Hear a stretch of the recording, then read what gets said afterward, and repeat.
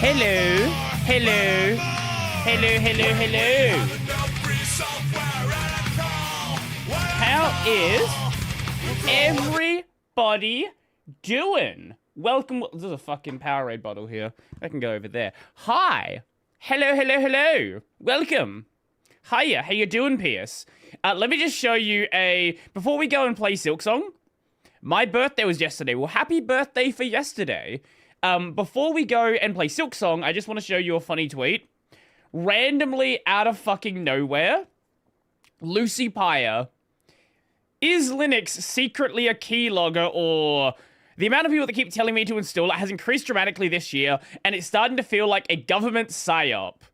Lucy Pyer, get on to Linux. Make it happen. Anyway, I'm not going to spend any more time on that. Let's go and play Silksong. So, the reason why I've moved the games around, normally Silksong would be in tomorrow's slot. However, is there fucking...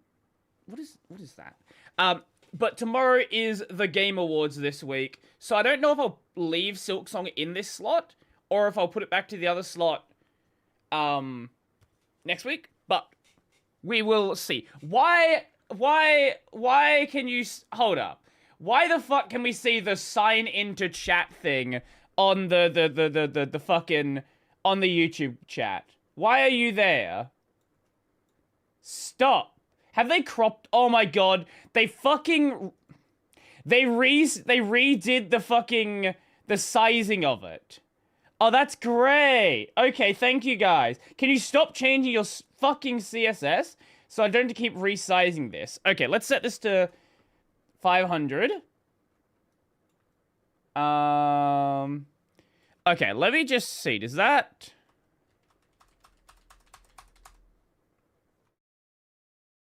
Okay, yeah, that's better. That's better. Okay, we'll put this here.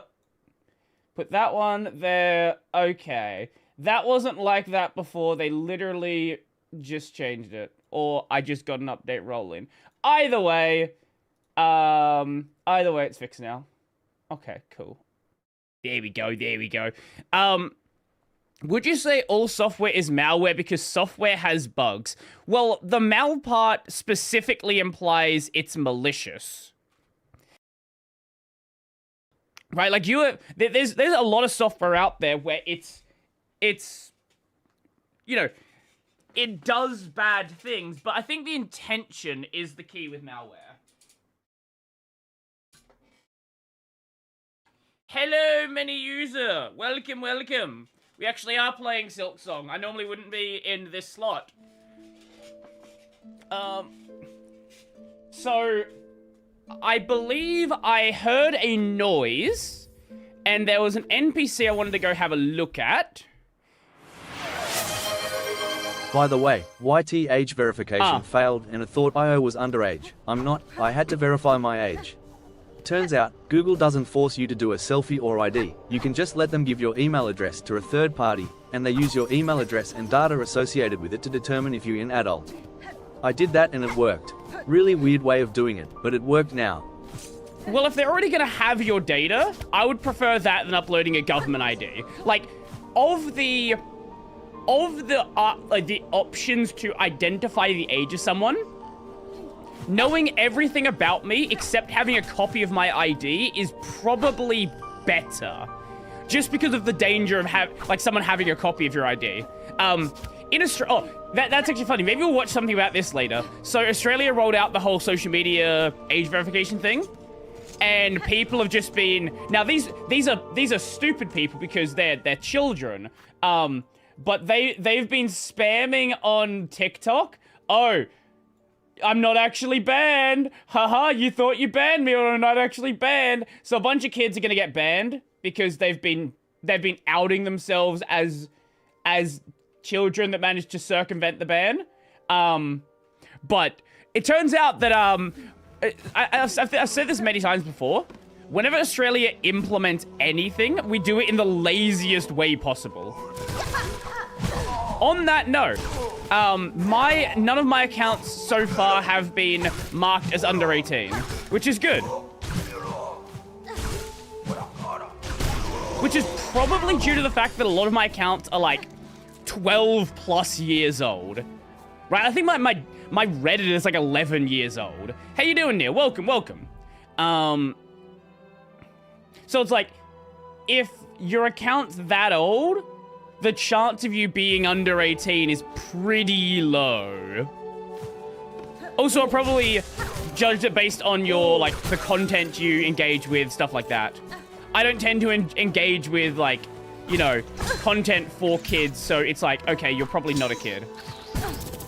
Also, I'm a Linux guy, and how many kids are using Linux? How many kids have computers? Better question.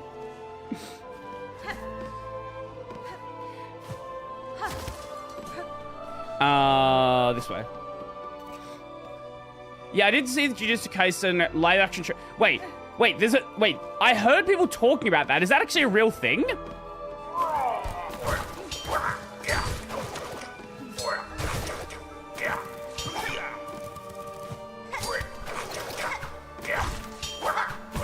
Oh, God.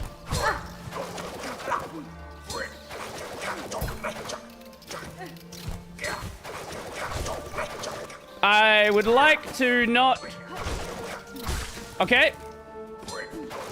Where'd you go? Where'd you go? Where you at? DTW, I'm confused on why the fuck YT even thought I wasn't an adult. 80% of what I watch is politics. And the rest is tech and a tiny bit of Minecraft and Valve game stuff. Don't you have Roblox videos on your channel? I officially hate that voice. I've come to like it. Okay, the range to get a heal with this is actually not great. I don't know. I like Witch, but every time I need a heal, things tend to go very badly with that. I thought it was based on what you watch, not what you upload. It's not based on one individual thing. It's based on like a million different criteria. Probably also your user data as well. It's definitely not based on like just one thing. I'm sending this as a follow-up to the Lucy Paya thing. Oh no, what is this? It's a 30-minute timestamp. I'm assuming this is from a live stream then. Okay. This is a CC live stream with Gigi. Can I share something with the class? Oh. Yeah. This game does not run on Windows 11. So last time we were planning on playing this game, you're still on Windows 10, right? Yeah. Yeah. So when it wasn't working for me, I was like, what's going on? So I tried fixing it, and then I forgot about it. And then today, I'm like, oh, today we can play. And it's just not working. And I followed like a million things. So now I had to install fucking Linux in order to play this Spanish game. And I don't even remember anything about it. And in pre-chat... It says really good. Yeah, of course. Base CC. Someone said, I've been wanting to play this game, but it doesn't run on my PC, and I don't know why. And I'm like, Have you tried these other things? Have you tried the great thing known as Linux? Going on. V. That's the line. Thank you for that. I appreciate that. I get suggested policy all the time, even though I never really watch it. Do you engage with it when it does get recommended to you? Because I've said this before, but like, I think the recommendation algorithm on a lot of websites is actually really good at suggesting content you're going to engage with. Because at the end of the day, that's like their entire business model. I ignore it. Maybe, so here's the other thing with a lot of the, if it's not showing up, yeah, I did see you say that before. If it's not showing up commonly, one thing that is often done as well is they will sort of they will like test the waters with new topics. So it's like, okay, well, you didn't engage with this here, but maybe if we suggest it now, maybe you will. Like that's kind of the logic. No, I just didn't read the message. So it's like, okay, well, maybe you didn't like politics here, but what if we suggest it now? Maybe your tastes have changed. Like that's kind of the idea they're going for. Now, clearly for politics, it's not working for you, but maybe it worked for something else. Maybe they recommended you, I don't know what you watch. Okay, here's a good example. I got recommended some car videos not that long ago. I traditionally didn't watch car content. And then I got a video recommending car content, and I'm too low, god damn it. And then I started watching car content. It works for foodie. Exactly, yeah, exactly. It was actually the exact same thing for me as well. I got recommended, why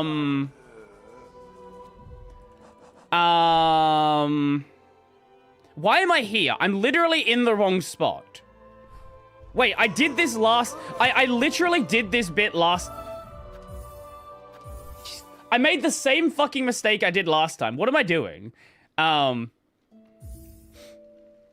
Okay, back here. Yeah, Joshua Wiseman. Yeah. And now I'm all in. Yeah. I got, I watch quite a bit of his... I don't watch his content actively, but if I get recommended a video, I'll watch it. And last night, I was making chicken chow mein, and that was good.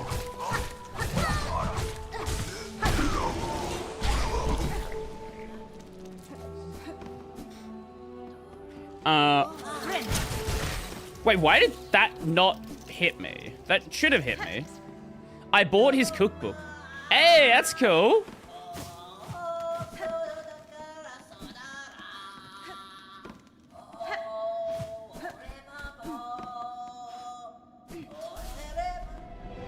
What is this? Oh!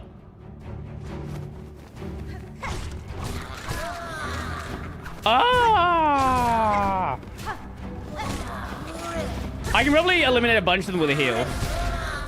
Okay, I didn't get the heal, but I still got the kills in.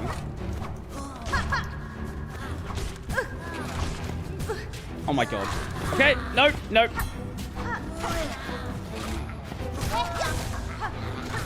Nope.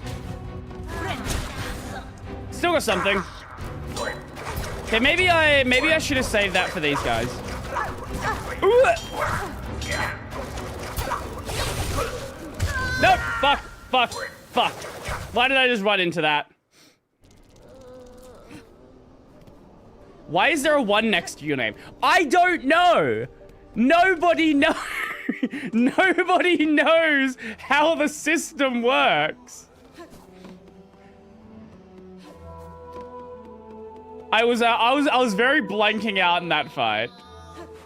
I wish I could tell you how it worked, but legitimately no one knows how the system functions. I'm always punished by the system? Yeah, I don't know why, because you're like relatively active.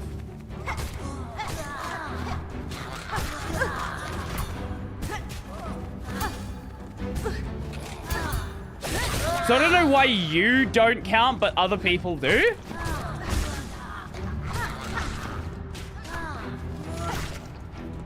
I don't know. I don't know.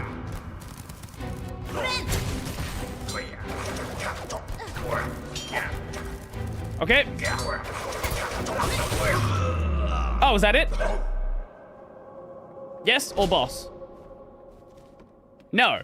It was just a room? Why were they here? What were they guarding? Were they guarding anything? You don't know which car content... Were they just here because? Wait, did I just get fucking trolled?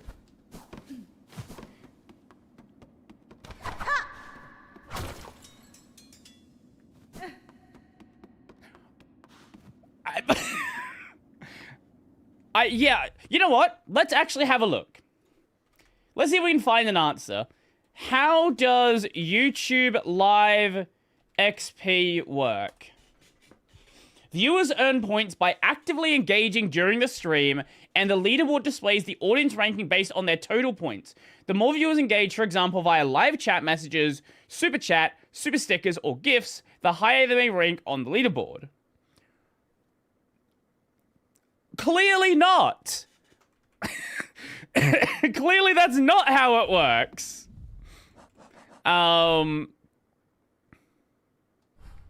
Yeah, I don't know. So I'm chopped liver. I don't know. Maybe I wish I knew. What are we discussing? How broken YouTube Live XP is. I didn't do that quest, did I? No. Track the second sentinel by their markers left near Songclave. Okay, so I didn't see any markers down the bottom. Hello, Australia. It's gonna be... Let's find out. Oh, actually, one neat thing. Sorry. I got sidetracked for a moment. We have Alt-Tab in Neri now, which is very cool. Sorry, I just had to mention that. South Australia weather. What is it today? I think it's like gonna be 36. It's currently 29. Yeah, it's gonna be 32 in the capital. I believe where I am, close to like 35, 36. How do I feel about Burnt Peanut winning the VTuber reward? I'm kind of mixed on it.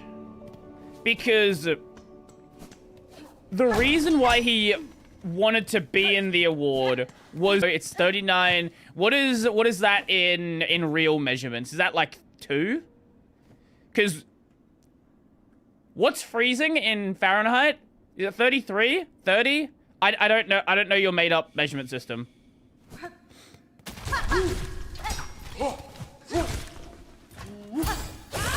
32. Okay, I was close. I was close. 32 is 0, I believe. Yeah, I'm kinda iffy on the whole burnt peanut thing because of that.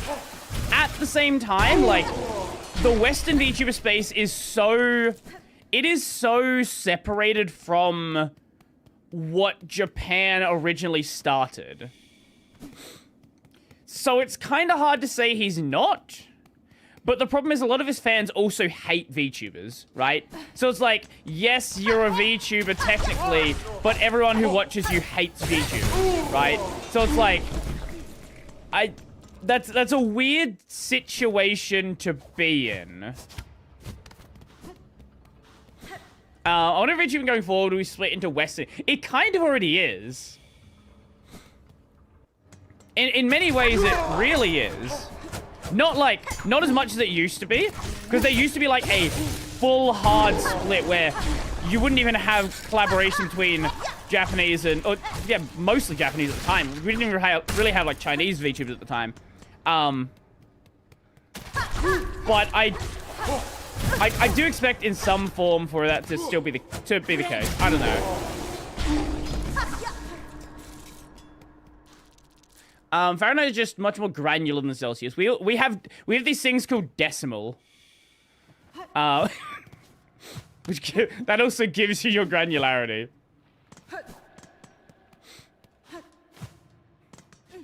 Whenever I see those guys, just run past them. Yeah, probably should.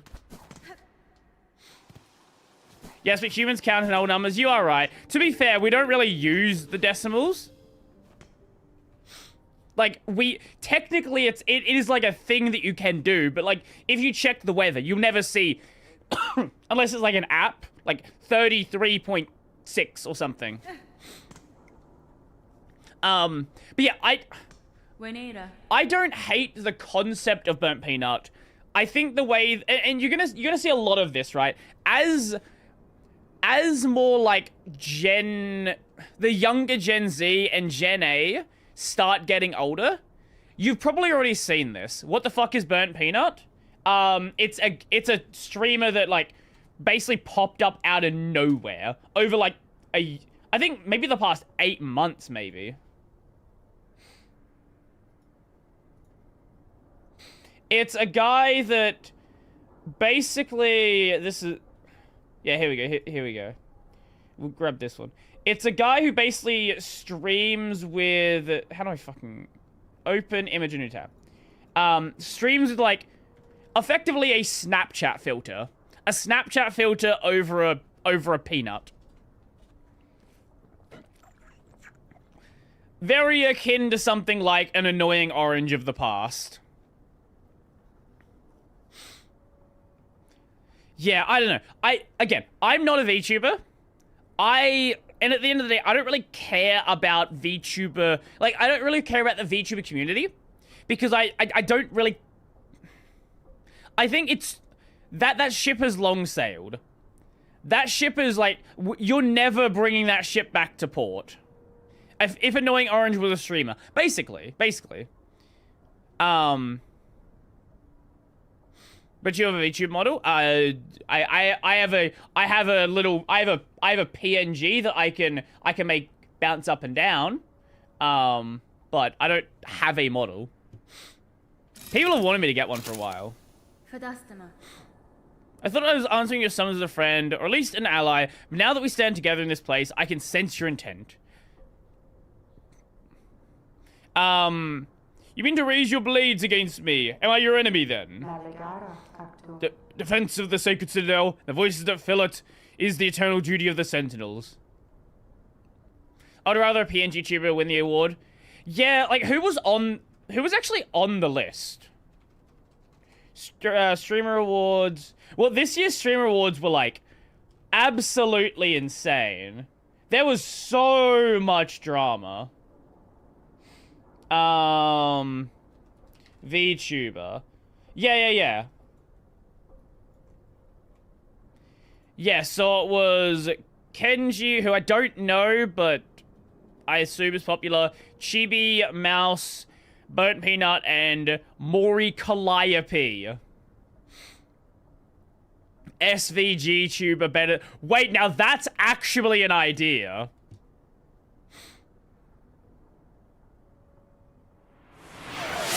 Peanut isn't the real problem. It's that the people around the awards all used it to dunk on VTubers. This is actually, you know what? That's definitely part of it. There is this, well, even just the host they had for the VTuber section was clearly just like, they got someone who didn't care about VTubers, right? Like, whoever it was just came up to the stage like, this is the VTuber award. Nya. Oh, no, it was ooh-woo. Like, you have so many people that were at the event who are in that space that you could have just, like, Connor was literally at the event. You could have just got Connor to do it. And yes, Connor, he's had, like, he was weird about VTubers in the past. But, like, even someone like that would be a better choice. You believe me, Haunted, a slave to the pale threads. I think you're more perceptive than that. My silk is my own, as is my will. Unsure as this sentinel, both haunted and innocent, you seem. With regret, this sentinel must test the strength of your will. Oh! Whoa, okay. Okay, oh my god.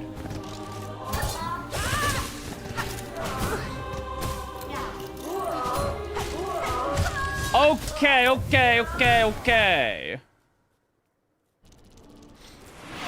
Connor, VTubers, HMM sounds like a combination I heard somewhere. Yeah, Connor and Iron Mouse. That's if assuming you're actually being serious about what you're saying there, that they usually stream together. But like, there were so many people at the event that would have been just a vastly better choice, and they decided to go with someone who clearly has no interest in VTubers. Does a VTuber lose their appeal if you see their real face? So it actually kind of depends, right? Because traditionally, actually, yes. However, that was when it was a thing in Japan. Ever since then... Oh my god. Okay, ever since then, and as we moved into like the Western space, honestly, like, He will probably get more popular as they show their face. Yeah, I probably should bench here.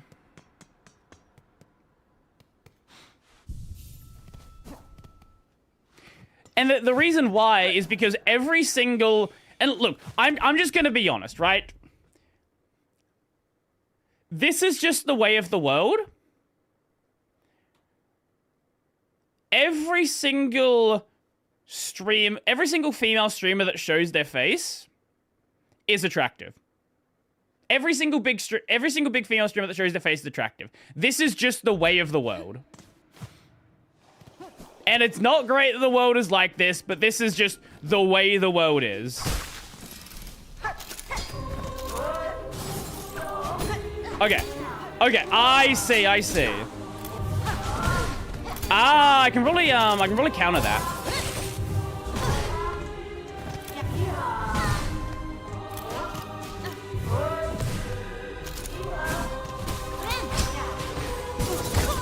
Oh, and you can block my heal. Oh, that's great. That's great.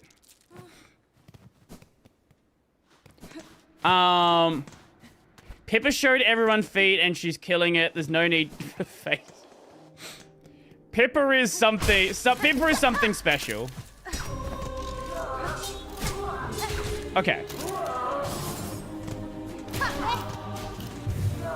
Okay, so you can definitely see the charge there.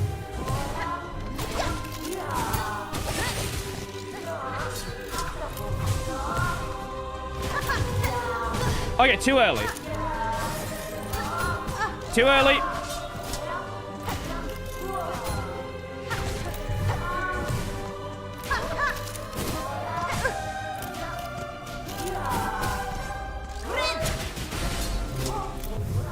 See, the problem with this combo is I legitimately cannot see what is actually happening in the fight.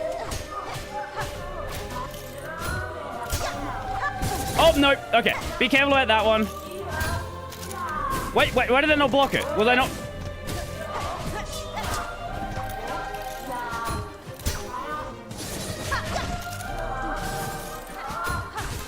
Okay.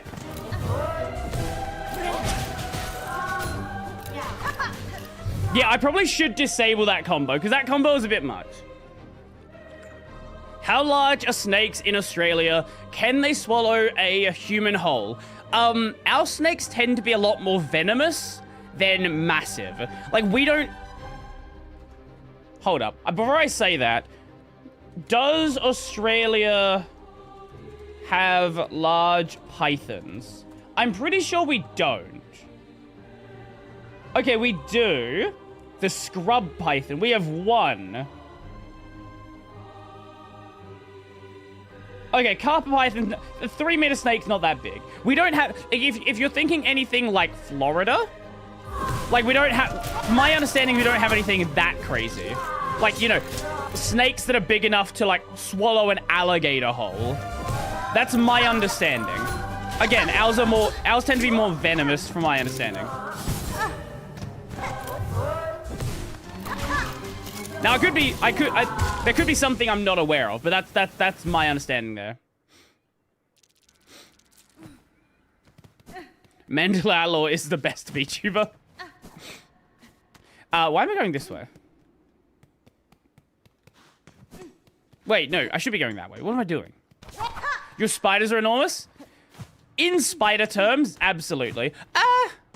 Okay, you know, you got big ones like the real, like the, okay, whilst people think Australia big scary spiders, for the most part, what you're gonna see are like huntsmen and daddy long legs. Now, what the fuck is it?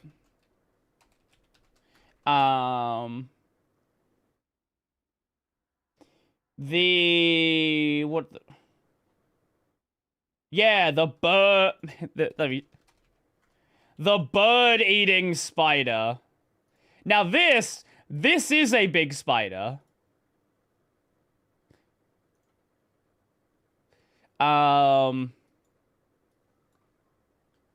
That's a big spider. You don't usually see bird-eating spiders, though. Like, that's definitely not anywhere near as common of a thing. Usually what you get is, like, huntsman and daddy longlegs. And neither of those are, like... Are you watching the Game Awards live tomorrow? Absolutely. Daddy longlegs are especially not dangerous, but huntsman, like... It's a huntsman. Like, it's not gonna hurt you. Fuck. Lost the heal.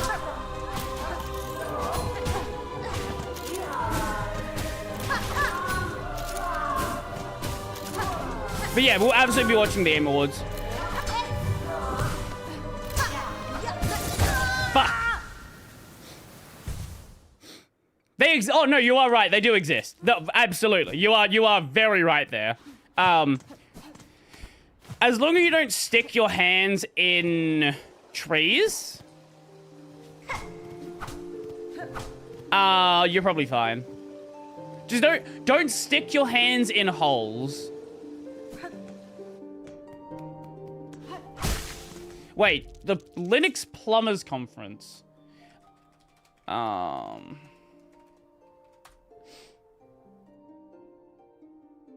I didn't even I didn't even realize it was today. I am so bad at keeping track. I've not been to any of the Linux events. I am so bad at keeping track of, like, when they are happening. Because I don't know when... I don't even know some of them exist sometimes. I just forget about them.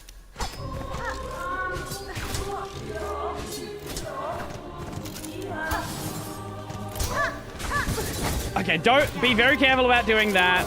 You gotta be careful about trying to punish, because you can get it... You get stabbed. Like that! That was bad. It's the premier conference about kernel and low-level stuff. Oh, speaking of kernel and low-level stuff, did you see that post from LWN yesterday about Rust going non-experimental in the kernel?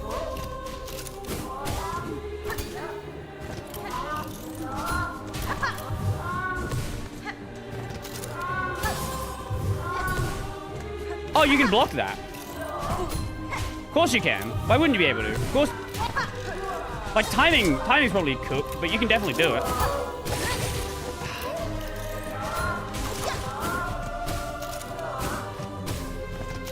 Yeah, they decided it, as in they, like, officially said we're gonna do it.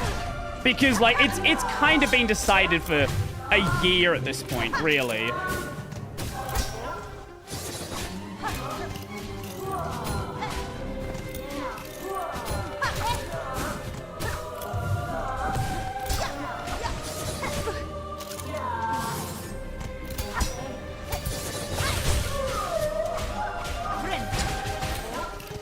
Okay. By the way, Manjaro have their SSL certs expired yesterday.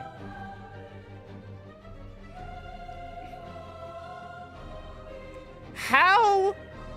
Okay. What are I genuinely don't know what they're doing, because I've never even looked at my SSL certs on my website. I have never considered them. They just automatically renew because that's a thing you can set up. I don't understand how they break their SSL certs like once every year or so.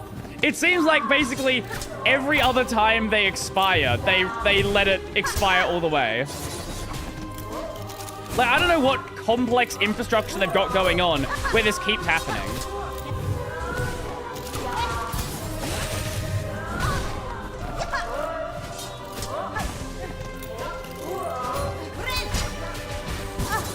Nope, that shouldn't have healed there.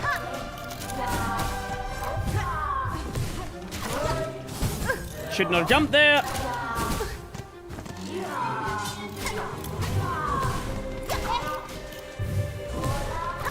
Nope. No! No! Ah! Yeah, that's my only expectation. They've got to be doing something really funky with how often it happens. What if Russia made an experiment to turn a human into a cat? Wait, let me just... Have you seen... Okay, I was posting a bit about it yesterday. Have you seen the Pornhub genre statistics for this year? And which countries prefer which genre of porn the most?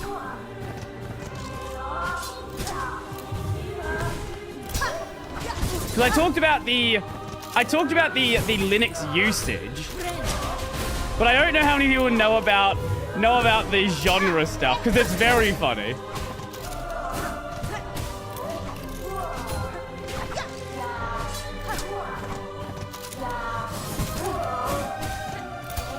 Because for some reason, I don't know why, if you go to the Russia part of it, it's just like most other countries, it's like, I don't know, lesbian or I don't know, random other shit. And then the only part of the world, the entirety of Russia,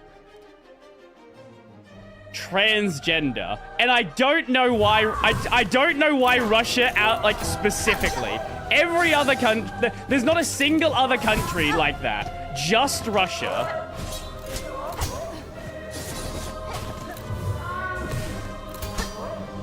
Fuck.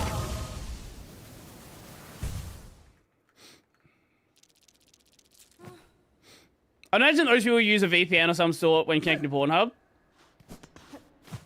Same thing trans is... Yeah, but there are other countries where it's illegal. Like, that's my point. There are other countries where it is illegal, but just Russia...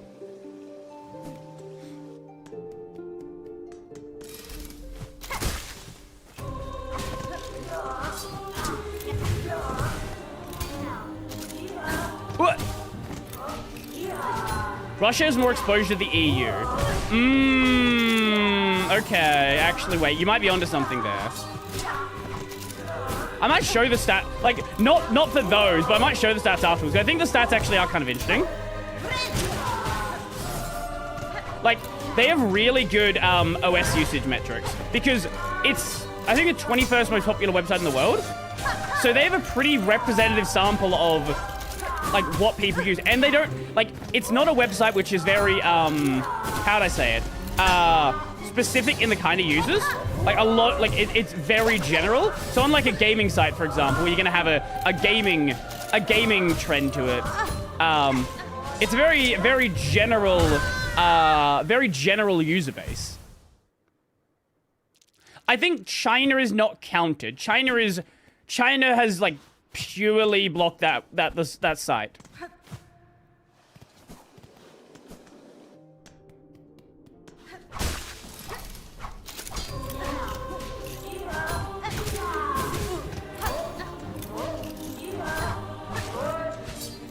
Oh my god, what am I doing?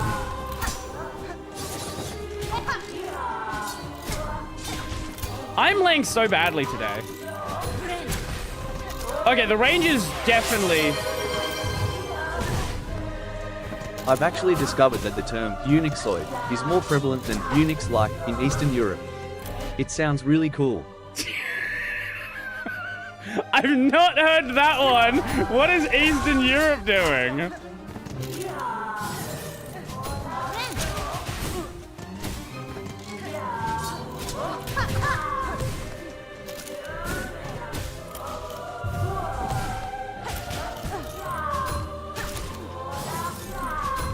Okay.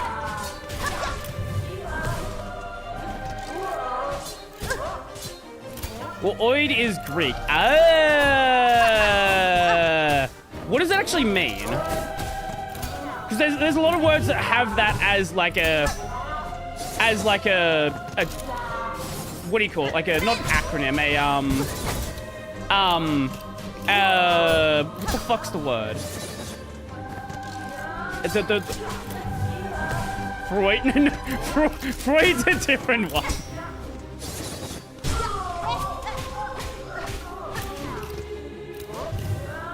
Human. Yeah. Oh, it means light. Oh, that actually makes a lot of sense then.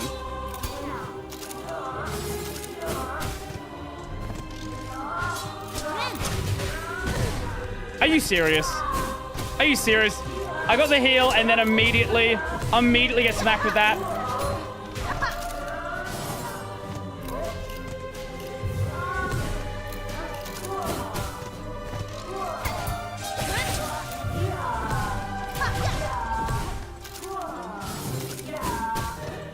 Okay.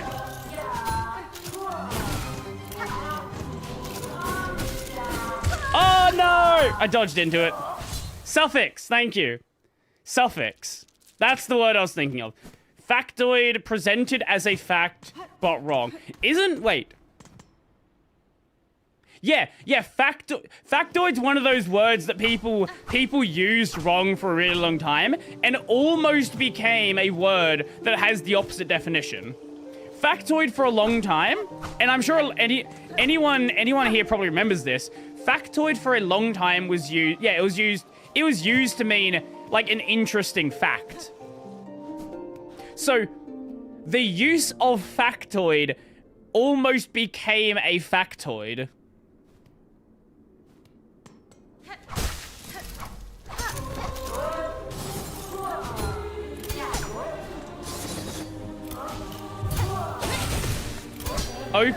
Actually, that makes sense. Opioid like opium. Right, actually that makes a lot of sense actually. Android. I don't think Android's one of them. Well, unless it's no, I guess it's an addition to the word like I don't know. Droid I don't think has that same sort of etymology.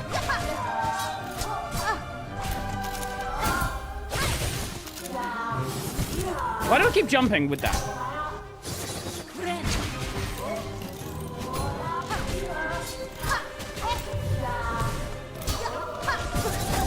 Come on.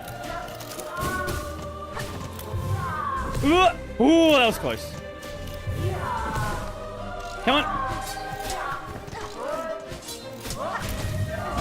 I should have just stayed in the air above it.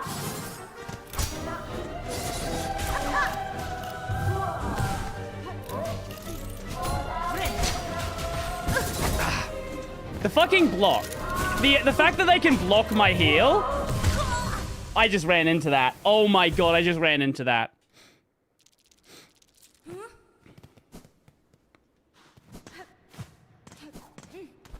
Andro means male. I don't think the etymology for that one works. To be fair, to be fair, 2B is not man-like at all. This is true. Android means like a man. Actually, yeah, that's fair. If we're talking specifically about androids, not the Android operating system. Oh my god, I need to be so careful when I'm healing with this guy.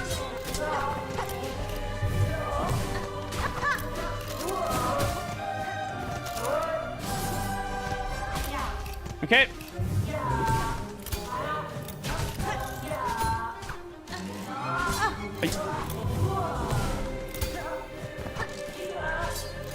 Fuck! The name of the OS comes from droid. Well, that makes sense. Let me guess. Was Android started as a reference to Star Wars? Please switch crest? No.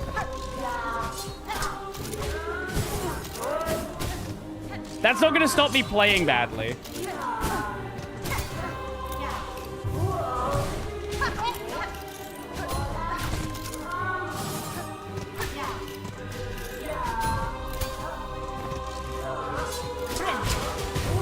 Okay, that would have been a safe one to heal on.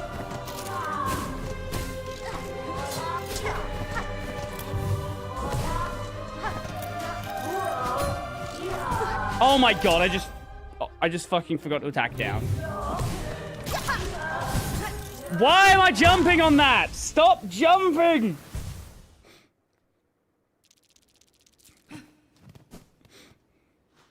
Uranoid by Diabara. I don't know what that is. Linux, FreeBSD, OpenBSD, and macOS are all Unixoids. I see.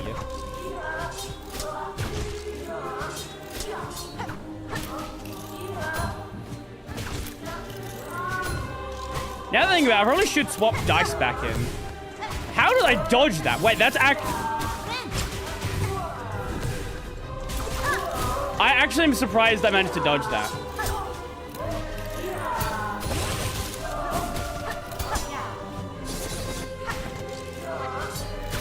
Okay. Should have went under. Oh my god. Okay.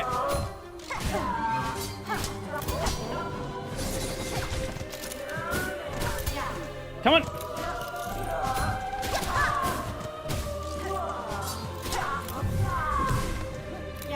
Come on.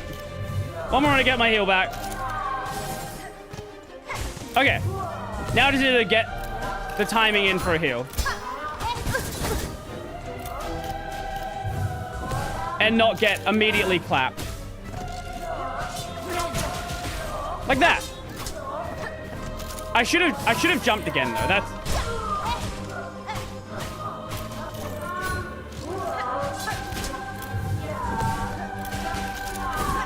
Oh my god.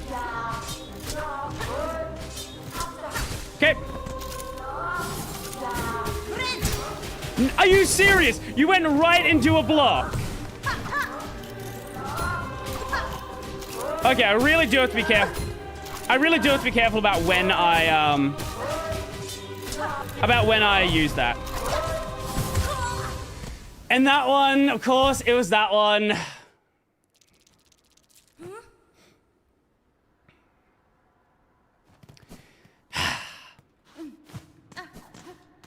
If I get used to like silk lining away, like that's not as much of a problem.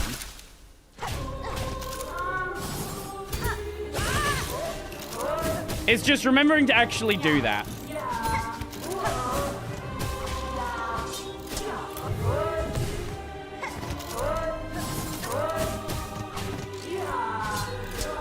Okay. Oh, are you serious? I'm just out of range? Okay. Shouldn't have done that. That was a waste.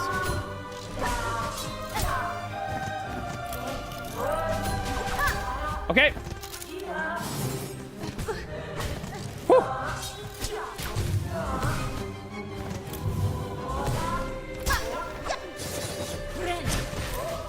I think I still got the heal on. Okay, cool.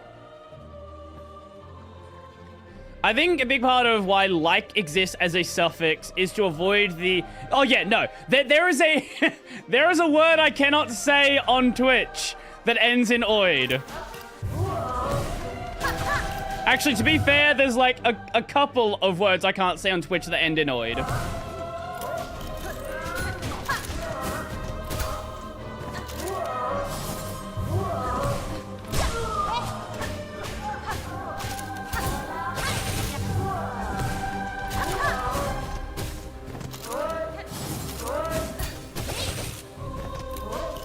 Can we not play Hangman in my chat with words that are gonna get you banned?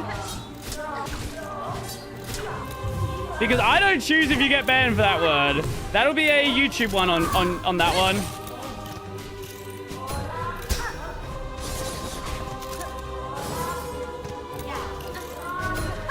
Okay.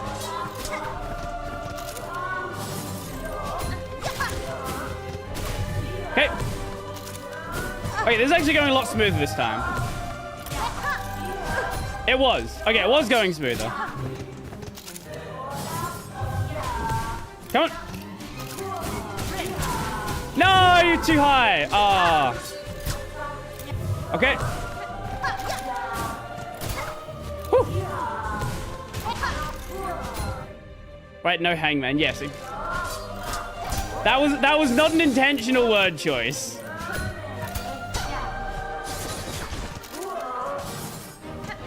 Yes, you can talk about Polaroid. Actually, one thing that I have seen is like Polaroids, like vinyl, have kind of become like another one of those things which is kind of coming back to some extent.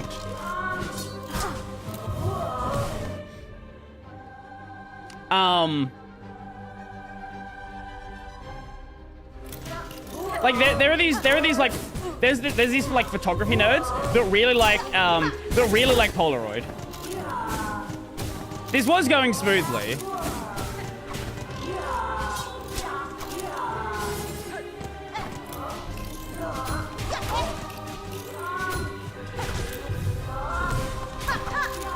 No. Okay, we're good. We're good. Okay, now I just need to get a healing. Oh! That counted as the... Okay, you know what? You know what? I'll take that as a kill. Whew!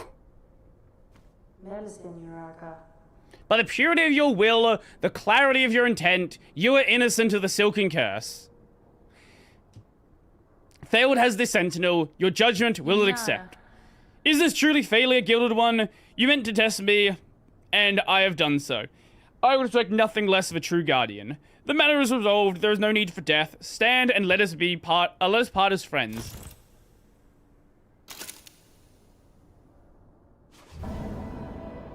What upgrade are you at? Do you already have the Hive Steel Needle? Oh, we'll check in a moment, I guess, if I can do that. As friends, let us part. Reserve Bind. What is... Ah, it's one of those. Yes, I have the Hive Steel Needle. Brody, when are you going to switch to Plan 9? Well... Fuck, what's a funny way to say, no, you're a moron? I did get the essential oils. You are right there. The guy who invented polarized material called it Polaroid and named his company Polaroid. Wait. What? Wait, hold up. Polaroid is a... It's a what's the word? Genericization? Is that the word I'm thinking of where a like copyrighted, yeah, it is. Okay, cool. A copyrighted name becomes a like generic term for it. Like Google, obviously, which Google for a long time hated. Trademark becomes a generic. Yeah, exactly. Oh yeah, PC basically now means Windows for a lot of people. Kleenex, another good example. You guys, I don't know if is it an Australian brand? Hold up. Let me see. Actually, I think it might be.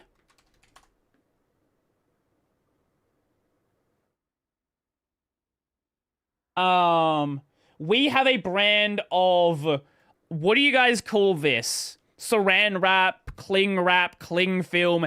In Australia, we have a brand called Glad. I assume. Oh no, they're American. Okay, I didn't know it was an American brand.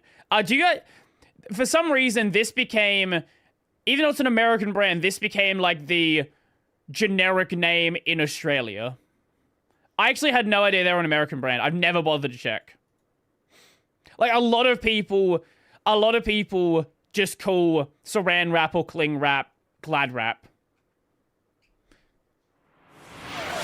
Let's revolutionize FOSS terminology. Unixoid instead of Unix-like, Unixism instead of Unix philosophy, and Libreware instead of free software. Unixism sounds like a cult. The UK calls vacuum machines Hoovers. Wait, hold up. No. No, we're not going past that one. Sorry. Do you guys include machine on the end of vacuum? Because in Australia, we just call them vacuums. No. Okay.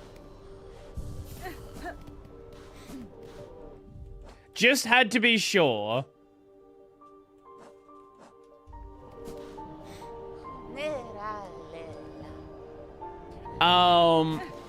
Why would I call it a vacuum machine? Why do people call it an ATM machine? That's even more redundant because the M literally means machine.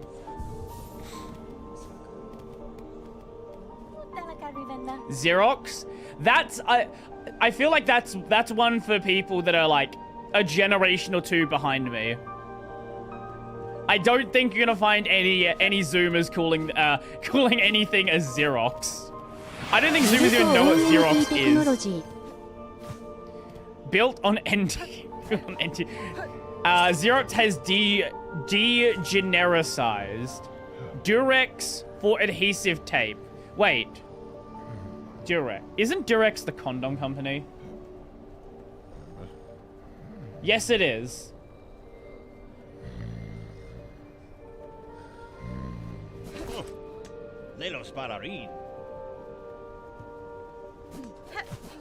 Scotch tape is also a thing. Yes, Scotch is yes. Scotch is a company. Actually, wait, that's another. This one probably annoys. This one probably annoys the alcohol nerds. But Scotch is Scotch is technically not a trademark term, but it does mean specifically a certain kind of whiskey. And a lot of people just call all of it Scotch.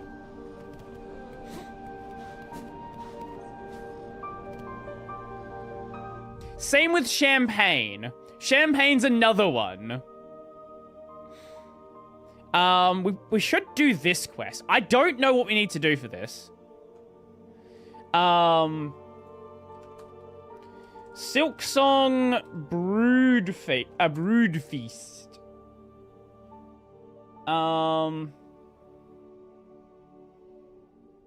What tools do we need for this? In the US, you'll get your head lopped off for calling Scotch a whiskey. Oh, here's a fun one. So in Australia, I assume it's the case in the US, but like, it's not great. However, the most popular whiskey is Jack Daniels. So a lot of people will just say Jack and Coke, but don't actually mean Jack Daniels.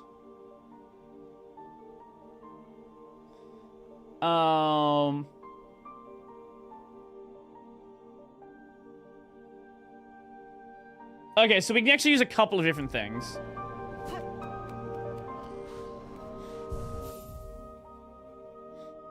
I have several bottle of Jacks that I'll never drink. I don't think I have any Jacks right now. I have a bottle of Johnny. A bottle of Johnny Walker. Back in Johnny Walker. Various other things that I probably should get around to consuming at some point. I guess we'll get rid of this one for now. So we can use...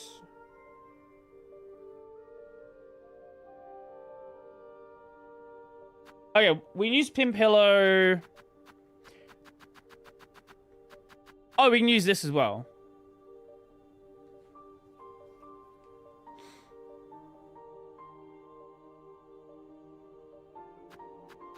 So does that just like constantly run? How does that work? I actually don't know.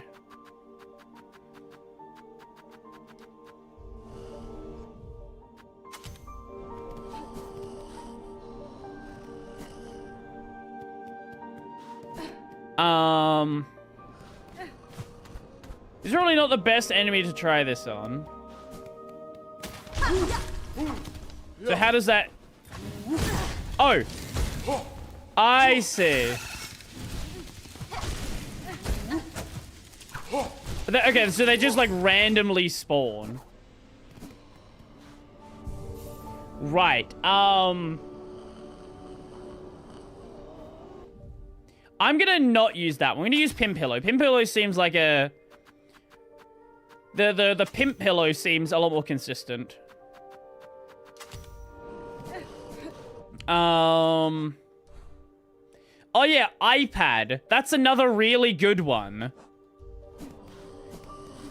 iPad, I don't know about for you guys, but at least here, iPad is basically tablet. Samsung also means Android. That one I know is a thing in the US.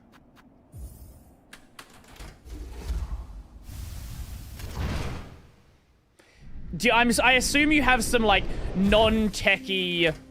Yeah, some, like, non-techie friends or relatives or something where they're like, oh, I've got a Samsung. And you look at it, it's like a fucking, I don't know, HTC phone or something.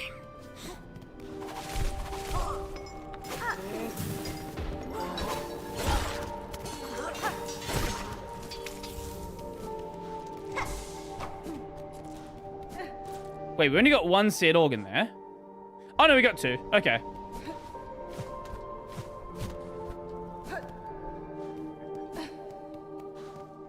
Maybe it probably makes more sense to go to an area...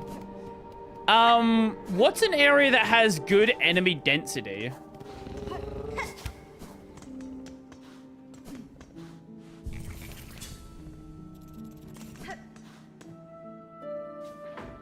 And then, of course, Nintendo, right? Like, Nintendo's a prime example. Biowater?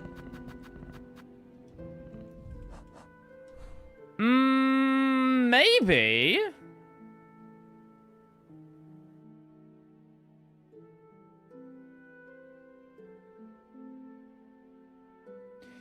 Biowater's very vertical, though.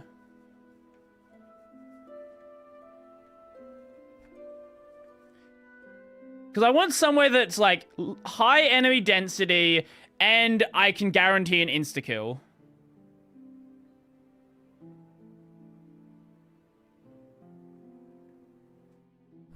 Honestly, there might not... Maybe Biowater? Maybe? We'll have a look at it. I'll see what I can get to in, like, the non-vertical parts.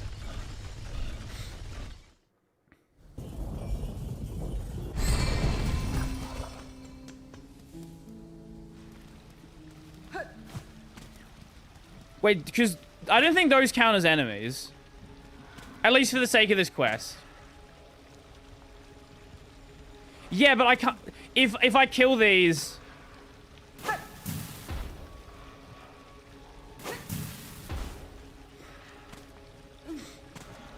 If I kill these, I think it'll just fall into the water. Yeah, I can't actually get the organs from those.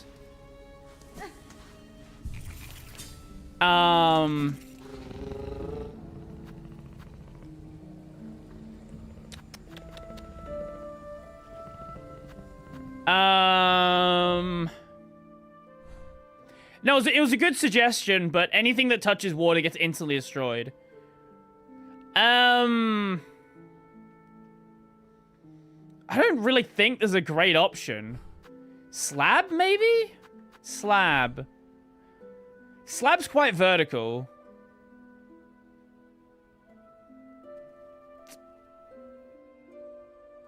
Honestly, I think we'll just go Greymore. There's really not a good spot.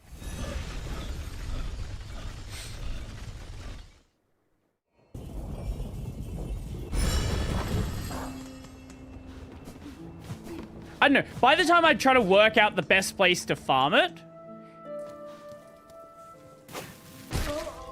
I'm probably gonna, like... Oh, okay, you're gonna take more than one hit.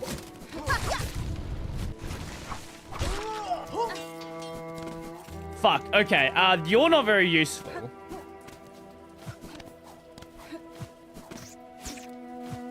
And these guys fly. So I can't even hit those like that.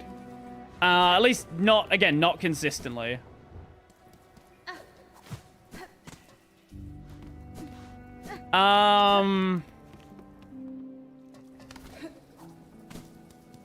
Honestly...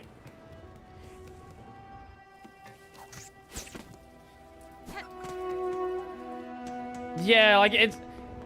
Again, by the time I work out a good place to do this, there's probably... I'm probably gonna fucking finish the quest already by just doing it in the late... Like, just going for it.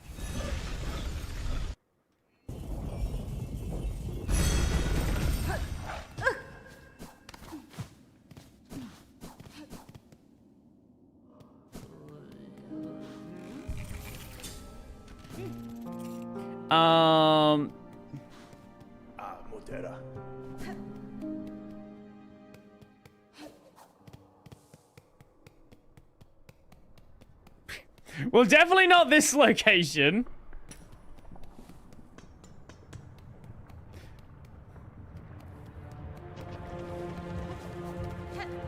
You're maybe too short.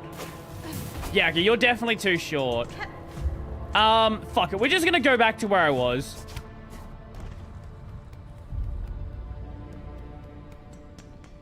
Yeah. I think I'm just gonna go back to where I was and just, like, grind the enemies outside of Grand Bellway. Because there's, like, a group of 2 of them there. I'll just run back and forth between those points. Maybe there's a better spot, but that legitimately is, like, the best thing I can think of right now.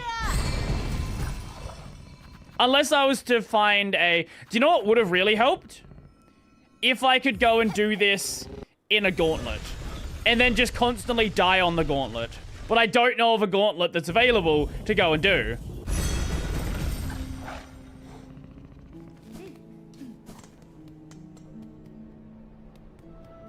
But this will work well enough.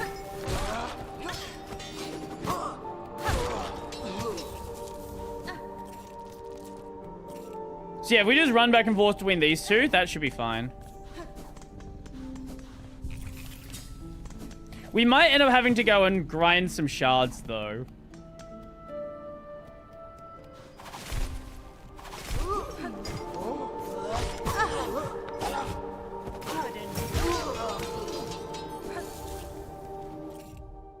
Okay, so if I get like a hit or 2 on you, then that works. Okay. Qualcomm just bought Ventana. I don't know the name Ventana. I'm not sure on the implications there. Oh, Risk 5. Ah.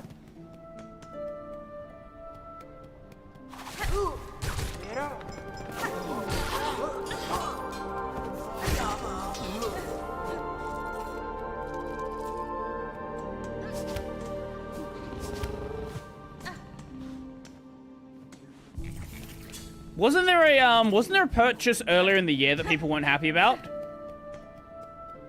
Like one of the board manufacturers people really hype up. Are you fucking kidding me? Was recently purchased by someone? Arduino, yes. Yes.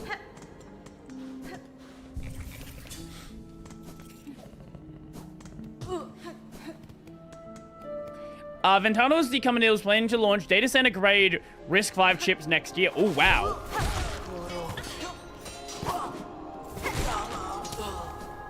Data center as in AI. Data centers can be used for all manner of things. So yes, there will be some AI use for it, I guess.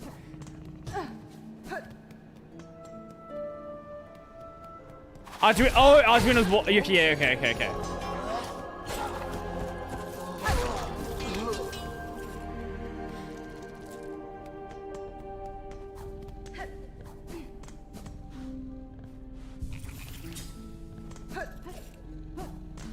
If it can compute, AI will be run on it. In unrelated news, Discord's solution to their Windows 11 app using too much RAM was to periodically restart itself. Shut the fuck up. No, I heard about a fix. No, they didn't fix a memory leak by killing the process. No, I don't believe you. You need to send me a source for that.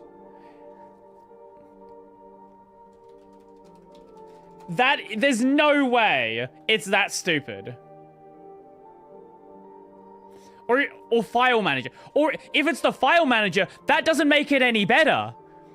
Whoever's doing that, stop it. Does OpenAI run on Linux? What do you think the data centers are using? What do you think basically every data center is powered by? It's certainly not Windows Server.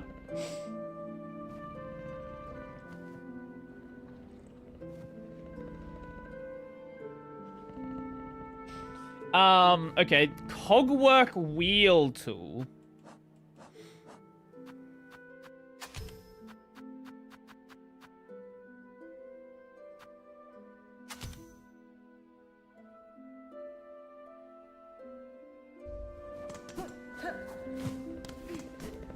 Okay, I don't know how this one works.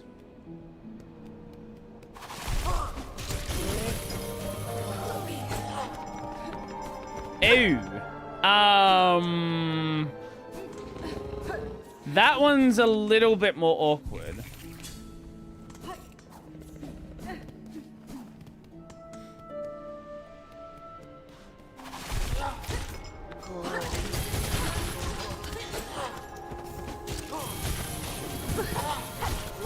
Oh, it's this one.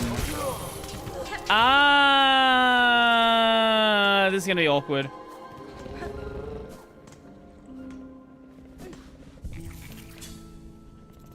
Oh, wait, we can just... hold up. We can just use the Architect's Crest? Wait. Ooh. Ooh, that's free. Okay, we're going to do that then. How many do we need? 35. Oh, my God. Discord it... Let's see.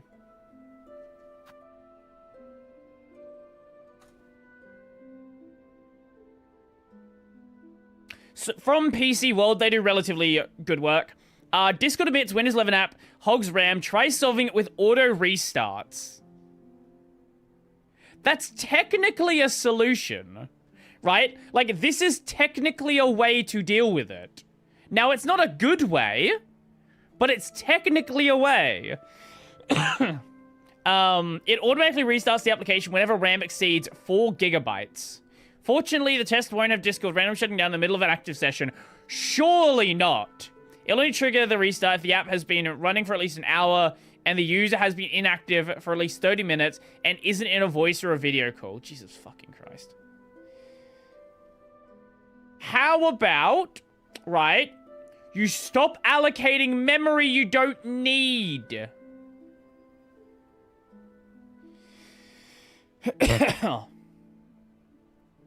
Oh my God. So parody with the Linux client whenever you're streaming in VC. Yeah, yeah, actually.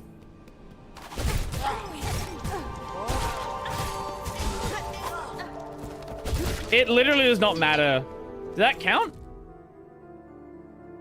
No.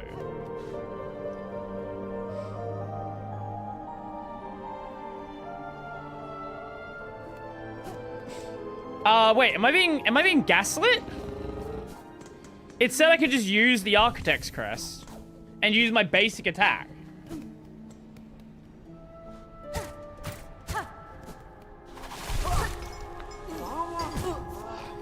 Unless it means the charge attack.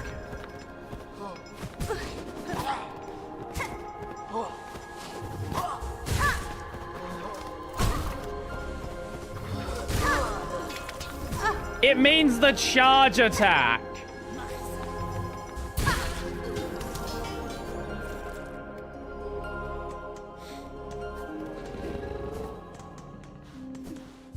Thank you, Polygon, for writing utter dog shit articles, as always.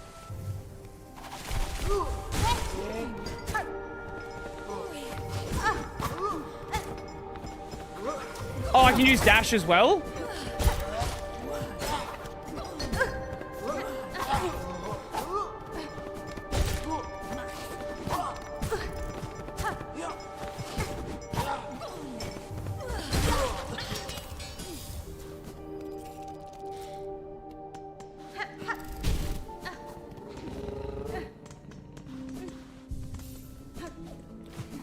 Like, it doesn't really matter a ton. We're like halfway done with this anyway. Has to be lasted, of course. Honestly, if I can just get charged relatively quickly, that seems to work pretty well. I mean, I'd main Architect. That's cool.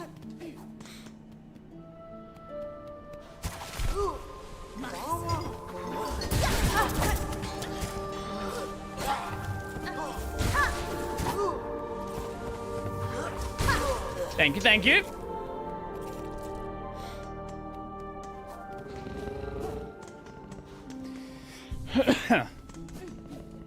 Let's use more guns and bombs. Well, we'll be almost there when I get... I think this run should be all we need.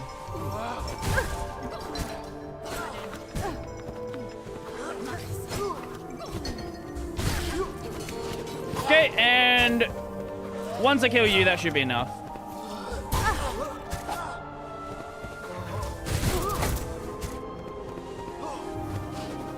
Like, I do not care about fighting them cleanly, because I'm just gonna run between the fucking bench and not. Okay, last one we need. Skewered organs.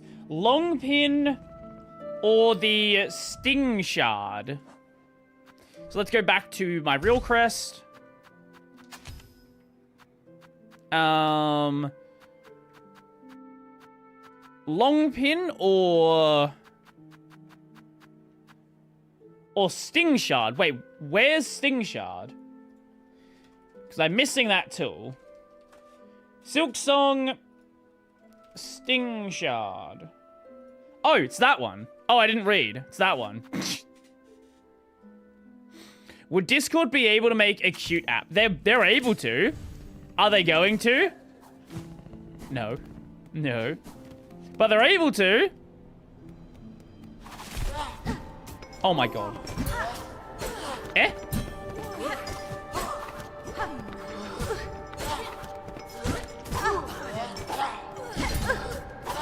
Wait, am I missing?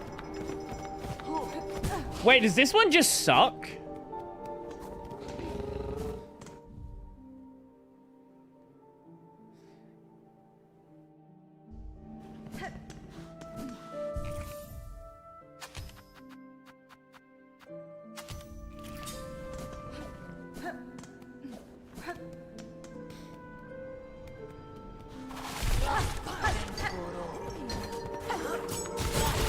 Oh, that's much better. Oh, that's way better. Okay, yeah.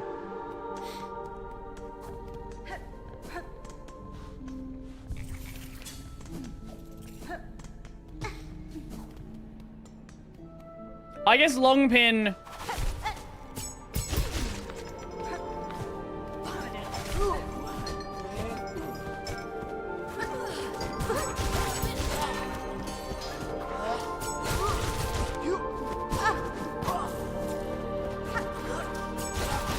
Yeah, long pin is better for, like, heavily armored ones. I really want Theo to make a video about the Lunduk tanks.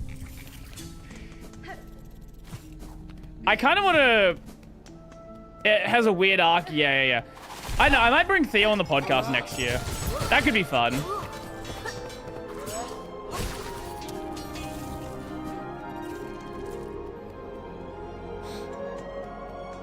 I've kind of got everything booked out for the end of the year. But that could definitely be fun afterwards. Another one that could be fun is I was talking to Richie earlier, and apparently his KDE contract is just it's just about to expire, and he's signing a new one. For anyone who doesn't know, Richie has been working on accessibility for KDE. So it would be fun to talk about sort of his experience, like, actually working as a KDE dev. And working on accessibility. What, Theo? Yeah, we've spoke... Me and Theo have spoken a number of times.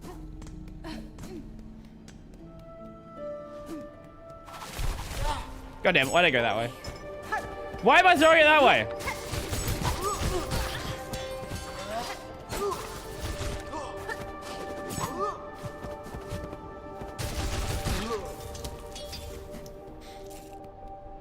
I'm gonna have quite a few, what do you call it? Rosaries by the end of this.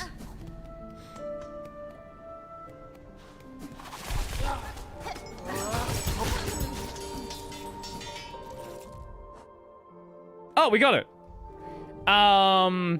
Return to the huntress with the organs.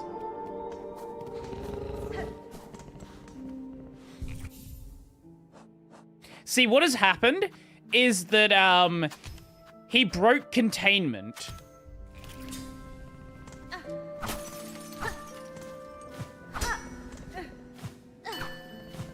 That's the problem. Can you start your next podcast according to returning guest like Primogen? I would love to have Primogen back on. I don't have any plans right now. As I said, I've kind of like booked everything out to the end of the year. But yeah, I would love to bring some people back on. I was gonna have Nate on, and I actually had an episode planned with Nate, and a day before we had the episode planned to talk about Plasma dropping X11, I got an email from Nate, and he was like, yes, I'd love to do the episode, but like, I think I'm kind of boring, and I think someone else should do the episode. And then he passed me off to another KDE dev. I would have been happy to talk to Nate, but he felt like someone else was going to be better at the job. So the podcast this week is going to be Xaver. No, I would love to talk. I love talking to Nate. He's a lot of fun. And he's a great communicator. Someone when devs would be also nice. Yeah, that's why he passed me off to Xaver. Because he felt like Xaver would be... Firstly, he's the one that, like architected the change. Secondly, he's a core Kwin dev. The Huntress. I forgot where the Huntress is. Silksong... Huntress.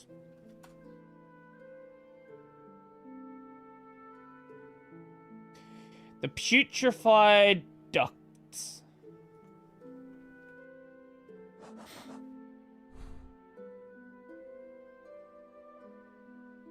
Wait.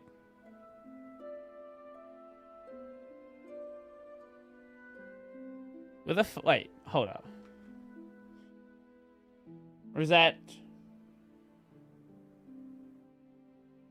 Wait, I'm actually confused. Wait, where is...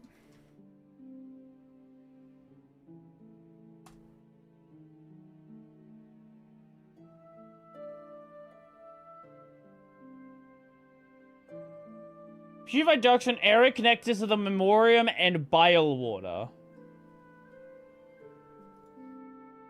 Right. So where does it connect to?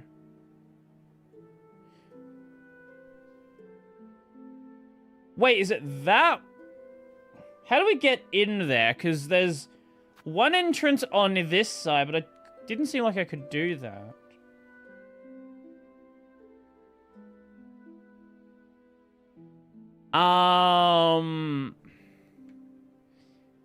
Could I get up through that side and I just missed it? Because it seemed like I couldn't when I tried to go there. Remember the ceiling next to the memoriam? This bit? Well, we'll go to memoriam anyway.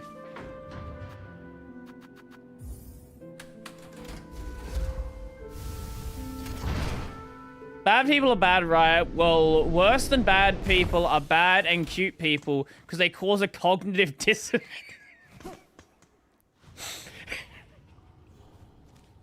I guess you're not entirely wrong. Oh, on that note, we're actually getting another season of Yojo Senki at some point. It has actually been a real thing that is being confirmed.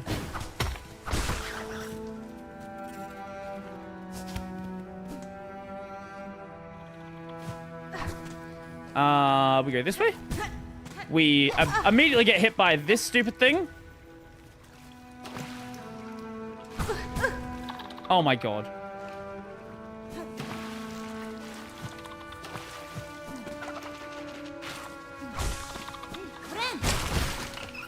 Thank you, thank you.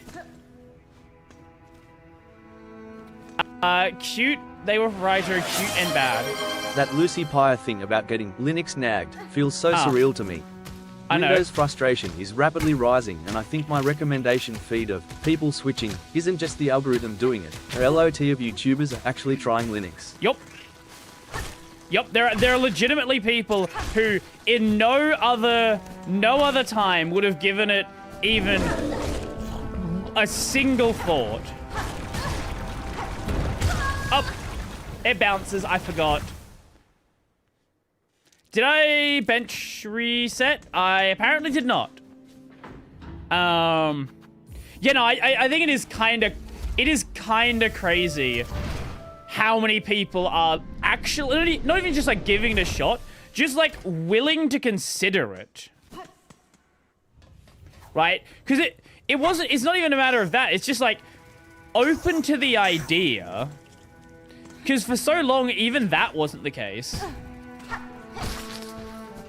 And like, this is part of the reason why the numbers are like actually good, right? Like, yeah, it seems like 5 to 6% market share. Yeah. 6% market share makes a difference. Yeah, definitely. Like, well, what does Steam? Let's see. What does Steam hardware survey say? What is that at? Because Pornhub's at 6.3%. Yeah, Steam is at 3.2.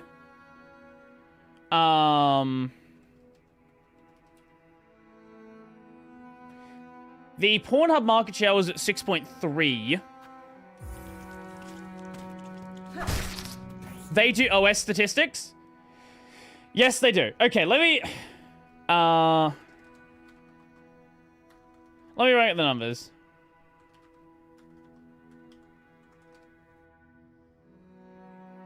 The analytics.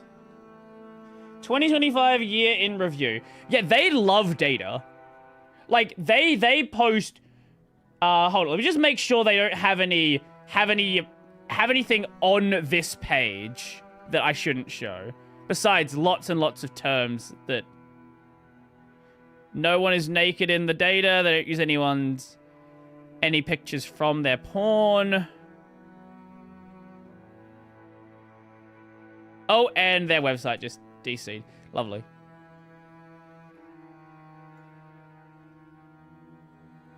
Yeah, okay. We can show this. Okay. So, yeah. They love data. They genuinely love showing data. Lots of fun stuff you can see here. If you want to go check it out for yourself, feel free to do so. But we care about devices and technology. Traffic by phone. So this is unsurprising. Most of their market share is from mobile, right? We all know why. But desktop actually tablet had a big raise, and so did desktop.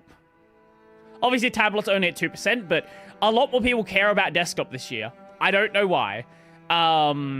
Traffic by country. Here we go. Breakdown by operating system. And here is the breakdown by desktop operating system. Most importantly, not just 6.3%, it is up 22% from last year. US federal government's at 6%. If the US government says 6%, if Pornhub says 6%, like, it's probably a reasonable estimation. Obviously, this doesn't take into consideration countries like China, which don't have access to the website, and obviously the US government website is probably primarily visited by US citizens, or looking to be citizens, or people that live in the country. So it's probably somewhere between... And then Steam Hardware Survey has it about 3%. I would hazard to guess it's probably somewhere between 4.5% to 5%. That would be my approximation. Maybe it's a little bit higher than 5%. It's not this high, because this takes out people who can't visit the website. But it's probably somewhere in that range. Oh, speaking of stat counter, where does stat counter put macOS? Because I feel like this is higher than macOS on stat counter. I want to say macOS and stat counter is like closer to 15, maybe 10. I'm actually not sure. But yeah, they love posting data. So if you're interested in data, macOS is at 3%. What? Okay, that definitely doesn't seem right. This is the real funny one. The fucking rise in VR. VR's only 1%, but like people with VR headsets, I guess, suddenly either bought VR headsets or they are, you know, yeah, split across OS X and macOS. I don't know why. But yeah, they post a shitload of stuff. So if you wanna learn that people like to goon to Genshin Impact and Fortnite, Genshin Impact dethroned Fortnite, which is actually crazy. Yeah, I'll leave this link. Maybe I don't know. Check it out for yourself. Maybe I don't know. Maybe we'll have a proper look at this during the React segment because it is fun data. It is very fun data.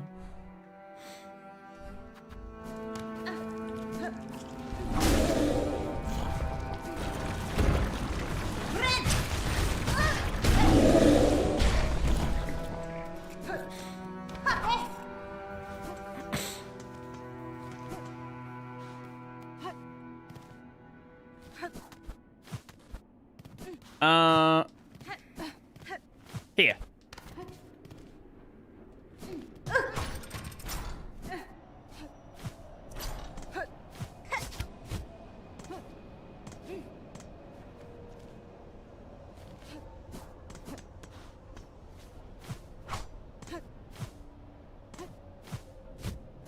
Okay.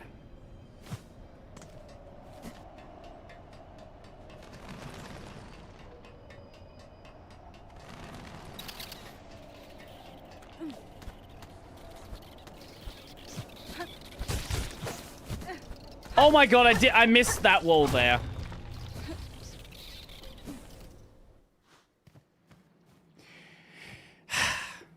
It looks like a perfect storm of Microsoft bad, Valve flexing, SteamOS, PewDiePie showing up, showing he can use it. Yeah, and like a whole bunch of other things.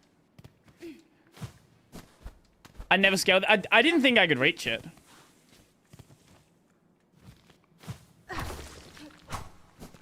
Like, it's not one thing, right? It's that, like, it's the hype the distros like Bazite have been getting. It's obvious, like, I know a lot of people have, like, negative opinions of things like Omaki, but, like, it getting popular has absolutely helped.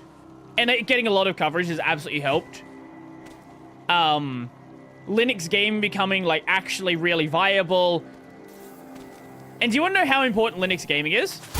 So I've got a video coming out on the Steam PKG stats. Not Steam, the Arch Linux PKG stats. 50% of Arch users have Steam installed. So anyone who thinks that gaming doesn't matter on Linux is fucking delusional.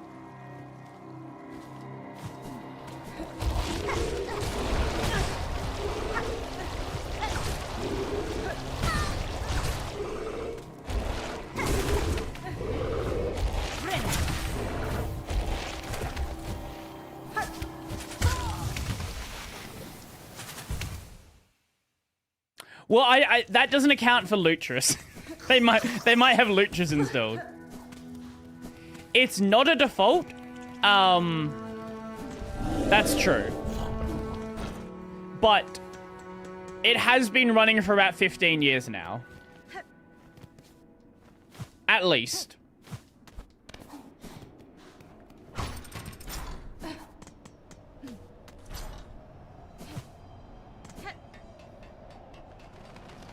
But yeah, I do have a video coming out on PKG stats, on the Arch metrics.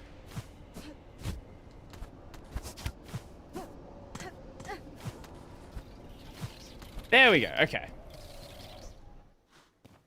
I just realized I had 1,500 rosaries.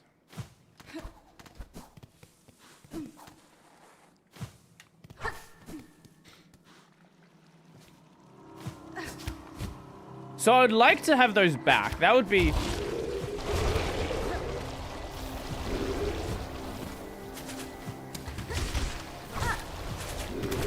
Okay, there we go.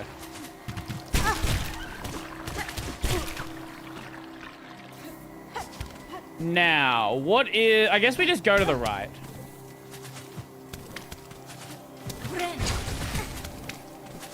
Did I...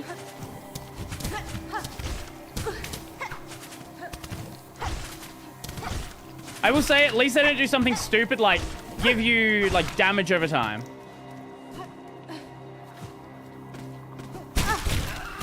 I fucking hate these things. I hated them in the first game. I hate them here. I hate them in every game that uses a system like that.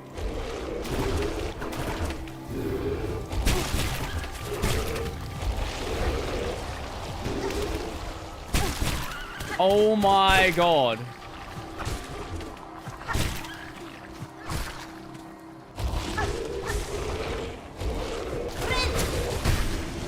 Oh my god, Witch does a lot of damage.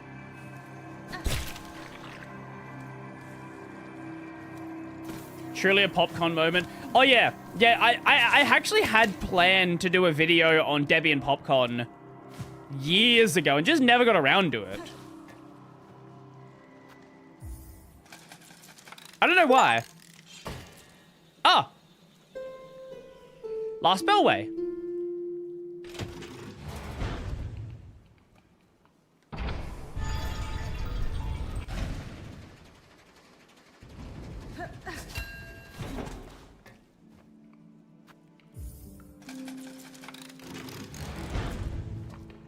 Going to I found Giri more appealing once she started showing her face IRL.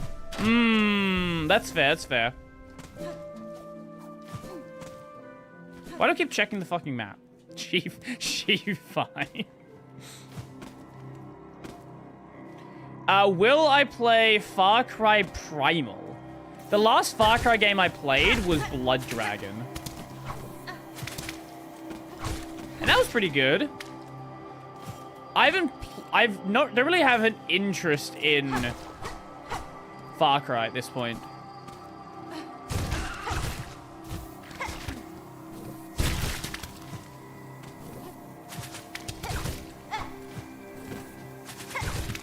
Like, I don't really have an interest in much of the Ubisoft slop.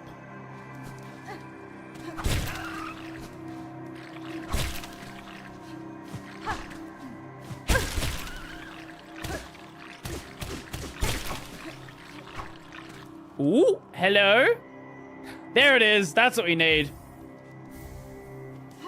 Popcorn is no by default. Yeah.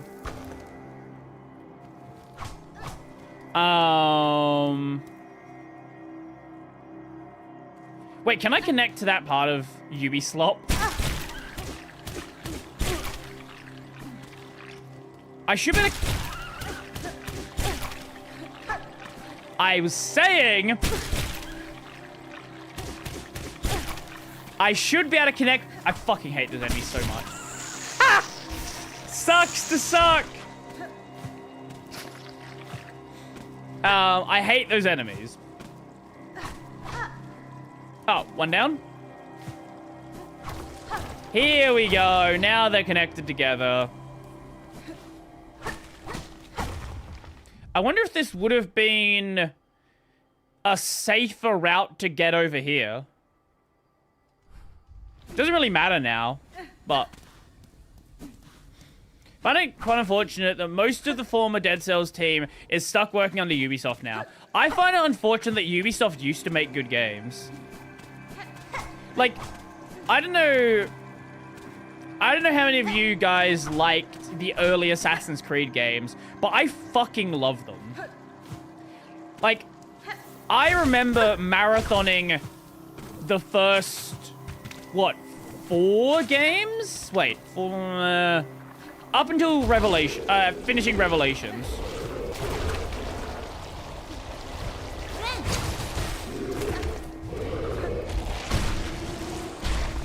And that was so much fun.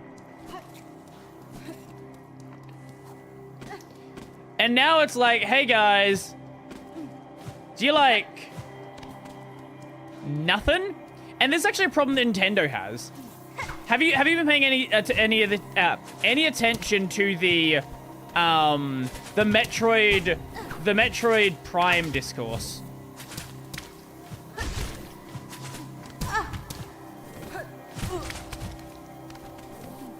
Because there's a lot of people that do not like the new game.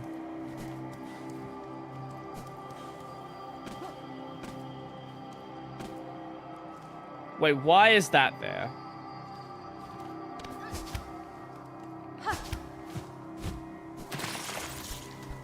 Oh, it's literally just to be annoying. Metroid, not Vania. Yes. Well, the problem a lot of people have is they feel like it's basically just Metroid with a it's Breath of the Wild with a Metroid skin, which is not Metroid. Like, that's not what people want from the series.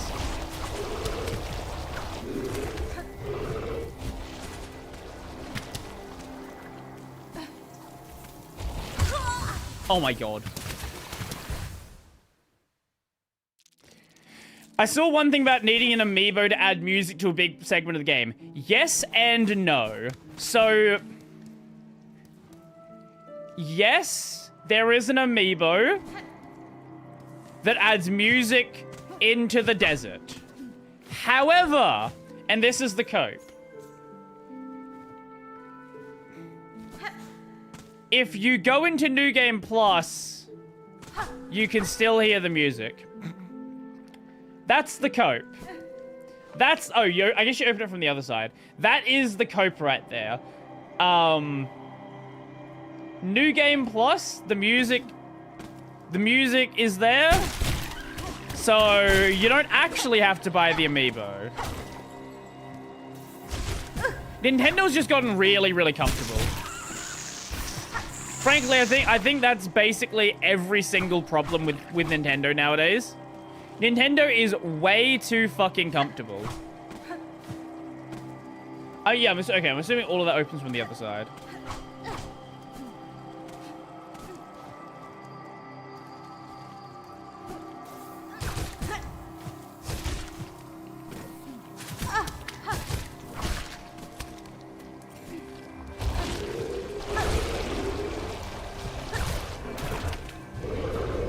And that's like the state that Pokemon's in. Like, that's the state of basically everything.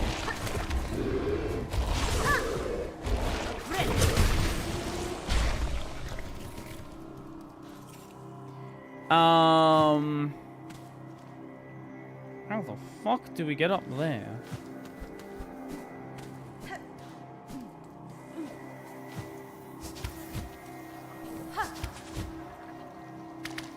How the fuck do you get up there?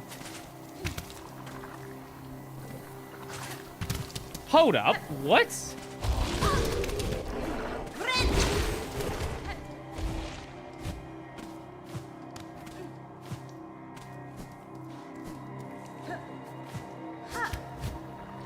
What? Wait.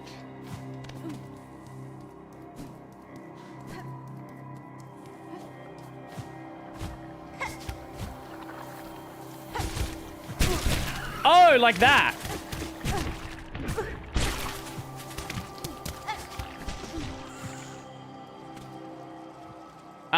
Okay.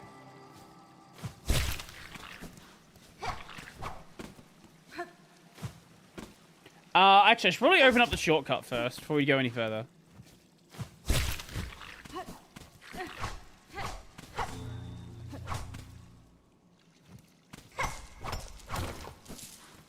That's one way? Was that not the intended route?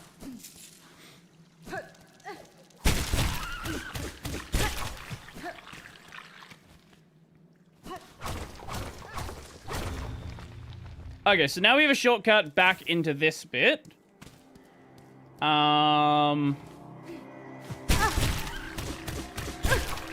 Okay. You know what's nice? It is really nice to not be, like, stuck in a boss for one stream.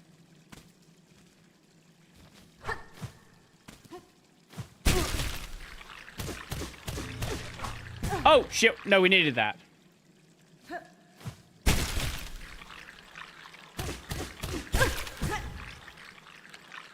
We have to fucking... We have to parkour with a... What is this?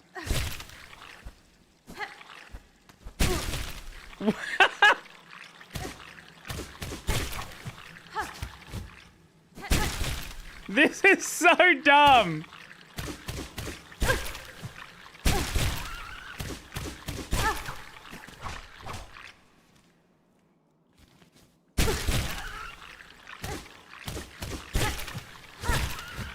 Fuck! Oh my god! Why can't I...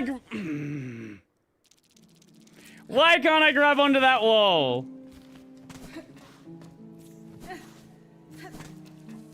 This is fucked.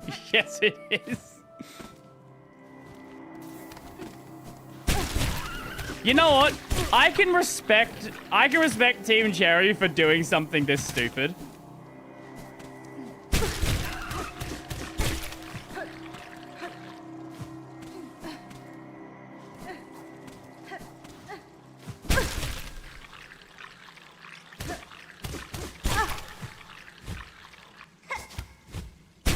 Okay.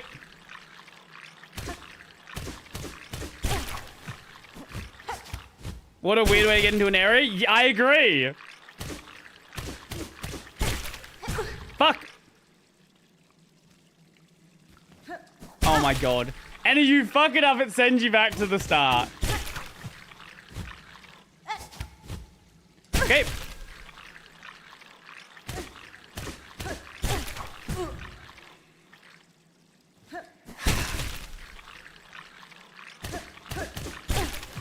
Okay. No. Don't. You can't. You can't. You can't silk line through that.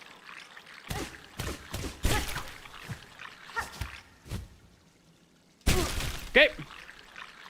Then we go here. I fucking clicked the jump button.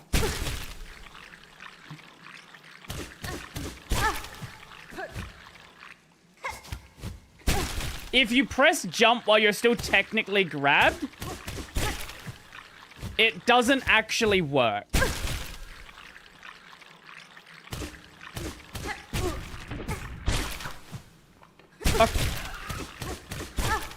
Okay.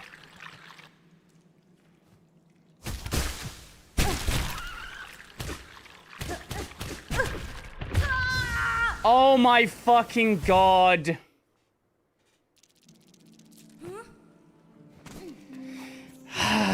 We almost got to the end again, and then I just didn't attack quick enough.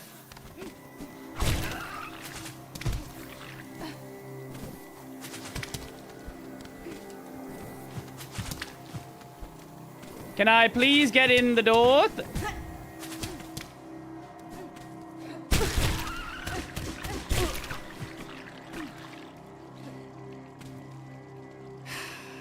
God damn it. And there's another thing off to the side that I want to get as well.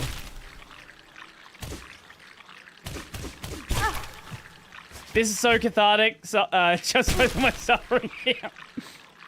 It's not that hard. It's just a matter of not being stupid, which is... No, I want to reset here.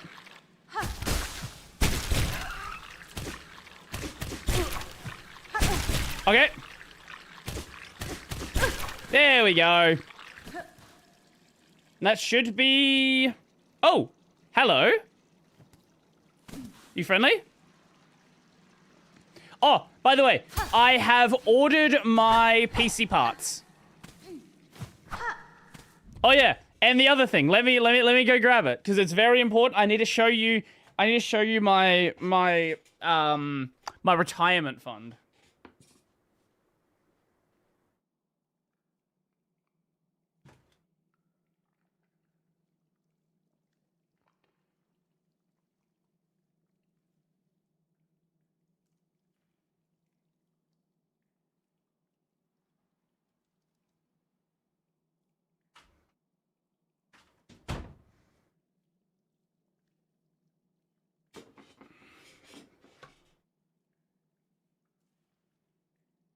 This is... Can't even get the fucking plastic open. This would be... There we go. This is not just any RAM. These are two 32-bit 32 gig DIMMs. This is 64 gigabytes of RAM. Do you know how much my housemate paid for this when he bought it? Because you're not going to believe what it costs right now. Okay, getting them back into this plastic is basically impossible. There we go. Yes, 64 gigs of RAM. It is two 32 gig DIMMs. Do you know how much he paid for it when he bought it? And he bought it like 6 months ago.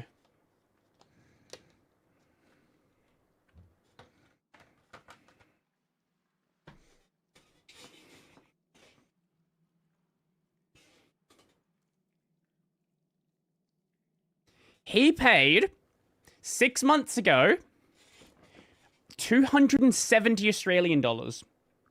Do you know how much it costs now? Let's see if we can find the kit actually. Let me see if I can find it.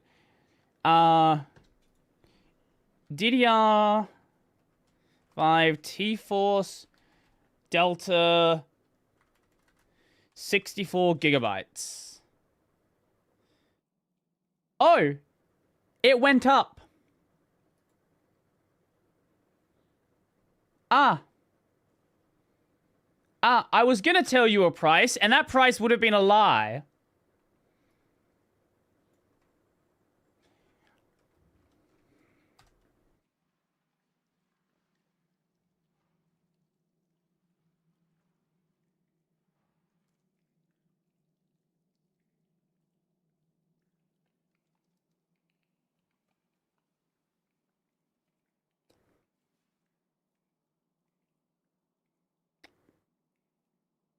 He paid $270 for it about 6 months ago.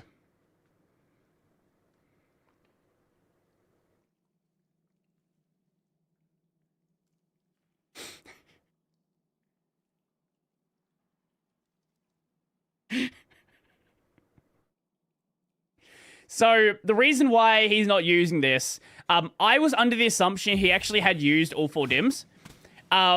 He didn't realize that AM5 was... I guess a lot of DDR5 platforms are very unstable with 64 gigs of RAM, and he just never returned it.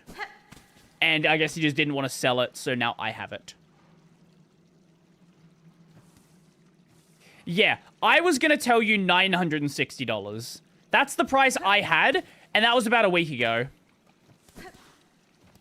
So, do you want to know, do you actually know why it's so bad? So, OpenAI, under contract, purchased, I think it was 40%? Or I guess contract, like, has a contract for 40% of the wafers. They just, that's how much money is floating around the AI space right now. They have a contract for 40% of the wafers that would have been used for DRAM.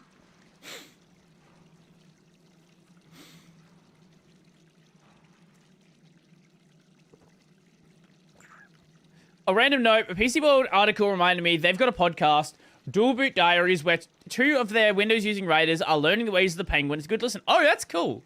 I might have to check that out. Bug, not flee. Why you must bother me? This spot is mine. Fair fought and earned. Me offende? I would stay long, madam. Oh, okay. Sorry, I wasn't sorry, I wasn't aware. Now I can best right to this cave. I've encountered several of your fellow fleas. Wait, this is a flea? United in the caravan. Perhaps you would consider joining me. Yours seems a hardy hide. I fear alone they lack the strength to survive long in this land. Caravan. Grr. Felt it in my fur. Time for change. If caravan is close, then my task, these land, may be complete. Now, grr. Much talk I gave. You leave me. Meet again at caravan, amongst good fellows. There I share my learnings of fleas and foul. Till then, rest I need. Off, bug. And that should open up the... Yep. Lovely. Now we have the full shortcut open.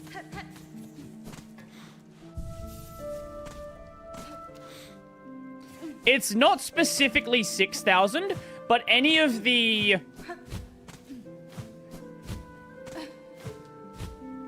Wait. Is that not a shortcut? Oh my god, that's not a shortcut back. It's... Okay, I guess we have to go this way then. What was I saying? It's not specifically 6,000, but any of the faster modules, they're just gone. And we're going to see it. I don't know what's gonna happen to GPU prices. Okay, I don't think anyone can tell you what's gonna happen to GPU prices. However, I think there is a relatively high chance that we're gonna be seeing something akin to COVID pricing, to like crypto pricing. I don't know. Because Nvidia, there's like rumors that Nvidia is no longer supplying VRAM modules to their board partners, and board partners have to acquire their own.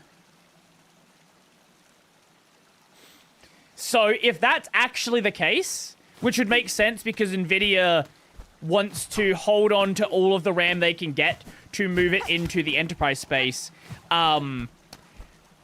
we might be seeing GPUs getting cooked again as well. The Wreath of Purity. Oh, we can protect ourselves from the maggots. Okay, that's actually kind of nice.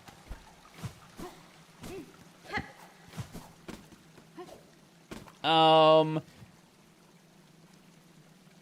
that connects us over to another area we haven't gone to.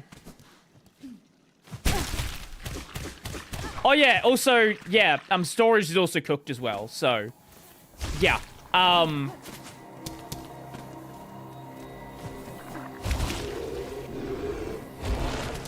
Keep in mind, that's 5 times on this specific kit.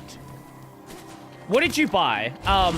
Did you buy 16, 32? Because 64's gone up more.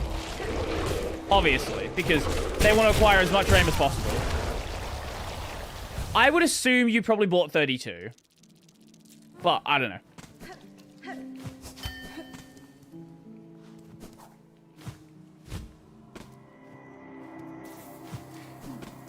Oh, 16. Wait. 16, is that DDR4? Because DDR4 has gone up a bit as well, it's just not as much. Now, do you want to know the real meta? Do you want to know how you get cheap RAM? At least before everyone else catches on. If you don't want to build a system that doesn't need that much in the way of performance, you can get cheap DDR3. Because no modern platforms support DDR3, so everyone, it's literally e-waste.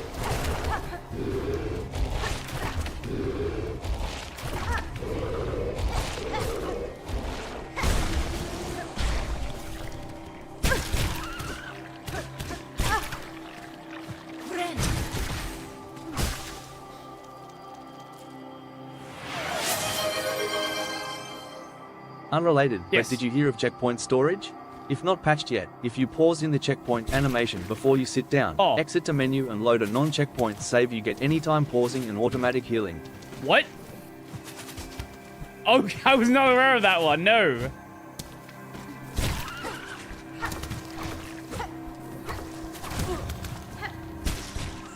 Ah, and that connects over to here.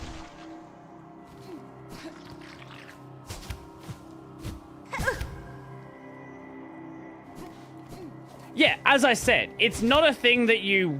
Like, that's why it's so cheap. because it is literally just e-waste at this point. Oh, that's the way you're supposed to get up here. Oh. I see. I see. Okay, that makes sense. Accidentally find the speedrun route without even trying.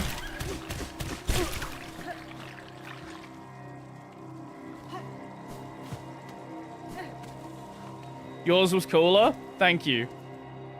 Anytime a game puts a ledge in front of me, I'm gonna try to get to it. Especially if it looks like I can't get to it.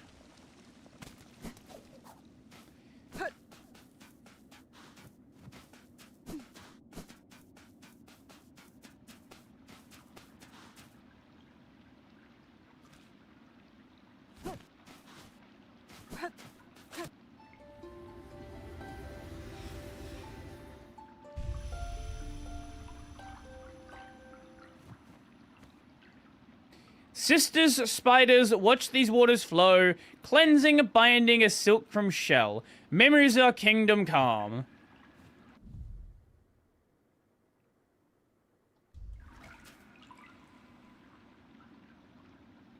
Oh, wait. I missed things over... Oh, it's over there. I guess, Pale Lake... Let's, is this like an actual area over here, or is it just that?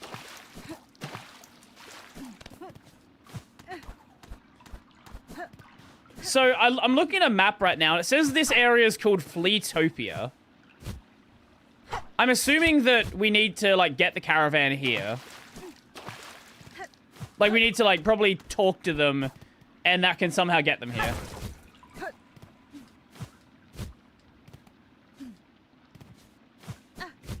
Not Fleetopia yet. That's what yeah.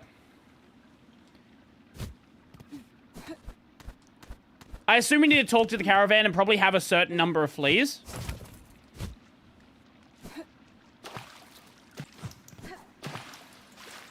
Wait, where is the like the mechanical bug thingies? Because I don't think I ever got those. Because they're like I didn't have any of the metal at the time. It's somewhere in this area, isn't it?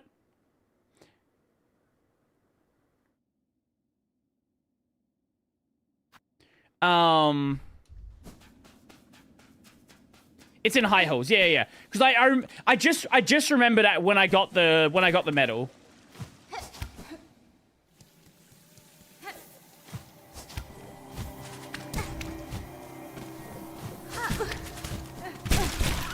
Thank you. Appreciate that.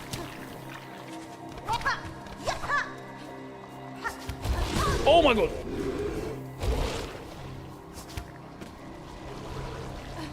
Okay, let's go over here. Fuck. Fuck. Didn't jump high enough.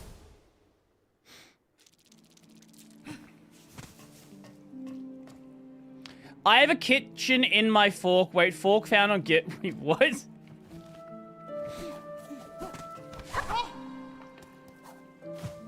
Speaking of, Discord joined the CSD market recently. Didn't they already have CSD on macOS?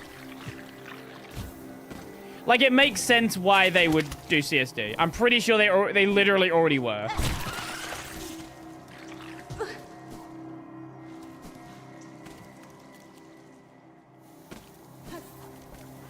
Yeah, but for like a company like Discord, it makes sense to just have consistent branding, have a consistent UI rather than I don't know if my Discord's even updated. Oh yeah, here we go.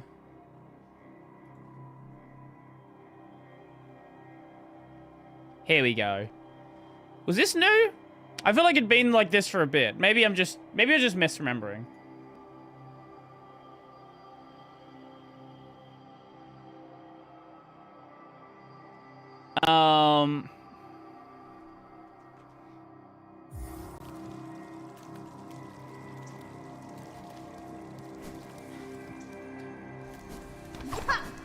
Yeah, I felt maybe I'm just completely blanking because I feel like it had been like that for a bit longer, but I don't know.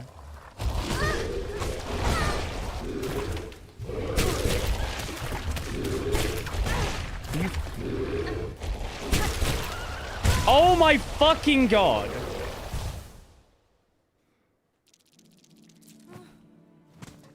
I don't have CSDs, but Hyperland sets a flag to tell most apps those aren't needed.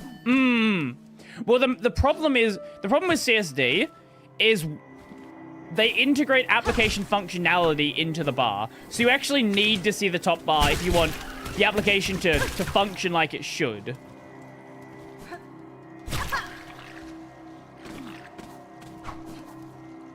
That's my general issue with CSD.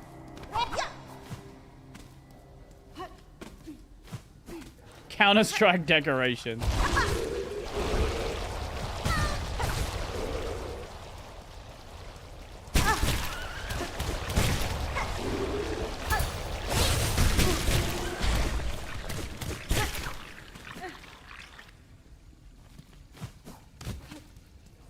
Wait, did I get the simple key over here? Yeah, I did. Yeah, I think it'd like smack his booty.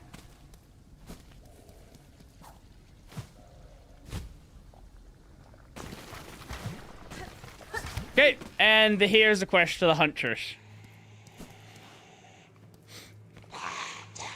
You have them, spider. It smells upon you. All those organs, rich, prepared for feasting.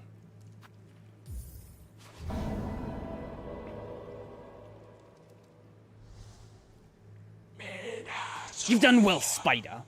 Upon these fine meats, my children will gorge and grow. And better the organs of others than they feed upon your own, yes? One should not be surprised for the spider to perceive the truth of my requests. Child of one like you, many times I've seen it similar. They'll be born hungry with a sharp tooth and claw. In their birth craze, your own meat would delight as much as another bug's. This feast is a distraction in hope to save your shell. Is that shameful? A mother who not sacrifice herself for her children to grow strong. Is it wrong to want to witness their first flight, their first hunt, to see them kill and grow? Your choice is your own, tall mother. You won't be judged by me. I've seen enough sacrificed. I've no love for the act. Woo! Okay. Okay, that is another quest done. And now I legitimately don't know what to do next.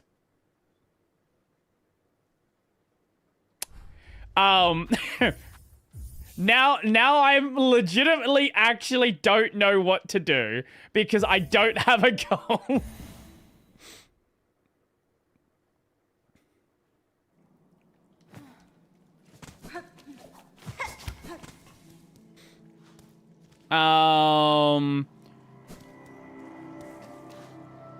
Okay, let's... Are there any...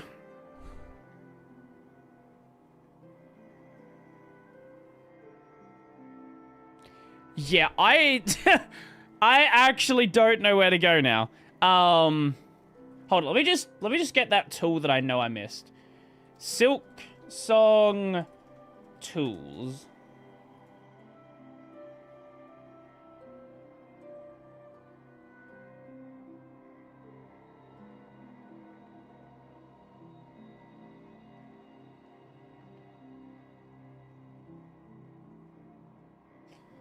Wait. The silk shot. Ada!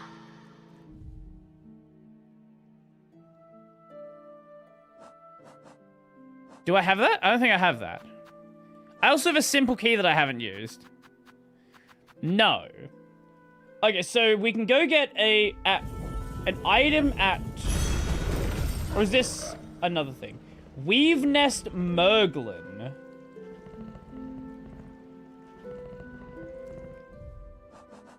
In Bile Water.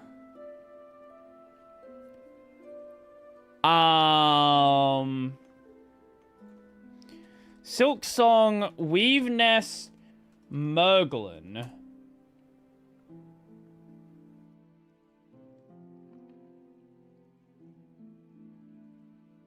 Okay, so to bile water we go to here.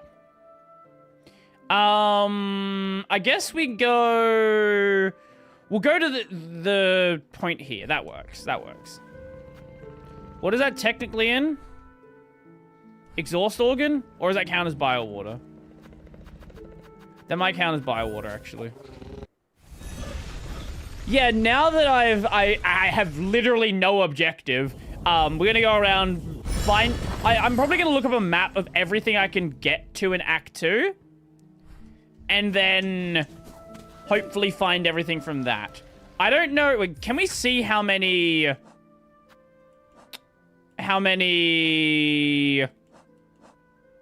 what do you call it? Fleas I found? Can I do that here, or do I actually have to go to the caravan?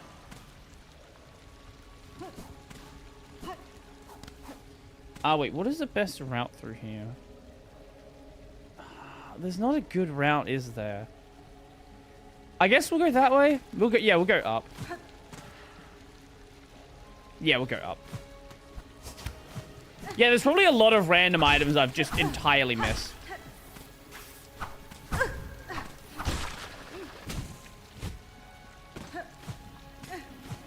And I do have a thing here saying I can take it to the architect, so that'll probably be our next plan after that.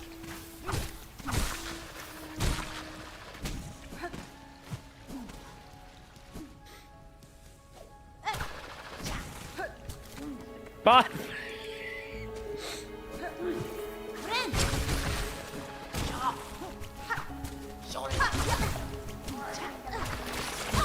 Fuck. Shouldn't have taken that. So what do you guys got planned for the end of the year? People say fork found in kitchen, but what if you started saying fork found in GitHub? I feel like most people are probably not going to get what you're talking about.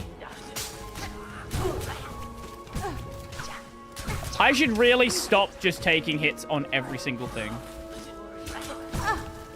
As I was saying... Food. Valid.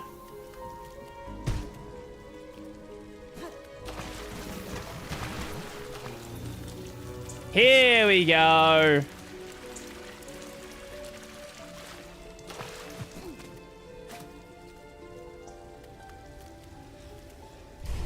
Imagine we just couldn't open it because of that. Now, hopefully this isn't an immediate kill. Please be a bench or something here. Is that a bench over there? There might be a bench over there. Usually the weave nests are pretty safe.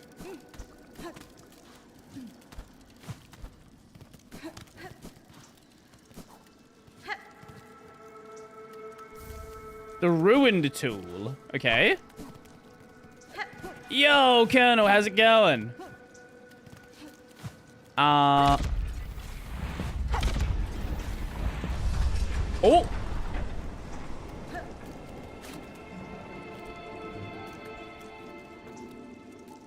No.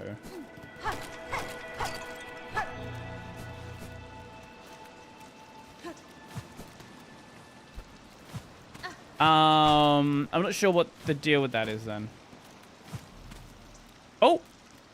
Sister Spider sat between salt and stone. Build those tools are brilliant and imagined aid us when our silk has waned.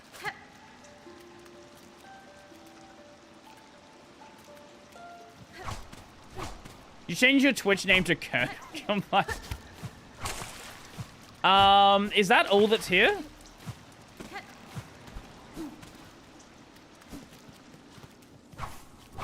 Because I don't know why that's like that, and then what I do with that.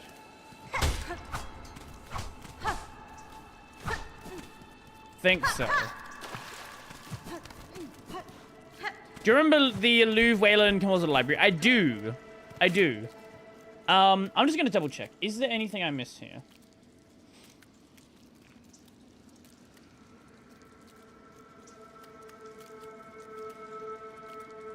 Points of interest. Yeah, I think it might be. Okay, cool. So, we have the ruin tool.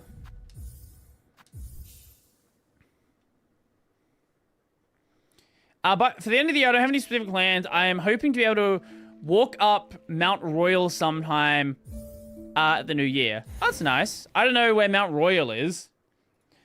Mount Royal. Ah, okay.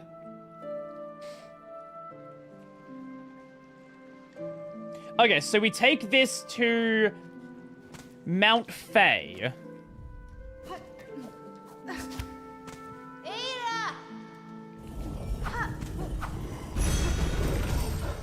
Ugh.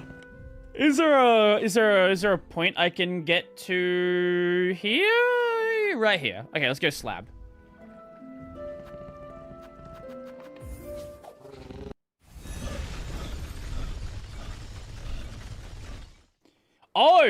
Oh, it's a. Oh, I see. Oh, I thought it was like next. Okay, we can choose which one.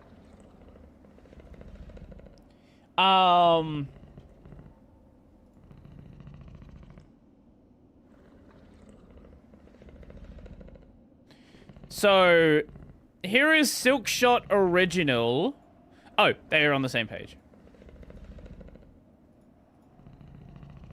12th Daughter and Forge Daughter.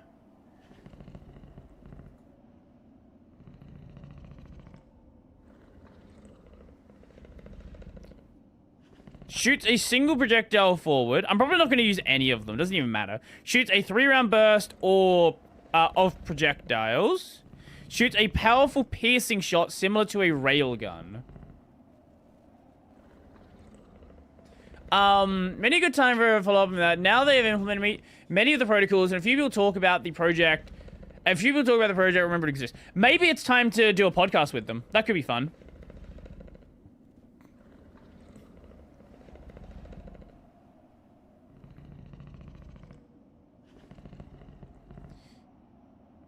Yeah, I was gonna say, because there is a Mount Royal here as well.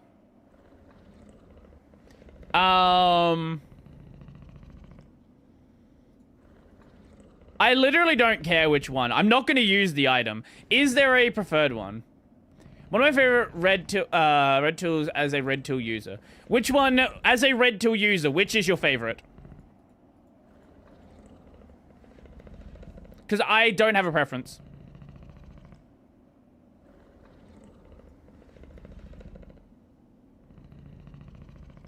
Install Gen 2. Not an option this time. I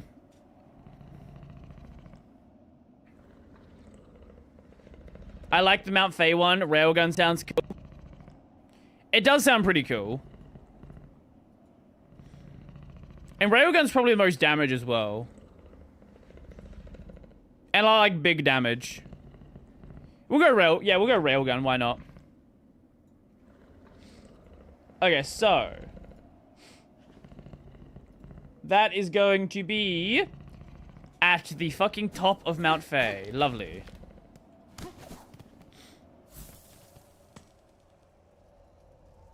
It's gonna be on a hidden room that's not on the map. It's gonna be right here.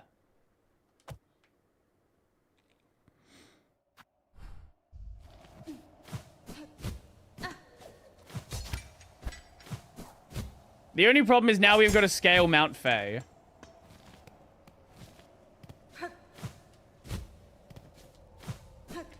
Can I, like, shortcut it anyhow?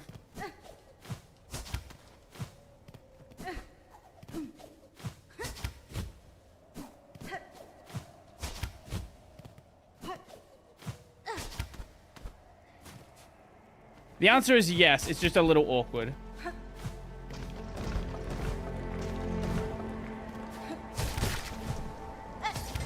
At least I don't have to worry about the cold this time, so that does make things slightly quicker.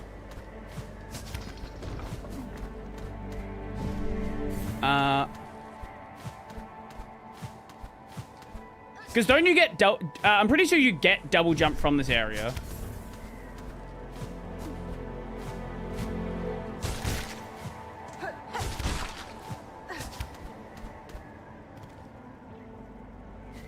If I recall correctly.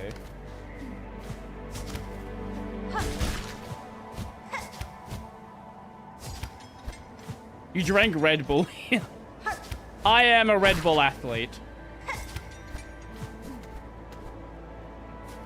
Okay. I'm gonna just set my spawn point on the off chance that I fuck something up. But considering there's the cold is the enemy here, why am I even trying to shortcut that? Just do it properly. Or like that. Yeah, that works as well. Oh my god.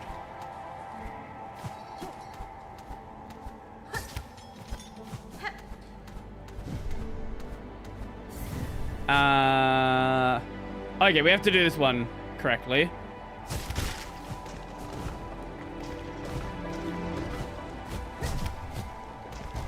Okay, and then we go here. Lovely, lovely, lovely. Oh, that's the joke. Sorry, that went over my head. Rudy, do you think having a channel service using an external thing with Whale Next Level usage, monthly or quarterly, is a good idea? I am right now doing it half yearly, but quarterly might have value, yeah. Can we just go up this side? Yes, we can.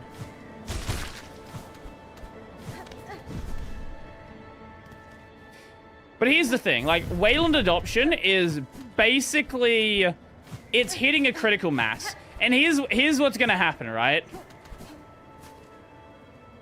As more people, as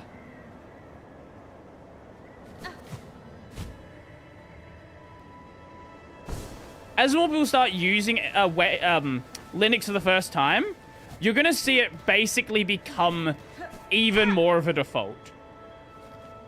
Because new people are not using X11.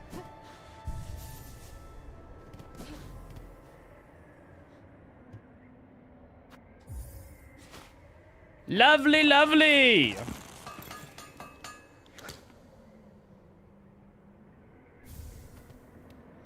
I want to give it a shot. What is it actually?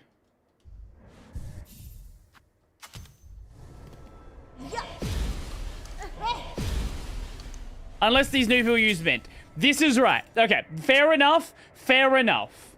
Unless they're on Mint. For now. Delver's Drill. Cogfly. Cogfly, that's the one I wanted. Crafted in a room in the high halls. Okay. Fuck! I didn't think there'd be spikes there. Should we save here? That's outside the map. Just let me fall to the fucking bottom.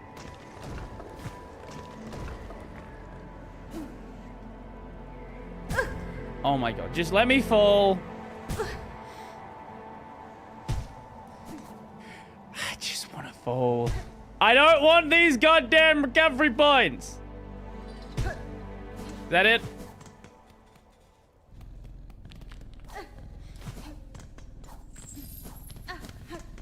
Okay, to the Grand Bell away we go. I would like to know proper breakdowns of, like, how popular is Mint now? Like, yes, most people are using, like, an Ubuntu or Fedora. Actually, you know what's even more interesting? I would like to know Fedora market share. I would like to know how popular Fedora is now.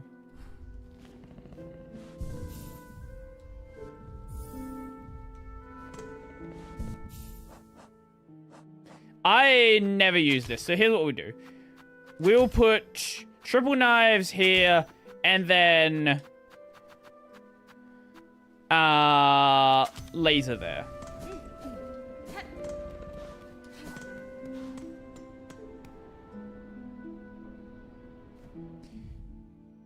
I think I had an extra payload, a payload. Yeah, I have one. Wait, a craft metal. Sorry. Wait.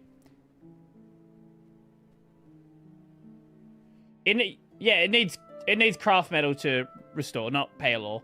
Pale oil. So where exactly is it?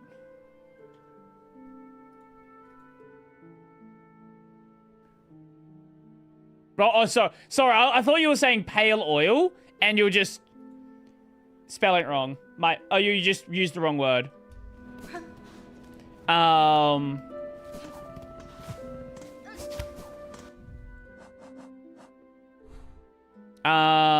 Okay, yeah, we'll just go right to that.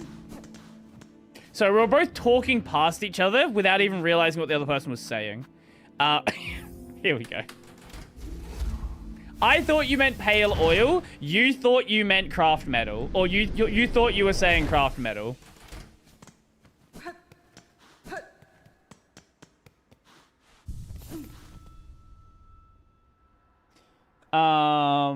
Wait, have I got that cannon?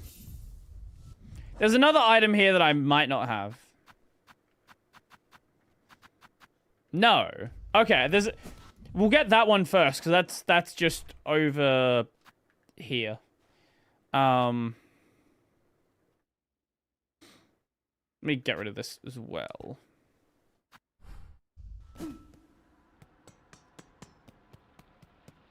How did I miss that? Oh,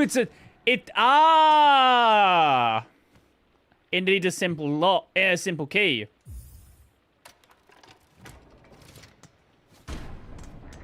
Well, I wanted to use one of those anyway.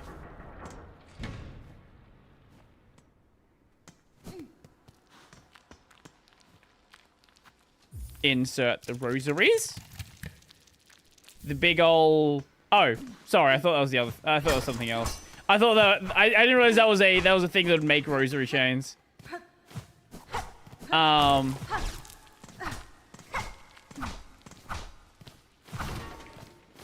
Imagine they just put that behind a lock... a simple door. That would be so fucking mean.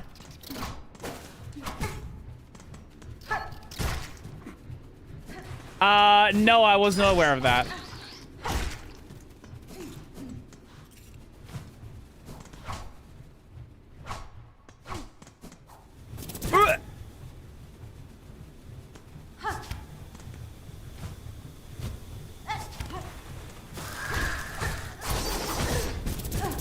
Ah, thanks.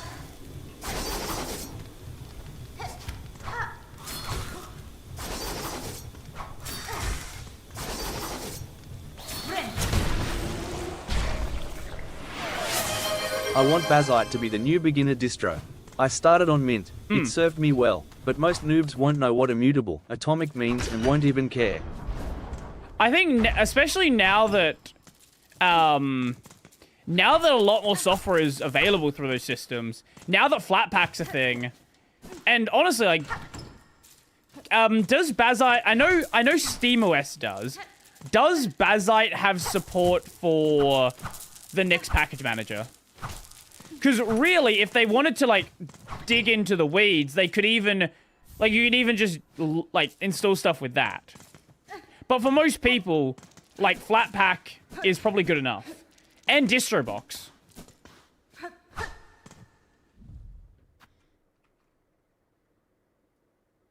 NixOS is not. It is available on SteamOS. Or it was? Did they remove it on SteamOS? Or are you saying they removed it on Bazite?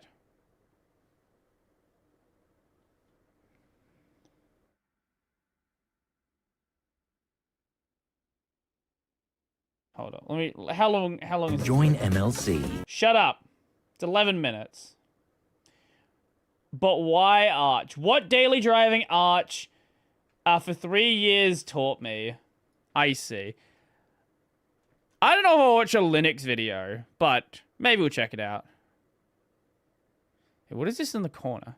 The Arch wiki. Oh. Wait, is this... Is this like subs for the website? I'm assuming that's what that is.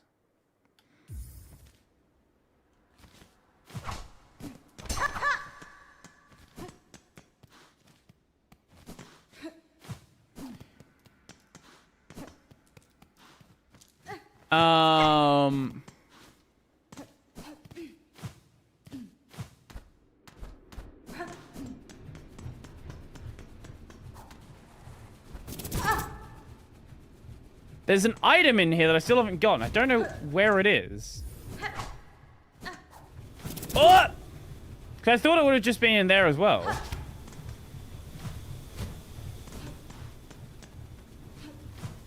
Unless it's...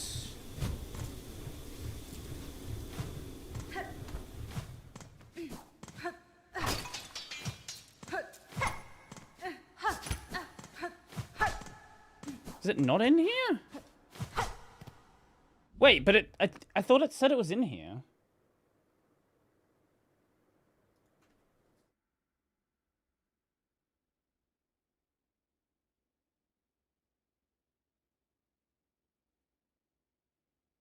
Rosary cannon. Further down. Ooh.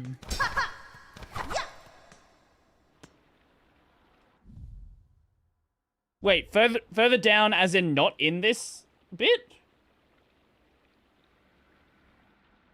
How to acquire.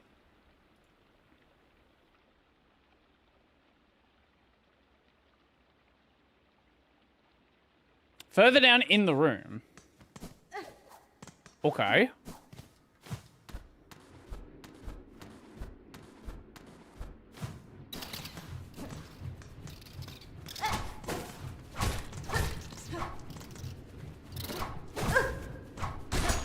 This is going to be interesting doing this now with no heals.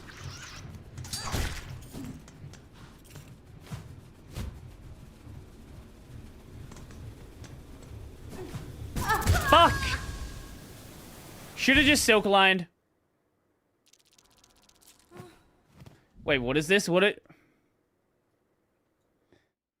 do we have? What is this?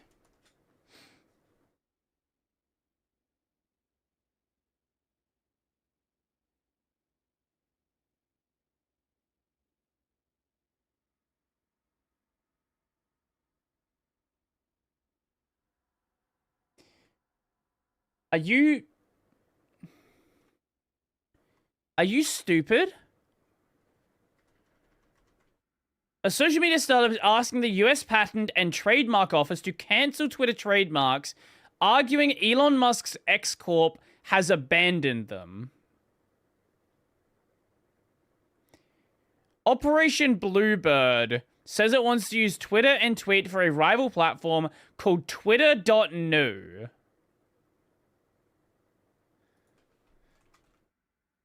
Do you know where Twitter.com sends you? Are you fucking stupid? They are still actively using the domain. This has to be fake. This has to be actually stupid. It's going offline soon. They're not gonna give up the domain. There is no world where they're stupid enough to give up the domain. Because that is literally just asking for someone to go and, like, scam your users. There is no way they're that stupid. Because there's a lot of people that are gonna have a bookmark for Twitter.com. And that's how they access the website. In Soviet Russia, KDE connects you.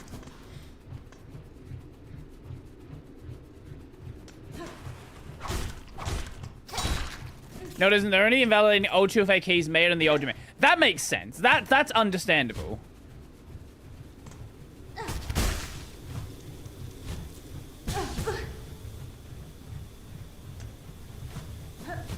Oh my god. Oh my... Why did it spawn me on that platform?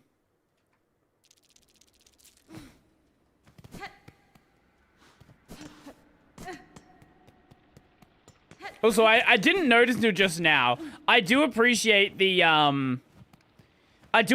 reflection. And do you know what I really appreciate about the reflection? This is done in classic video game fashion. The way that works is most likely it is either a duplicate of Hornet over this platform, or it's a shader, or both. Well, there's definitely shader effects on it, but I don't know if they've just duplicated it with a shader, or they've got a or they've just got a copy of Hornet's model.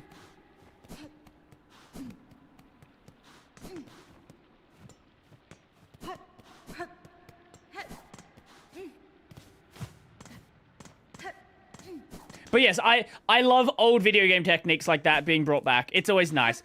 Because we don't need a perfect fucking reflection. It looks great. As is. You don't need anything better.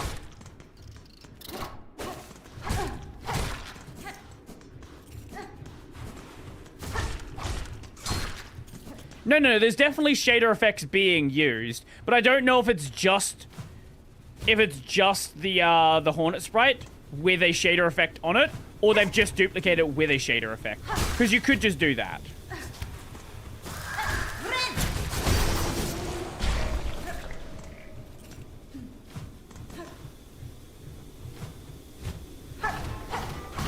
Oh, that wall's breakable!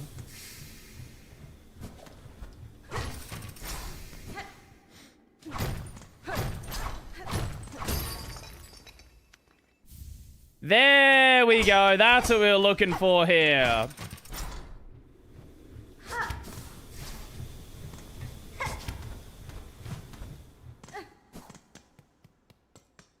Okay, so now we have the rosary cannon. Anyway, hi guys. I own a musical instrument now. Is it mayonnaise? Cogfly. That's what you wanted. We want the cockfly.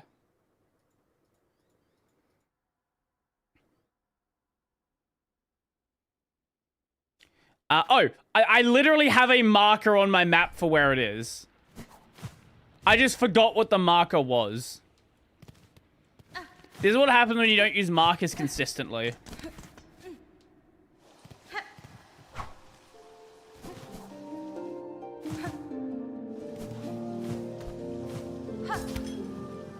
Wait, can I go this way?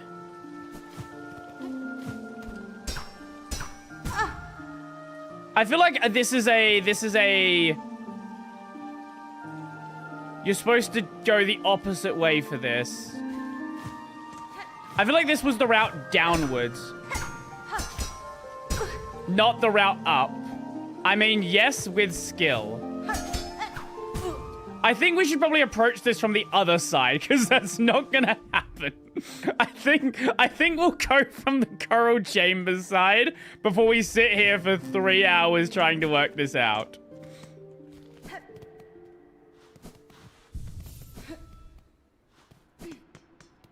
Wait, rosary cannon.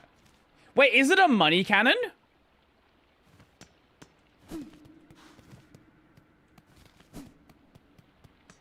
Do it the Brody way? No, I am... So, okay, here's the thing, right? I like to bash my head against walls. However...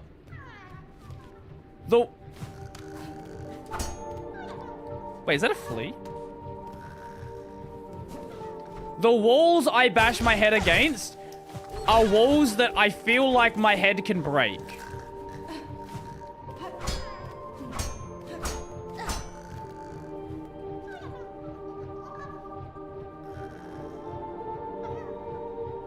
Is that in...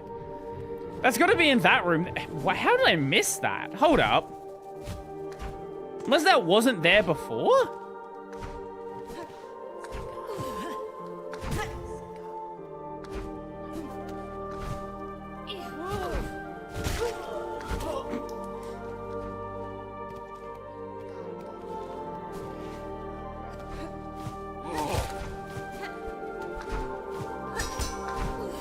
Oh, it's a breakable wall. That's how.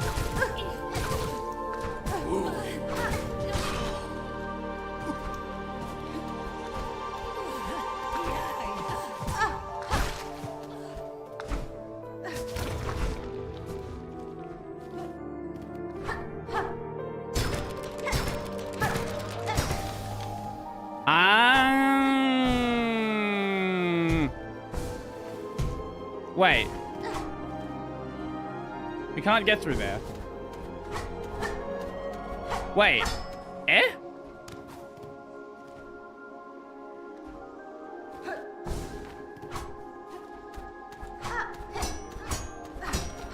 Wait, what do we do here?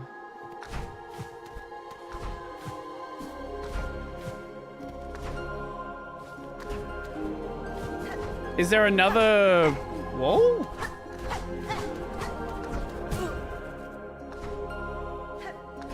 Wait, I'm actually so confused. Oh, there is. Ah!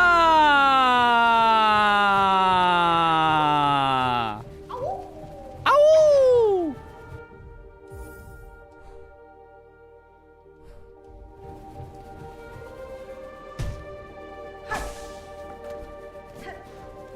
Okay, sweet. Found a flea that I didn't even realize I'd missed. Fuck you.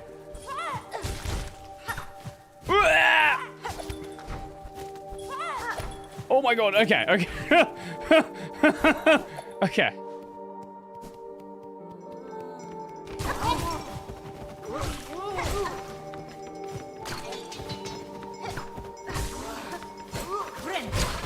Thank you for the heal. I would use a Counter with Polyp if it weren't up, if it weren't for Architect build. Yes. I don't want to grind out enough to make Architect viable.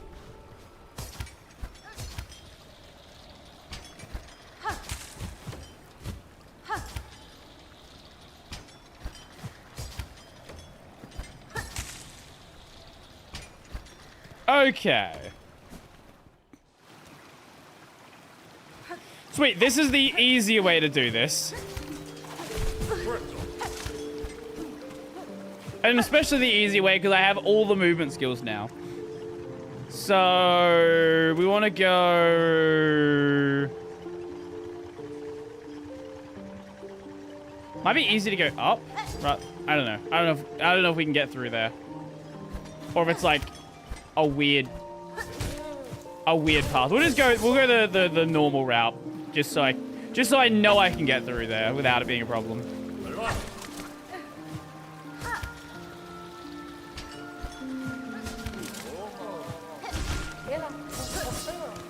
Oh, look at that!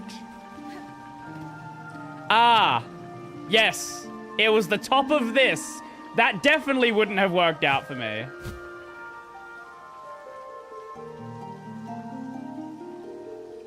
Okay. Somewhere along here? Yes. There we go. That is the cogfly. Fun fact, I had to compile my own kernel. Ooh, how long did that take you? Sweet. That is another item done. Got rosary cannon. Wait, found in deep docks beyond... What? Flint slate? Didn't I unlock that door in deep docks? Okay, we're gonna go deep docks then.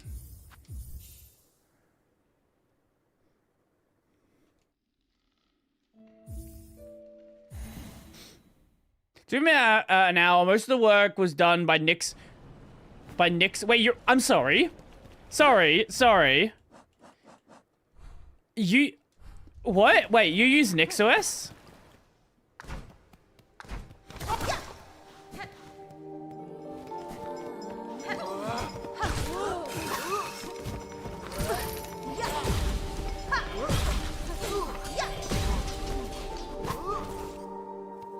Nix mentioned.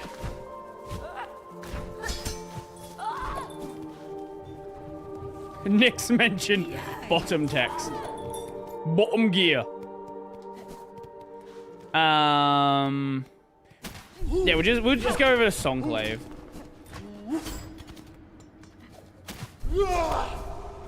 I do all my KD work in an Arch distro box, though. I actually had no idea you use Nix.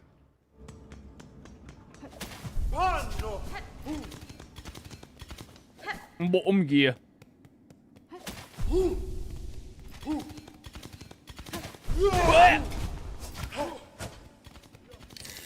Fuck you, bitch.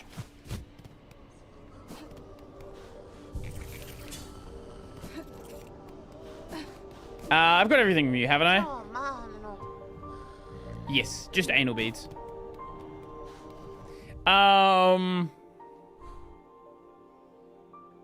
Okay. I was 99% sure I got everything from Deep Docks, but somehow... Actually, wait, let me just double check. I don't actually have it and just forgot I had it, do I? No, I actually don't have it. How the hell did I miss that? I'm 99% sure I opened that door.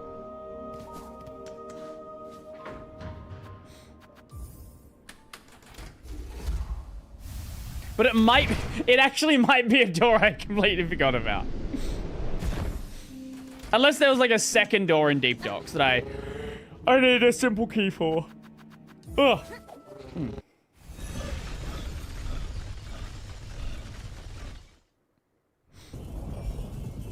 The Deep Cocks.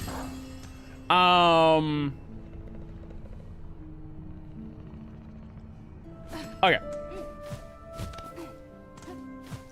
Did you get Chakra's rings last stream? Not last stream, but I did get them a while ago. I don't remember exactly when it was. Maybe it was No, I'm pretty sure I had them before last stream. Because I commented how Chakra didn't give us anything when we beat her in a fight. So it was whenever we finished the quest to deal with her master. I'm pretty sure that's when we got them.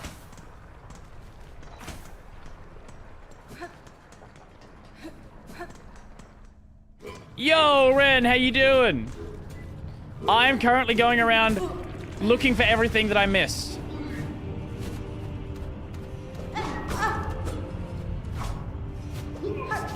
What?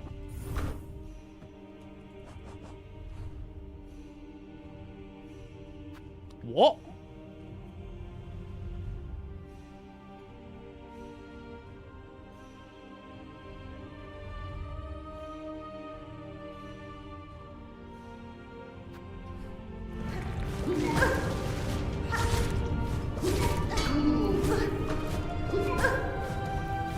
It says it's right here on the map.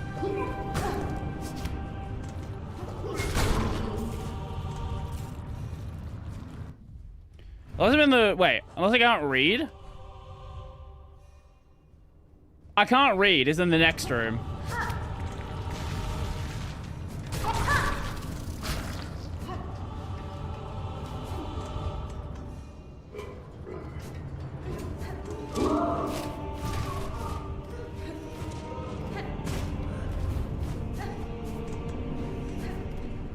Oh my god, it was actually just sitting there. Wow. Wow. That's something else. I don't think I've ever missed an item like that.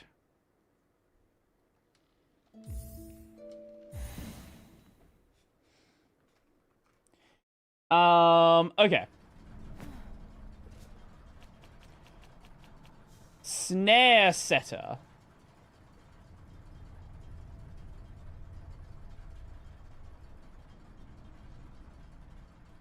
Used to complete Silk and Soul. Didn't we already do that?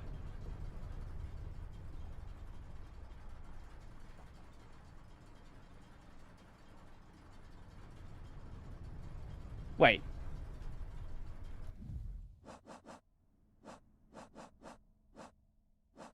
Here.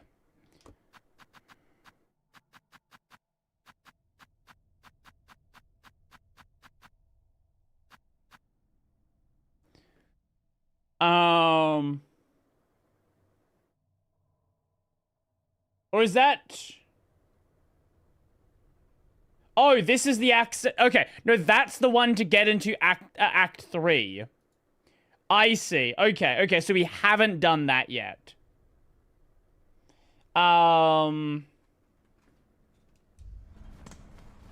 Okay, so this... we've still got to, like, finish up some quests, I think. Needle file. Okay, that one we haven't got. Given to, different and complete Alchemist Assistant and Advanced Alchemy Wishes. Are these Act 3 quests?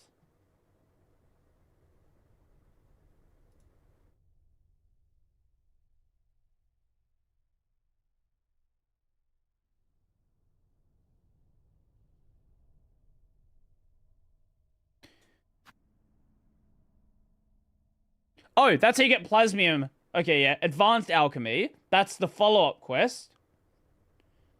That's an Act 3 quest. Okay, we can't do that one.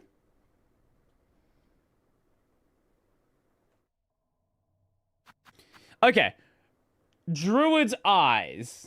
Okay. Bring 4 additional moss berries. How to acquire... How many moss berries do I just have sitting? I have 3 moss berries. Okay. We need to get some moss berries. We can get that item. No, the wiki did state it. It's just horribly laid out. While we're here, have we got everything from you? Pretty sure we do. Yeah.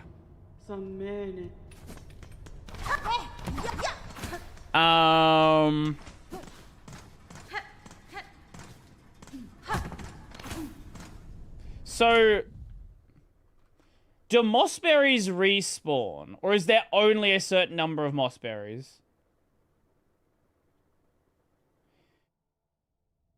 Oh my god, there's only a certain number of fucking moss berries. Oh, okay, now we need to go... Okay, now we're in for the fun quests. Going to areas that I've already been to make sure that I've got all the items.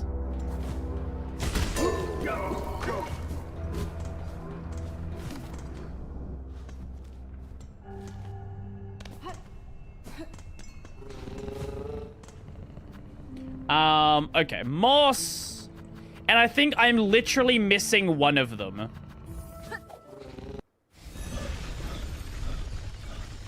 Because there is 7 in the game.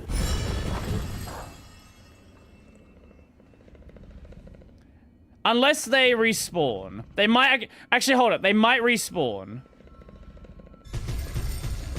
Hold up. If they respawn, we might not be screwed.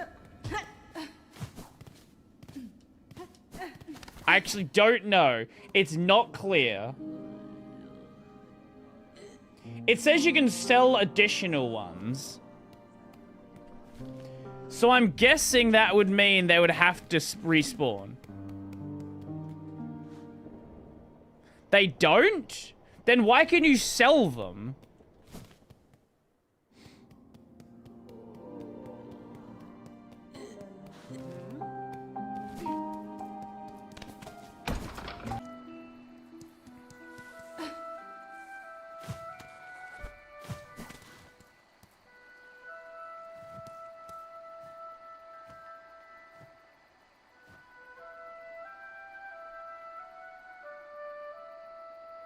Oh,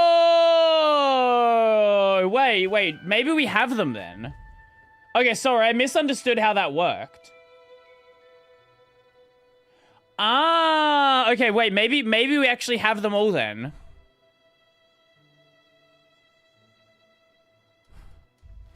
I'll go get rid of these ones first. Just on the off chance that I do have them all.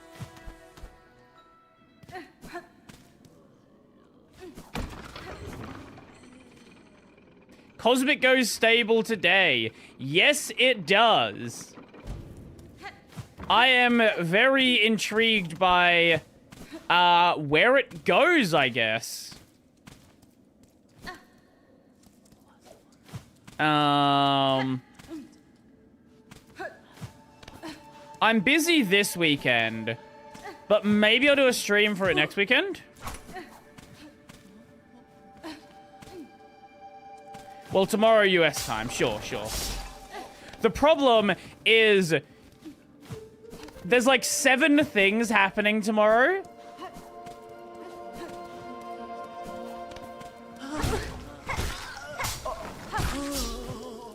I'm not going to it, but my work has a dinner. Has a dinner tomorrow as well.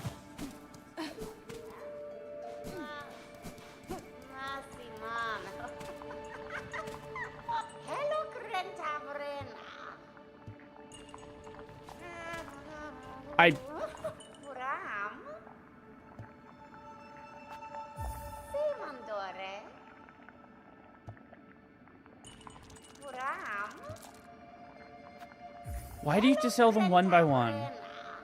Just take them all.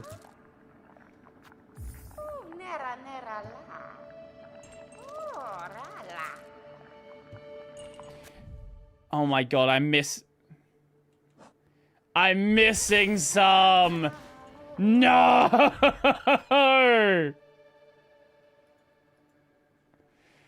Oh no! Okay, Druid's Eyes might be very difficult to do.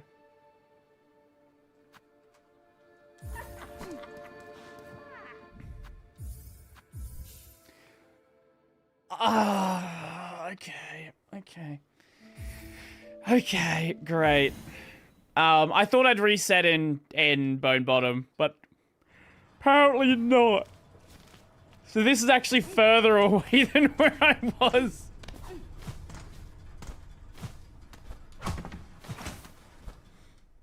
I'm pretty sure I got the one in Memoriam. I'm not certain, but I'm pretty sure I did. So we'll do all of these ones first, just because there's more of them here, so there is a higher chance that I missed something.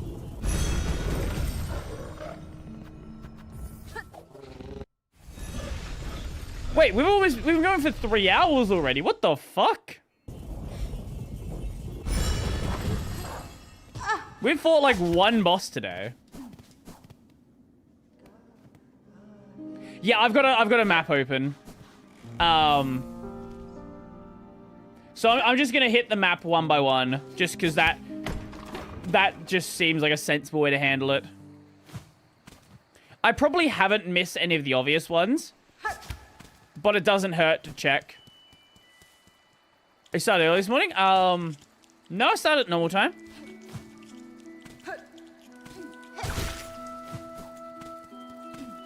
Oh, right. With the Game Awards, they start at 11 a.m. my time, which is about an hour after I normally start streaming. So we're just gonna start streaming at normal time tomorrow. They go for about 3.5 hours. So yeah, it's literally just gonna be normal stream time, which is good because I don't want to get up for an event at, 4 in the morning again, and then nothing to happen. Every other fucking event I got up early for this year, none of them were good.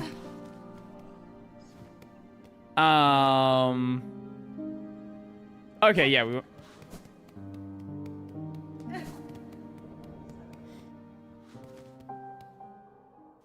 Sorry, that's not where I want to be.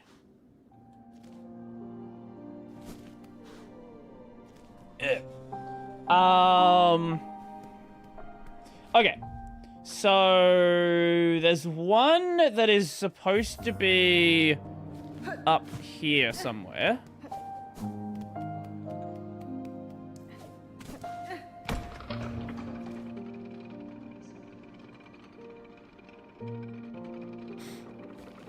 Yeah, it is DST right now. As sad as that may be.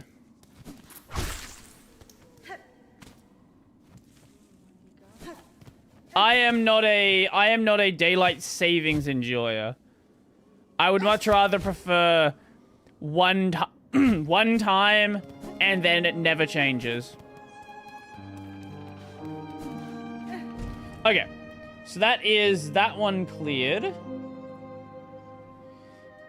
There's theoretically one in that room over there. Hold up. What?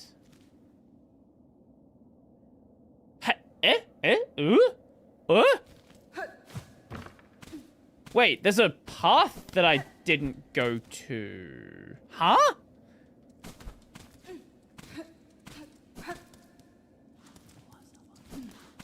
Plus 10.5. Most people usually say 1030, but yes, that's also technically correct.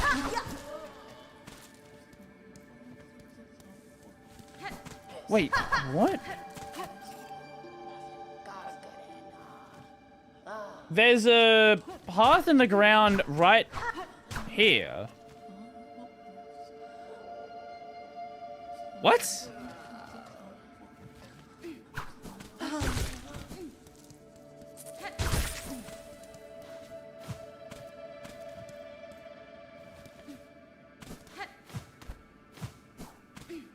See, I could start earlier all the time. It's just a matter of me getting out of bed.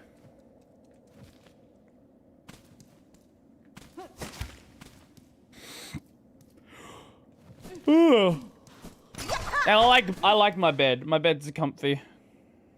On that note, I probably should replace my pillows. I have the same merge request open in 20 tabs. Please send help. That's just every day when I make a video.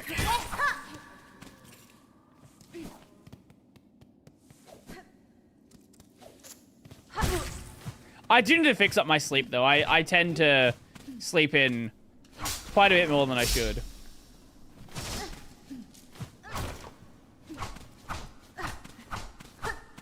Oh, it's here.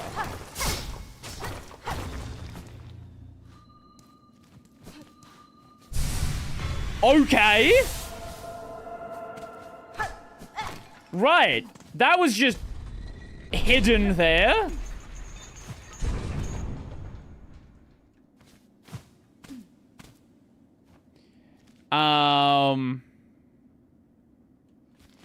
Okay, well, that one does. I got that one already, so that's fine. Okay, so there's one up near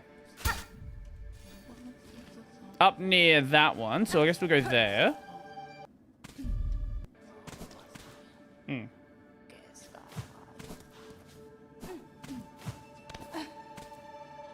Ow. Also, I have a problem where mattress likes to slide off the foot of my bed, and I have to push it back into place every week. I have a bed that has like a bar at the end, so I cannot relate to your problem. Like, to do that on my bed, you'd have to lift it over the bar. Oh.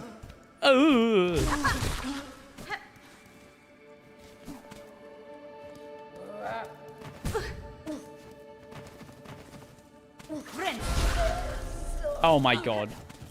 Well, I didn't get my heal from that.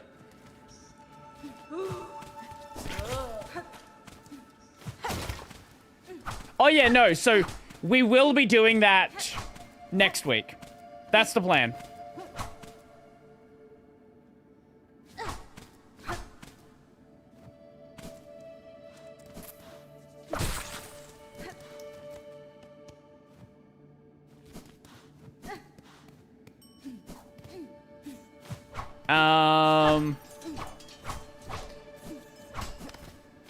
Okay, that is also cleared.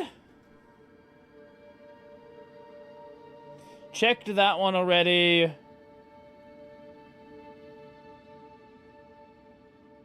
Maybe it might be in Weave Nest Atla. Because we're really close to the end. And I've not seen it yet, so I don't... It's very possible I missed the one in Memoriam and thought I got it.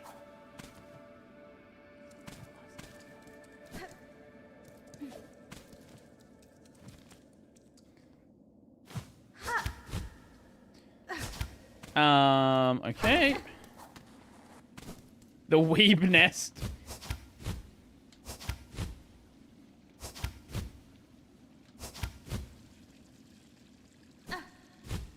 Okay, on the other side of this.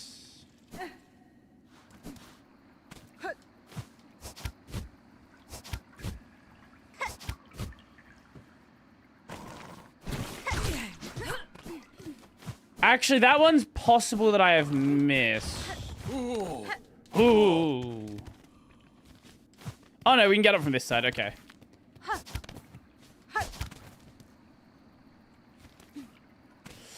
Ooh, come on. I don't think it's here. Yeah, I don't think it's here. Fuck. Okay, that's great. That's one more down.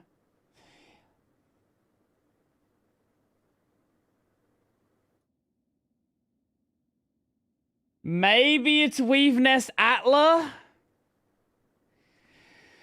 Okay. I guess we're gonna try that one. We are very quickly running out of places it could be.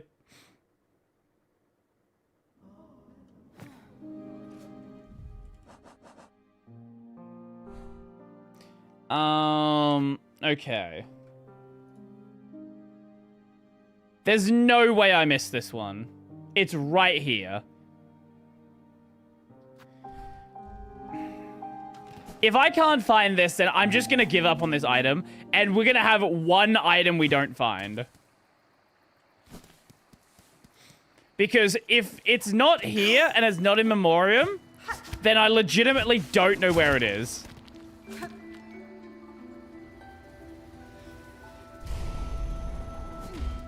Sorry, I ate it.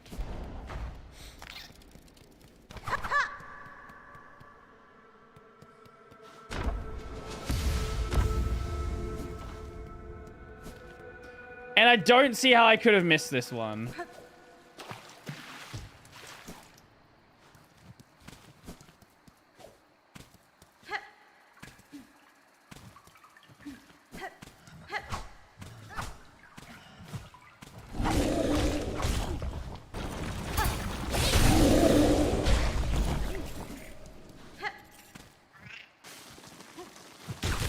Oh my god, I missed it.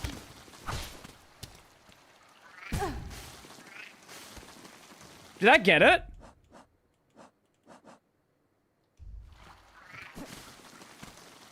Wait.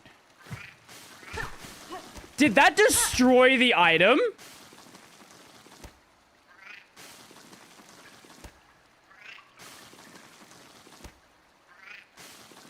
Wait. Wait. Did that just... No shot.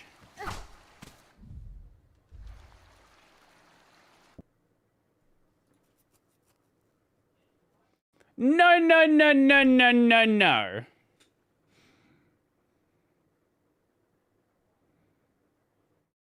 I don't know if that auto-saved. Because it says at certain points, if it's saved after the item got destroyed, that legitimately may be the worst bit of game design in the entirety of Silksong. Because that's clearly... There's no way that is intended. There is no world. Absolutely no world where they intend for you to be able to destroy an item that doesn't have any replacements.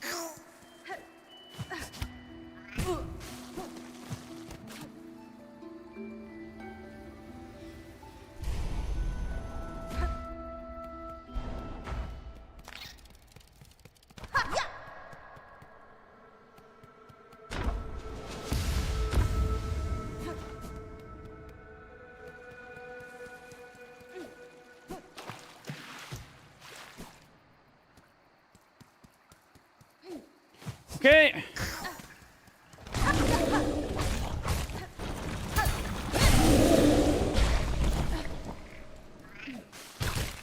Okay. That's clearly a bug that you can destroy it. That shouldn't be possible. But we were able to get the item back.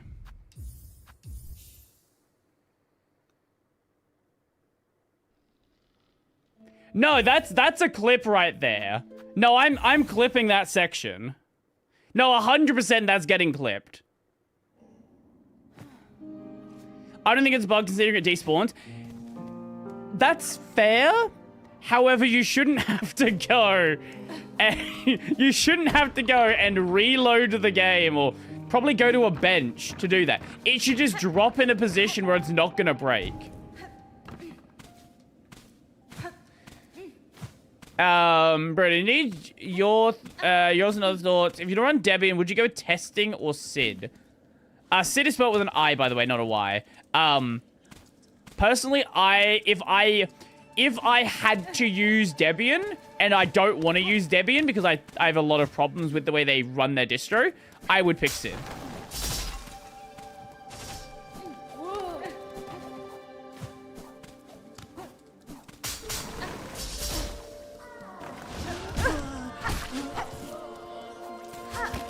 Stable with a flat back. Yeah, I like up-to-date GPU drivers, thank you.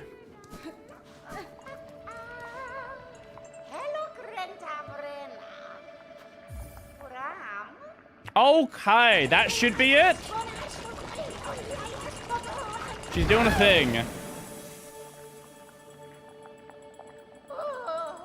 Smelligan, stronger now, but still young yet. Listen to your sisters, little one, and grow. Oh, grow.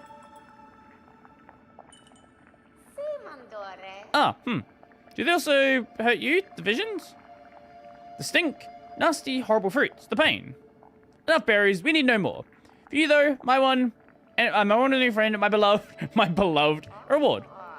Your amulet. Let me transfuse. Yes, your amulet's tears will flow stronger still. Ooh, let's go. Okay.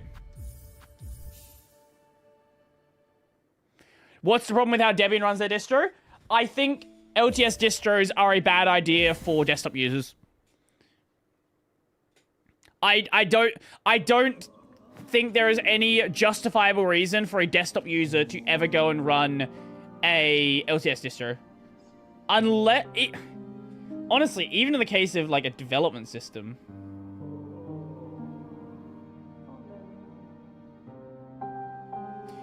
Fractured Mask. Wait, is this a character I never met?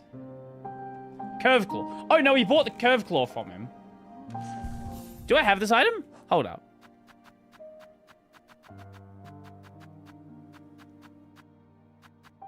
Do I know of the Curve Claw? Hold up. Is there a merchant I never saw?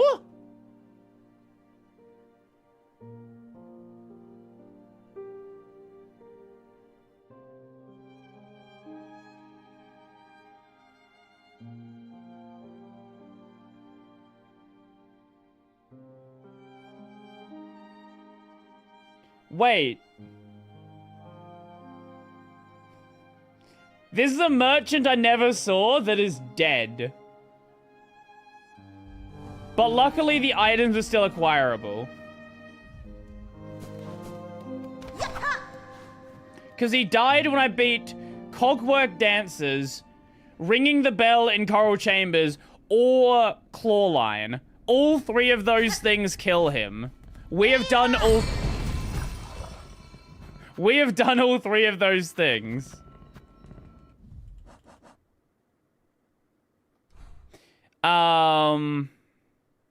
What's closest to Hunter's March? Oh, I guess we can just go there.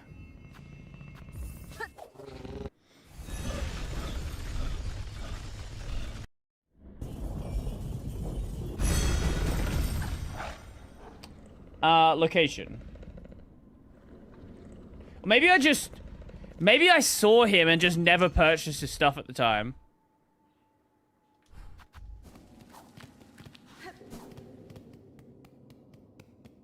Floor. Reminds me of how one of the people you bought items from dies in Act 3, meaning their paid items just free on the floor. Ah. Well, it is what it is. Gotta support the economy. The economy of that's insanely fucking cooked in this game. Where people make like fucking 1 rosary an hour.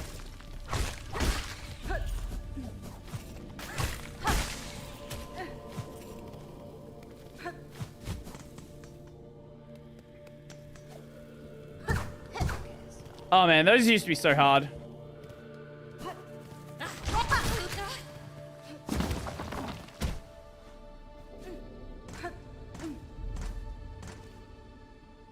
Why sit over testing? Newer stuff.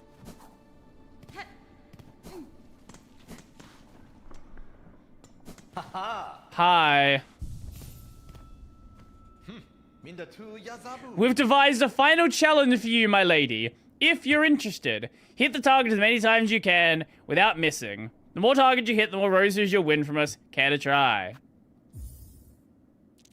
Nera, Primpalo Cassetto. Vavuma!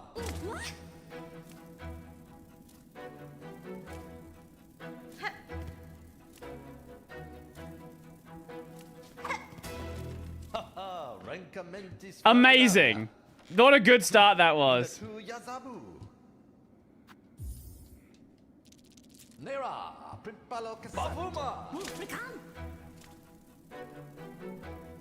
Oh, they're not consistent.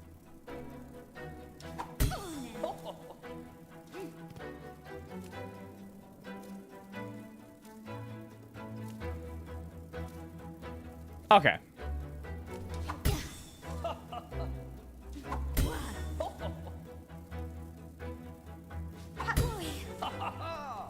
I assume this is just a rosary grind method.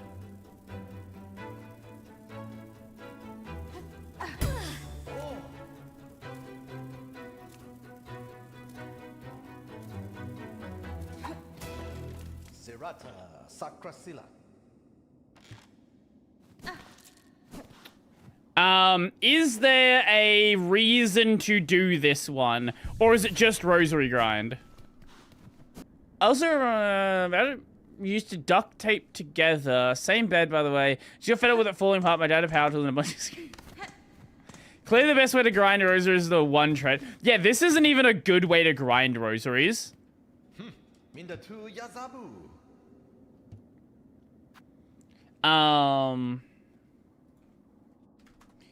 Silksong Ladybug Challenge.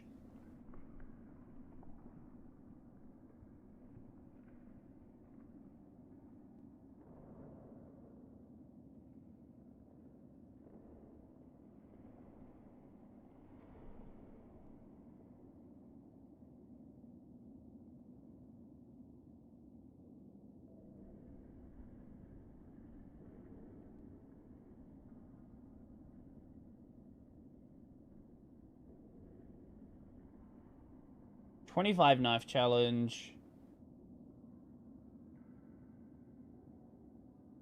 Why write a fucking guide if you're not finished the goddamn game?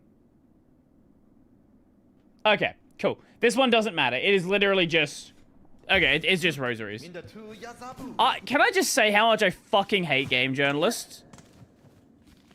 Genuinely, I fucking despise game journalists because they'll release these fucking blog posts because they're not articles, they're blog posts when a game comes out when they've not finished the content and then never update it. Like, what are you doing?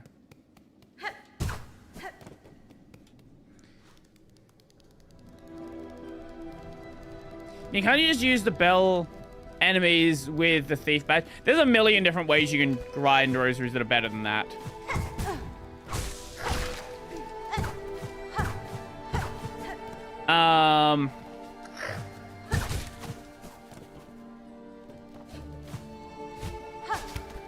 Wow, this area is great when you don't have to do any of the parkour.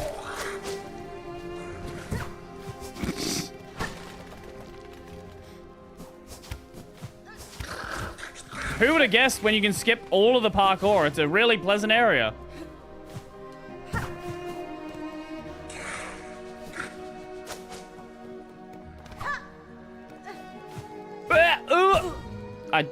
Tried to silk line.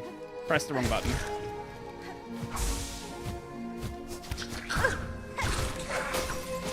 Great. Up here. I am playing Wind because the native version doesn't work.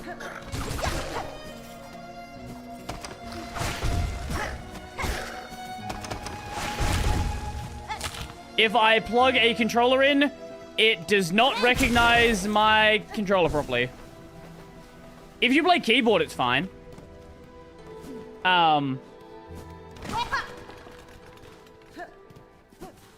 But if you play a controller, it's literally unplayable on keyboard. On controller, sorry.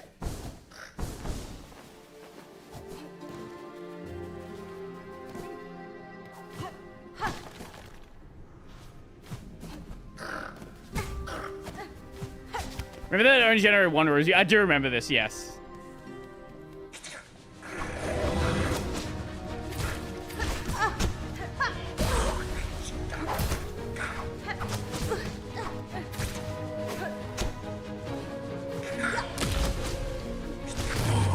Wait, that was a gauntlet? Oh. Oh. Okay, yeah, he's dead.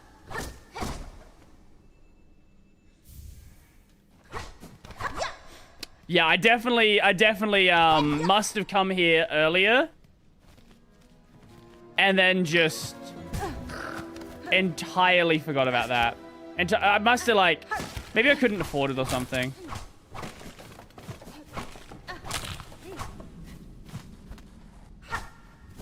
Ah, here it is.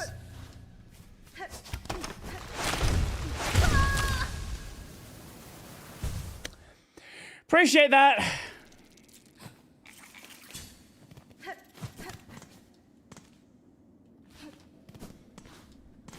Wait, now we have to run all the way back through that area. Fuck. Haha. Haha. I think I got the 8-bit controller by switching my 8-bit controller to Nintendo Switch mode or something like that. I plugged in an Xbox controller and it still didn't work properly, so maybe, but I don't know. I've got 3 controllers here specifically for that reason, and none of them work properly. So I just said fuck it. The native version is not going to work. Maybe an update fixed it since. Maybe. I had a similar problem with Ender Lilies with one of my controllers. No, Ender Magnolia.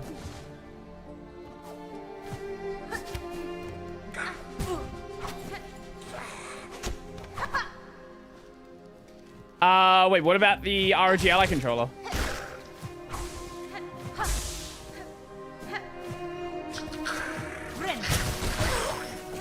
Man, what is that fucking damage? Why did they go up there?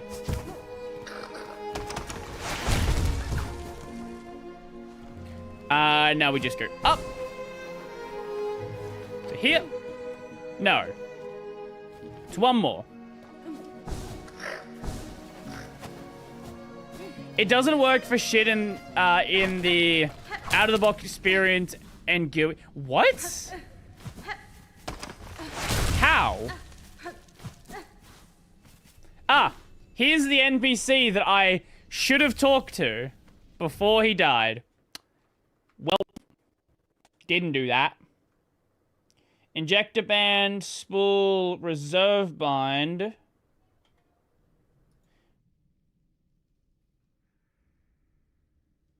Oh, final audience? Yeah, I think we did that one, didn't we?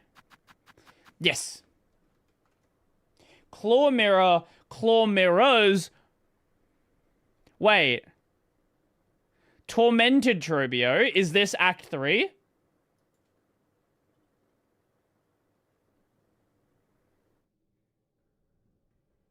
Act 3. Okay, that's a minor spoiler for that boss. Trobio!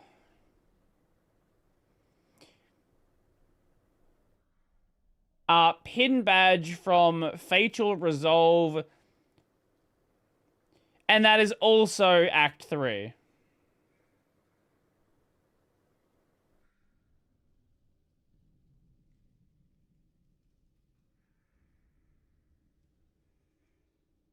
Oh, okay, that's hot. Yeah, okay, cool. So that's an Act 3 one. I think the only one that we haven't done is the fleas then. Where is the caravan? Does it indicate where the caravan is? Here. It's in Grand Gate. I guess we'll go back to something? I don't know how many fleas I found throughout the game so far.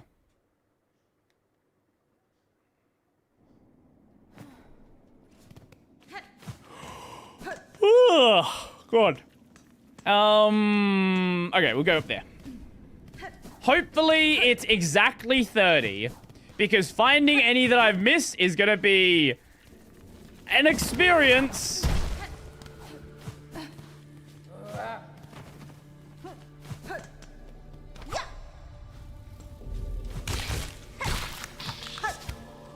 One thing I wish this game did, and I know it in some sense kind of removes some of the adventurousness of the game, but it does make it so much more pleasant. I've said this before, the Ender Lilies and Ender Magnolia, if you've finished an area, it marks it as completed.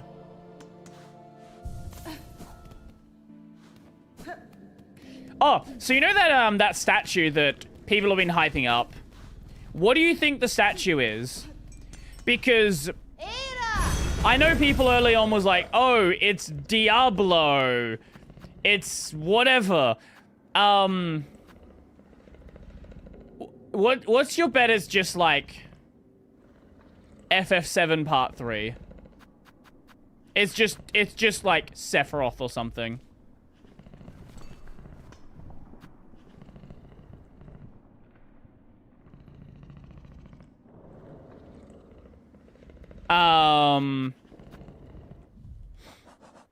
Sorry, what was it? Where was I going? I fucking blanked for a second.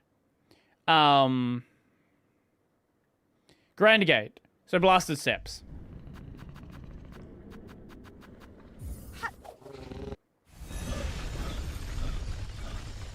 Wait, why are you mentioning Team Cherry?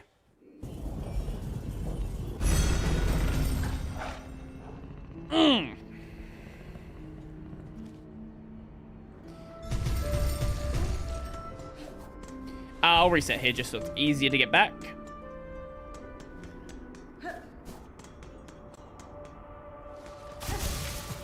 We should better get this way, yeah?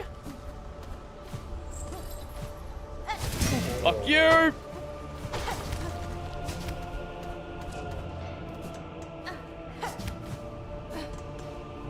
Oh, the completed areas thing. Yeah, okay.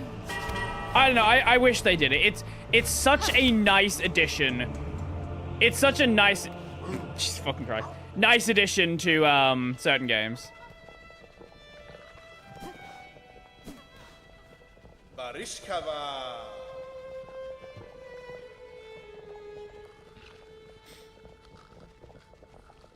Humta. These heights hold too much danger. Set walls without a safe goal, held in... What do you, Miss Hornet? Your tasks carry you throughout this kingdom. Have you encountered a pet? Ah, I assume we're going to send him to Songclave. No?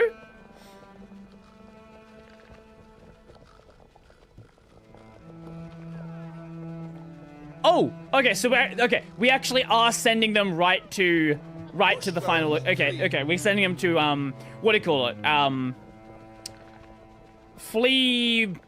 What the fuck's it called? Flea World. Flea World, that's what we're gonna go with. Off to Flea World! What the fuck was it called? I don't remember what they even called this area. Oh my god.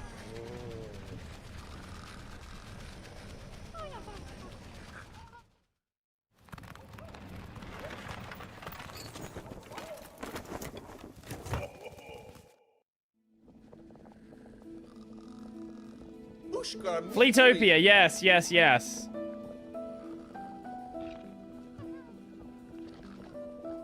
Nesvir. The application suits Flea Master. It is a common thing to know these many fleas may survive. Most bugs of Farloom seem destined for far bleaker fates. Osh. Indeed, a hopeful future awaits, and only because of yourself and for your efforts. To commemorate our arrival, it would be a pleasure to perform a small service for you. I have been learning to sew. Oh, tool pouch upgrade. Oh, wait, we completely accidentally, I guess filled out our tool pouch. Get off my seat.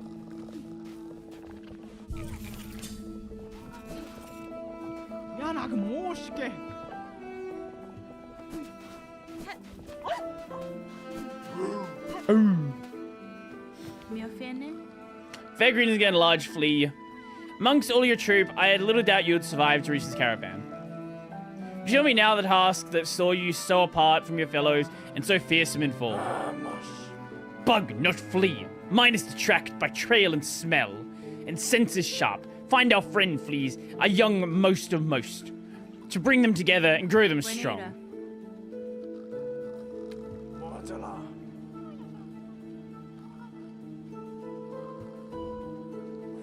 Oh, let's go! Okay, we can buy flea locations now.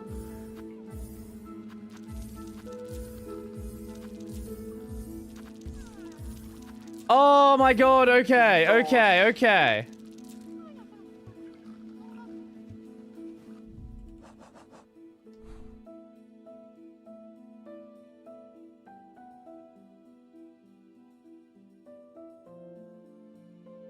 Huh?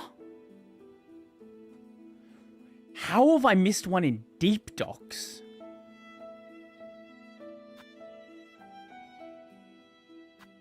So I think we've basically got them all.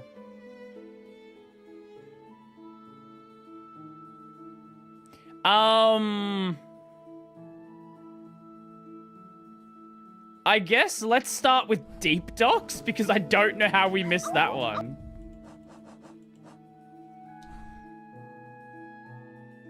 Fuck. If we quit, does that send us to Fleetopia or...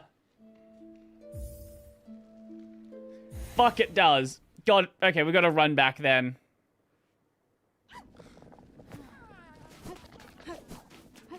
If only Brody knew. What does Brody not know?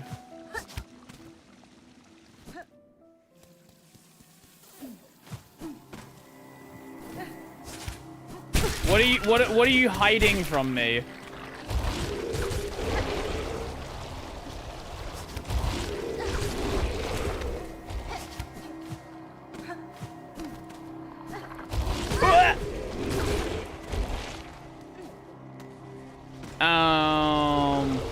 Yes.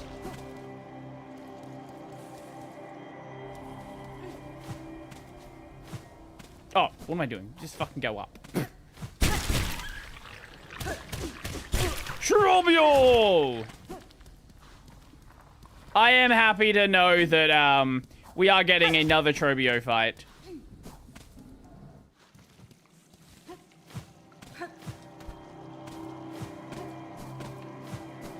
Now, again, minor spoiler that's happening, but I am happy to know that it is happening.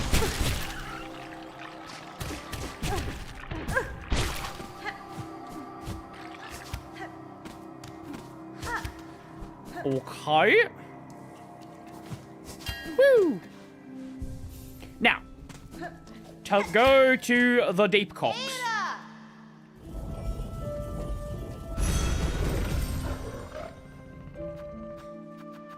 I do not understand how I missed this one. It's gotta just be behind like a hidden, broken wall or something. Oh my god, it is.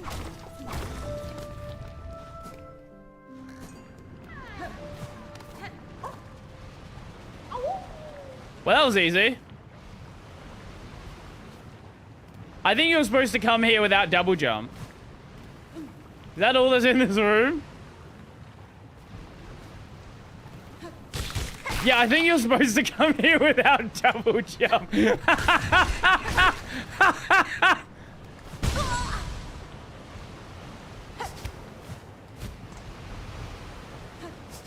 Am I tormenting him? Well, that was an easy one to get. Let's go Pilgrim's Rest.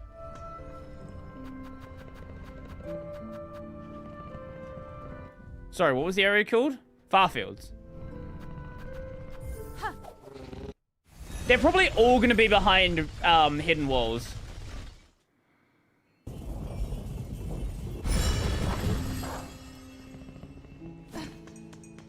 That's my thought. I reckon every single one of them is gonna be behind a hidden wall.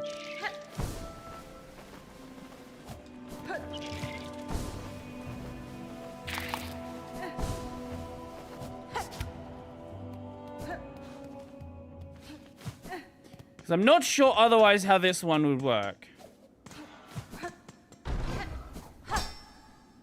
Oh, it's this one. Oh, right. Okay, wait.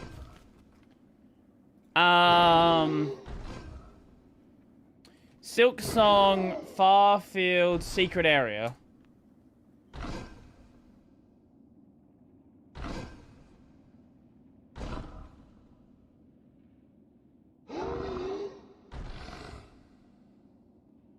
Hello everyone and welcome back to part 4 of our 100%. I don't care. Why is it a 29-minute video?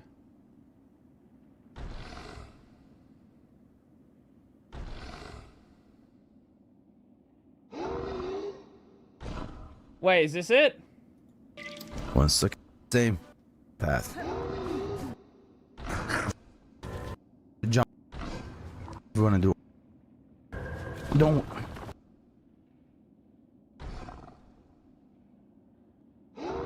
All the way over here you can see this. That's me.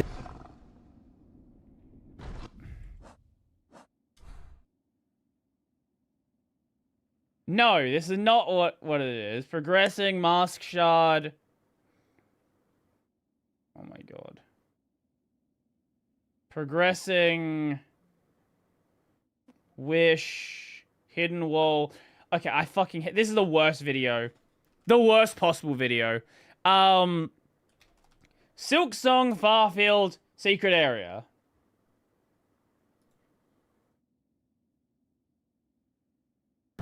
In the bottom right side of Farfield, there is a locked. No, it's not that one. Oh, okay. Silksong, Pilgrim's Rest door. Okay.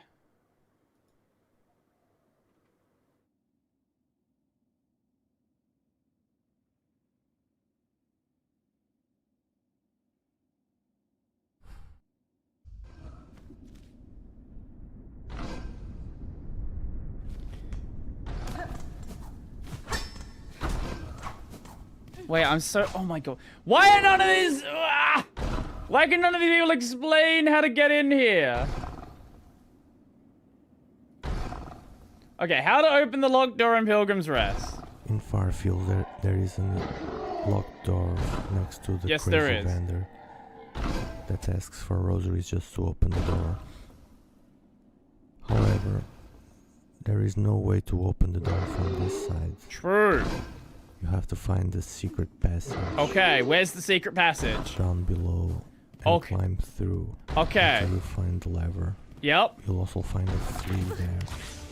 Good luck. What is this fucking ASMR voice?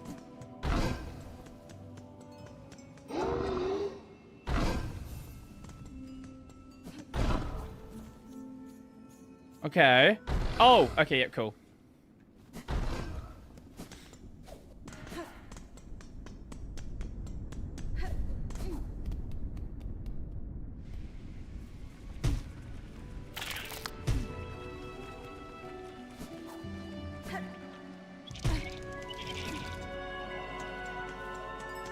Wait, I just realized something. Have we had a DC all day?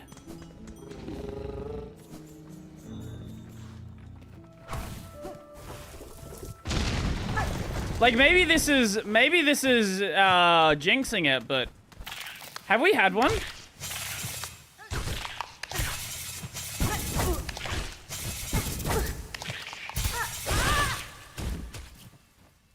Joel 0. I don't know. I did change some DNS stuff. So maybe, honestly, like if it doesn't break, like it actually might have just been my DNS settings. So I was just thinking about some stuff that I could play around with and realized that I didn't have my DNS stuff configured the way I normally would.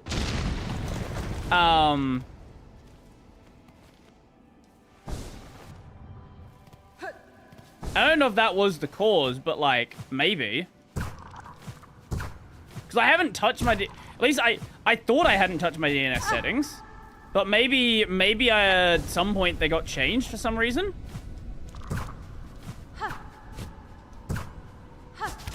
Nope, don't do that.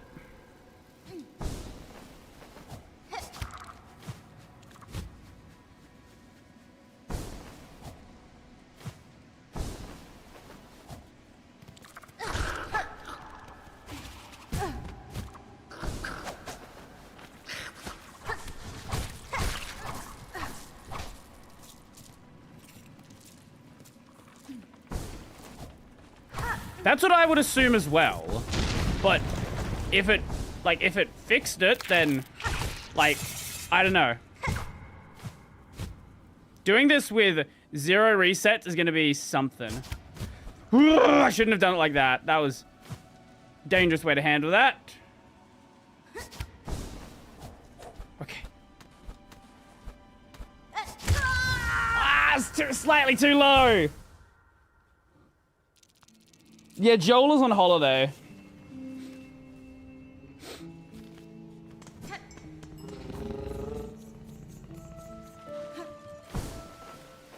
Hey, if it fixed it, it fixed it. Like, that's good.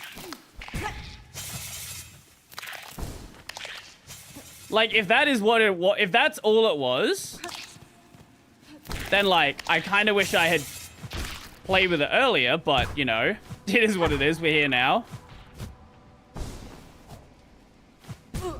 Fuck you.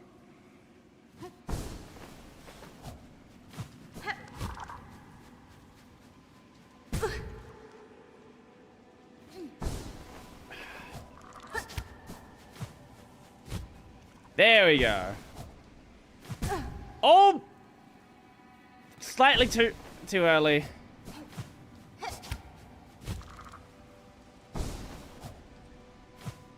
Okay, there we go.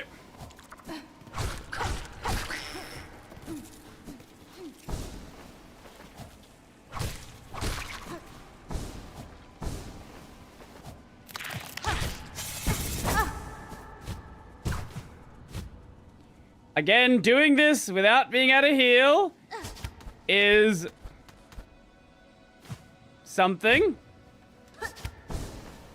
Okay. Please tell me I went the right path. Okay, we're good. Is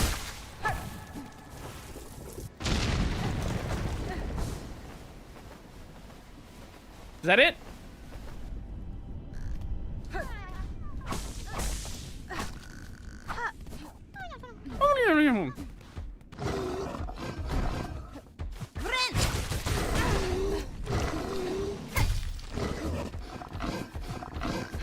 Oh!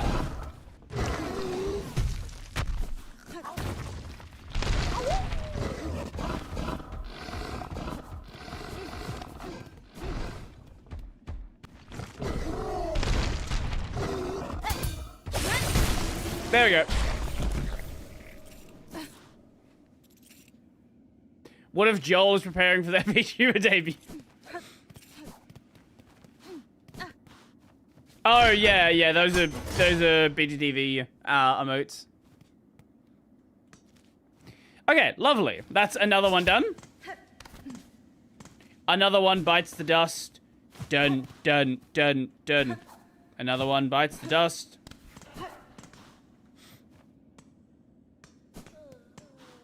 Saved by the parry. Yup. Yup. Okay, cool. Next one. Maybe we just got lucky.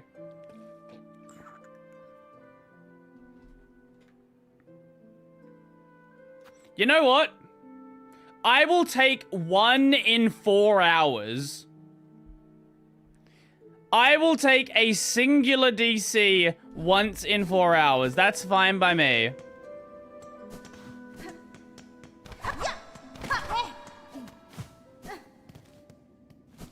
And who knows, that may have just been regular disruption.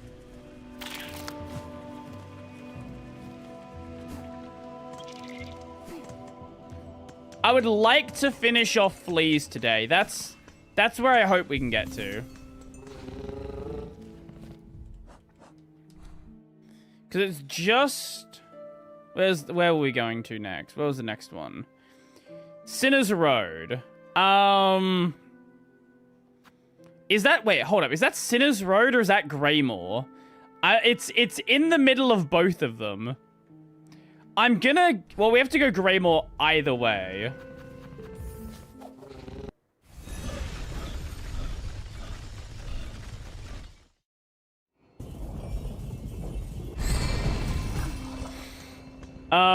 I hope it's on the map for Greymore, so I'm gonna assume it's Greymore.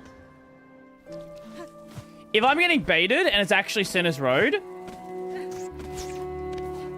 I'm gonna be slightly pissed.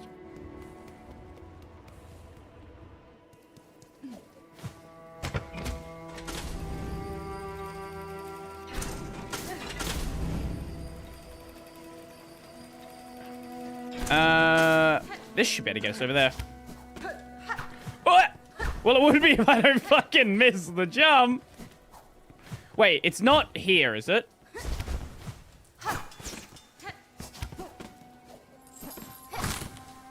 Ah, it's here. Okay, well. I was gonna approach her on the wrong side.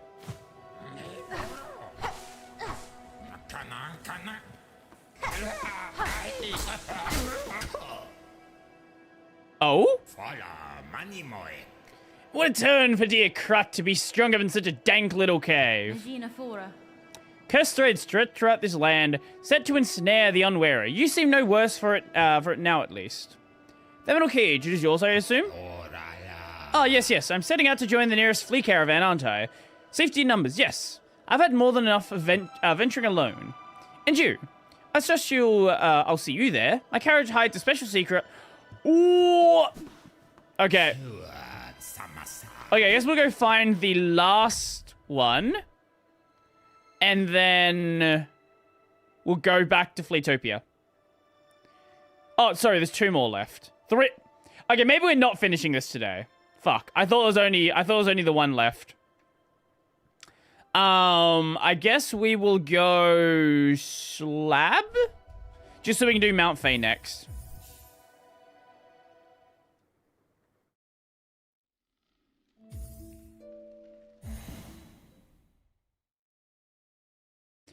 Take Crut Spa when you get to the Flea Caravan.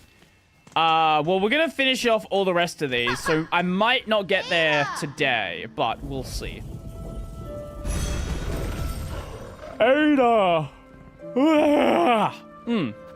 Slab. One thing I do appreciate is at least there is an NPC that will sell you the map. I know this was a thing in the first game as well with the, what do you call it? What were they in the first game? Grubs. The grubs in the first game. But I'm glad they brought that back. And I'm glad they had it in the first place. It's probably directly... eh?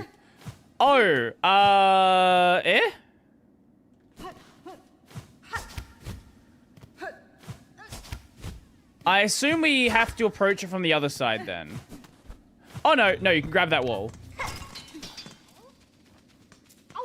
Okay. Yeah, they had the grub mother, which, yeah, let's not talk about that. You beat a boss that marks all grubs in the first game.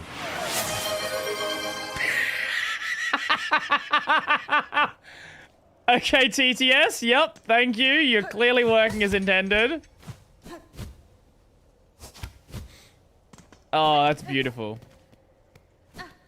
Honestly, a part of me wants to go and make my, like, it works so fucking badly. A part of me wants to go and make, like, my own bot that handles all of the fucking, all of the emotes. All the stream integration. So I can run it fucking locally.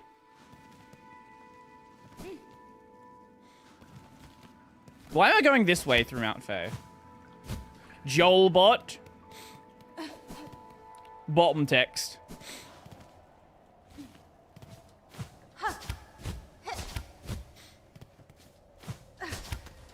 Because, like, Twitch integration isn't that difficult. Again, this is one of these projects which I'd probably start doing and then get lazy and just stop. There probably is... So here's the thing. There's probably a bunch of things to do each of the individual parts I want. But it's probably... Firstly, it's probably only on Windows.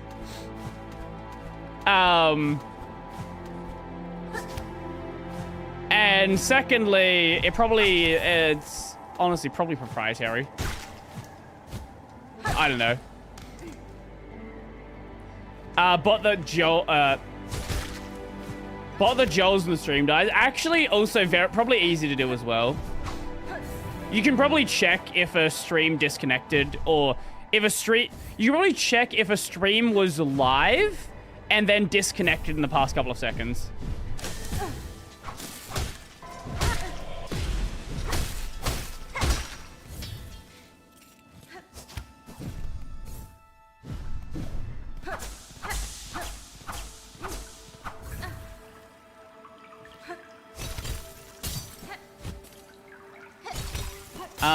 Okay. So.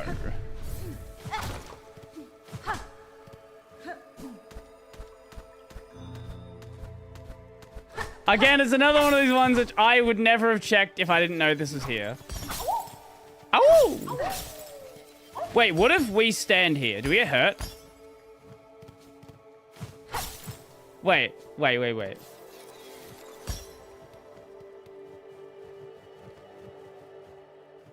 Now, I'm not gonna say they didn't test this area. However, they didn't test this area. I don't think they ever thought anyone would stand in the ice. This is clearly not what it's supposed to do. No, I know you're supposed to be able to break out of it. But, like, it should be able to... It should stop you from moving. Like, it should be... Or, it should be like, when you get grabbed by the tentacly dudes. It should stop you from moving until you do an attack.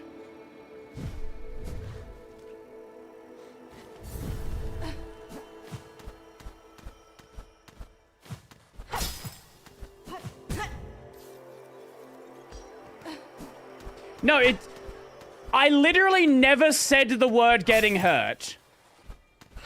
I didn't even say the word getting hurt.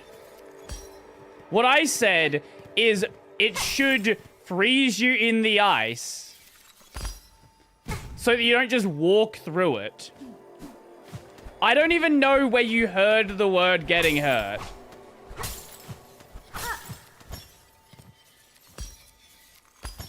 Yeah, because they already have an enemy like this. That doesn't even make any sense. You can just, like, clip out of it.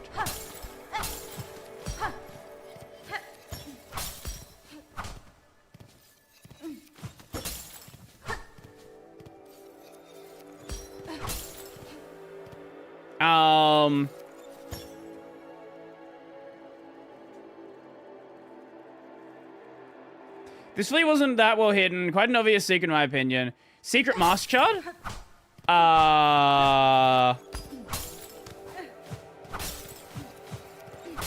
Wait, where?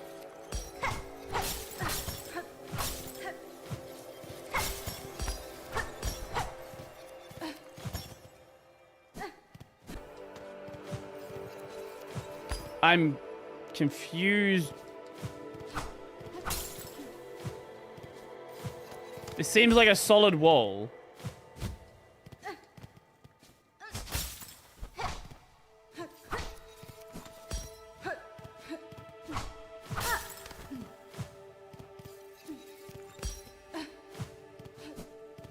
I feel like I'm being gaslit right now.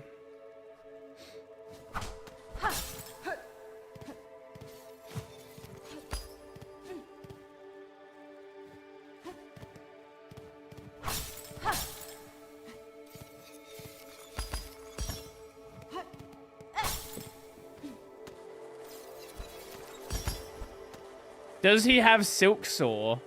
What the fuck is Silksong?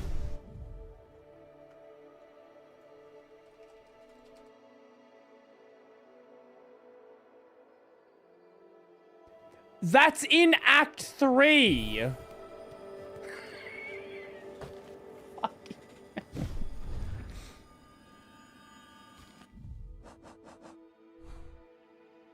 Okay, we'll mark this area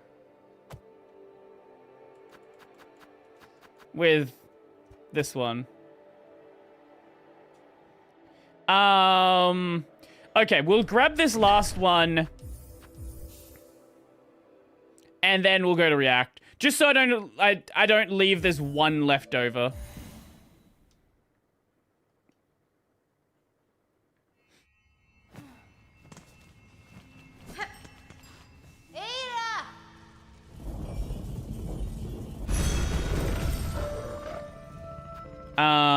We want to go to Blaster Steps. Was that the best place?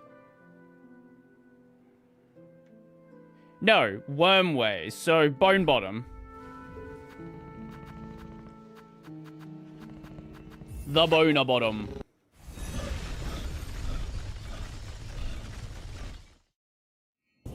Have I seen the Myth of Consent with Cloudflare? No. I don't think so.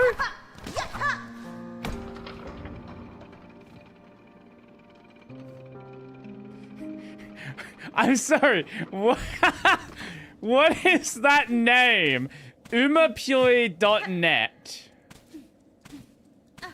Wait. Hold up. Maybe I have. Oh, yeah. I know what this is. Yeah. So this is powered by... Someone made a random... I think you sent the link. Someone made this, this project that replicates the Cloudflare outage page.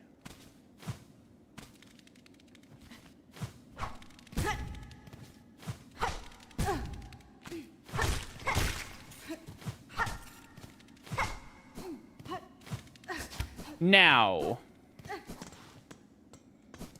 is it over there? Oh, here. Not where I would have guessed.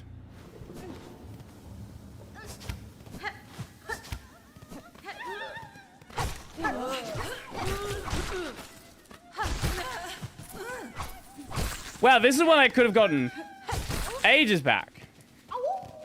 And that is going to be every single flea, I believe. Let me know if I miss a flea icon. Besides the one in Fleetopia. Fuck, there's still one left over. Okay, we're gonna get that one.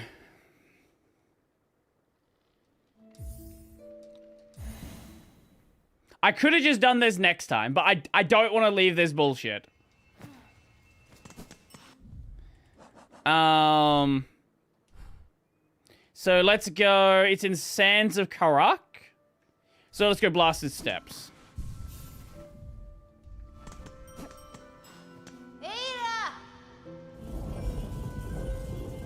Oh, speaking of jiu-jitsu, a lot of people are really happy with Modulo. Apparently Modulo's already gotten really good. So that does make me want to go and actually read through jiu-jitsu and go take a look at Modulo, because we're probably not getting an anime for that for a long time, because there's like 15 chapters out right now. So I don't know, maybe. Kind of depends on how well the ending of Jujutsu ends up going, I guess. Because maybe they'll just adapt like a first season, like 30 or 40 chapters.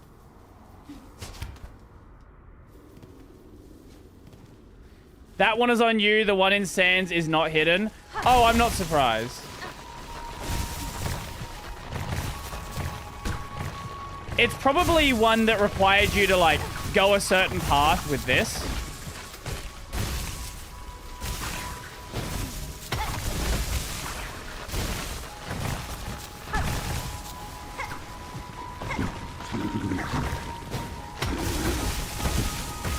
And then I just didn't.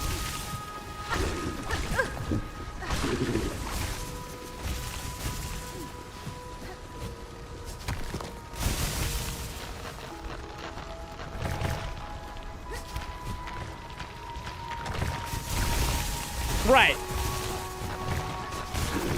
Yeah, that's what I was expecting, actually.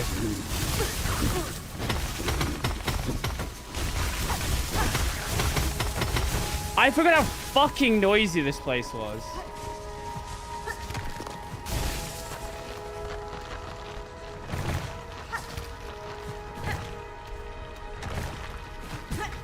Ah! Fuck!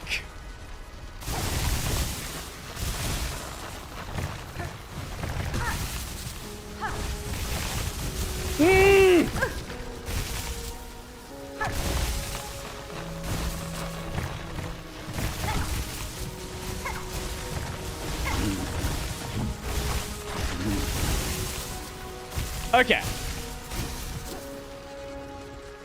I don't want it to come back here again.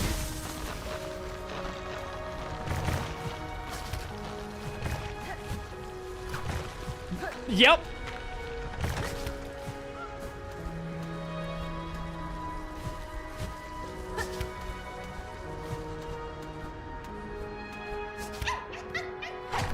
Did I not do this? Maybe there was another one that was stuck. Okay, that's the last one, yes? No more. Okay, okay, fleas are finished this time.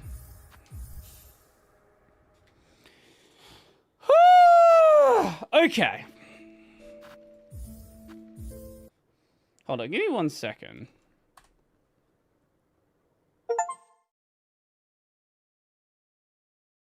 What do you mean cloud error? Shut the fuck up.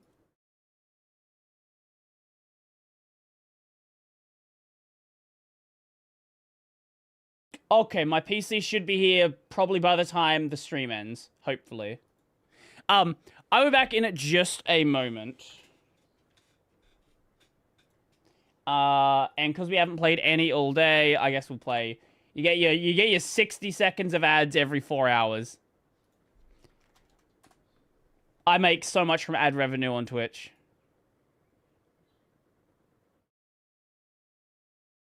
Oh yeah, do you know what I've noticed? None of the platforms that I use have thought that I'm under 16.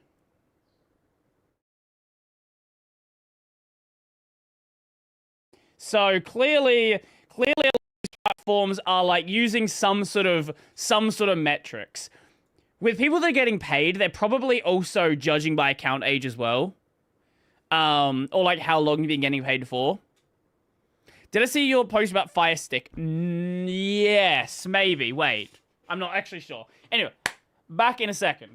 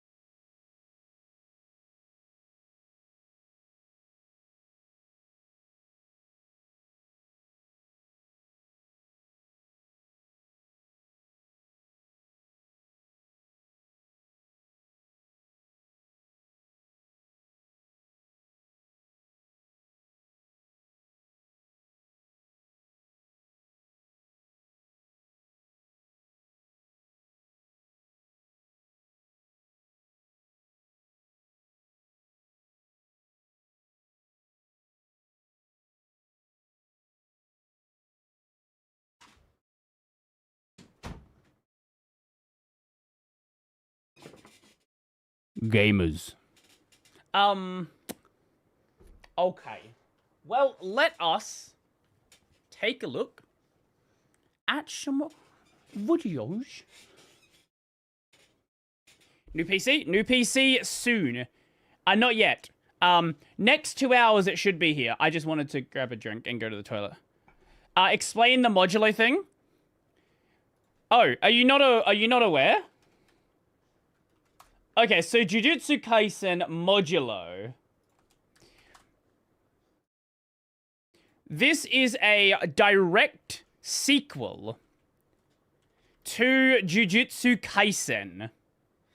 Now, the main characters, you might recognize a last name here.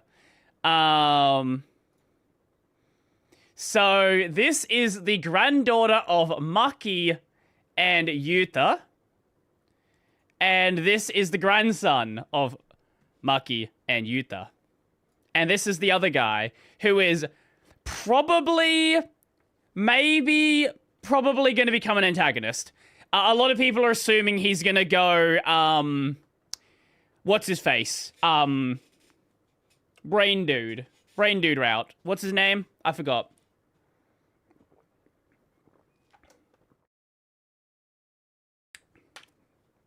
But let me show you one panel. Jujutsu Kaisen Shark.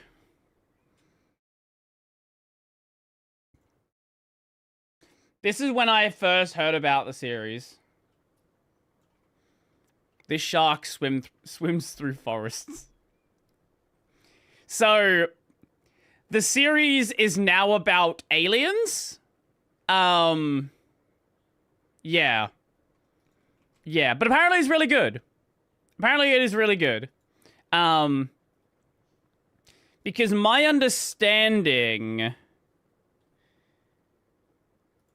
Yeah, so for this series, Gege isn't actually doing the art. He's just doing the story. For Jujutsu Kaisen, he was doing story and art. And a lot of people felt like that led to... Oh, we DC'd? We were good all stream, and now we're DCing.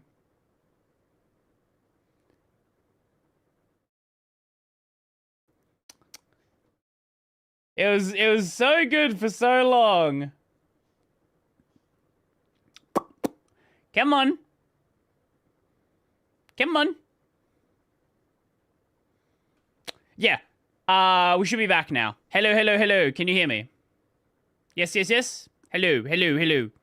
A lot of people felt like towards the end, Jujutsu Kaisen's story, the story kind of fell apart because he was doing both story and art. And now that he's just doing story, he's way less overworked, and a lot of people are enjoying it. Yeah, yeah. So the art is being done by Iwasaki Yuji, who has done anything notable? Nothing that's been adapted into a... I'm going to assume this is probably his assistant. That would be my assumption, who's now taken over the art. So, we'll see. Also, Sukuna is probably an alien. Yeah. Anyway, we're not talking about modulo here.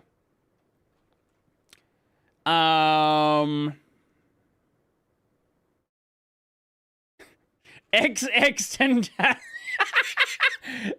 Heroin Father XX Tentacion's anime list. What is on this list? Hold up.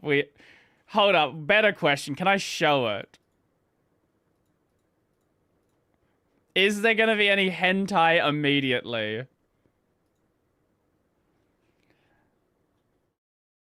Not immediately. Naruto Shippuden. Okay, we gotta find something based in here. Amagami based. Well, Aria. Wow, actually, hold up. Wait, he's more of a fucking weeb than most of the weebs on Twitter. Data Live fucking based. Wait, we're gonna order it by rating. This is the most important thing. Highest rated. Okay. Based. Blast of Tempest 10. Based. Okay, this is actually a great fucking list. Gintama. Brynhild is a 9! Oh, Akamega Kills a 9. Tokyo Ghoul's a 9. School Lives a 9. Seraph of the End is a 9. Route A is a 9. Shut up. Shut up. Sorry, this is a ridiculous list. Anyway,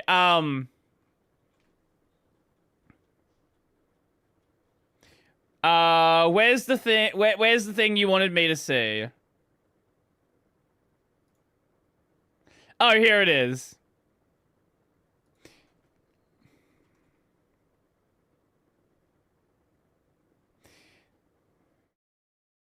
Oh, it's a fan trailer? Oh, I don't care. I really don't care. I thought, yeah, it's a fan AI trailer. I don't care. I don't care.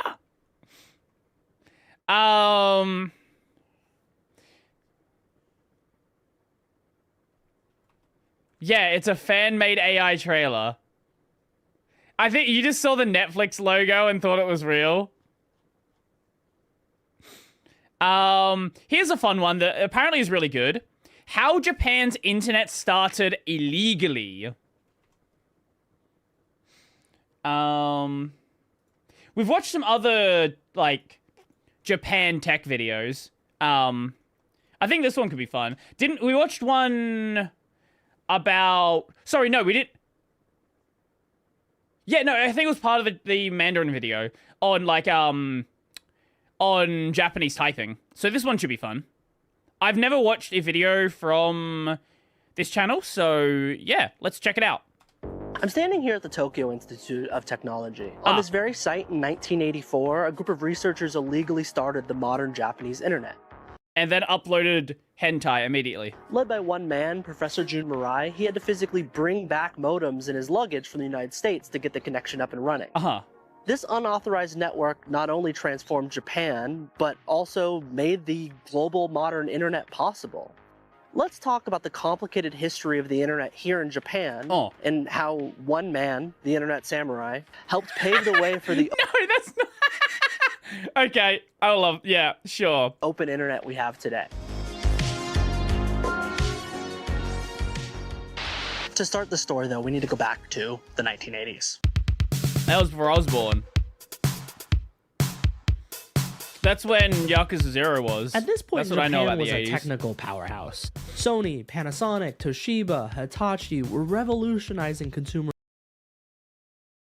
I always forget about Hitachi. Hitachi is such a fun company because Hitachi is they're like Remington, Remington, where you probably know, or LG, where you probably know the name Hitachi.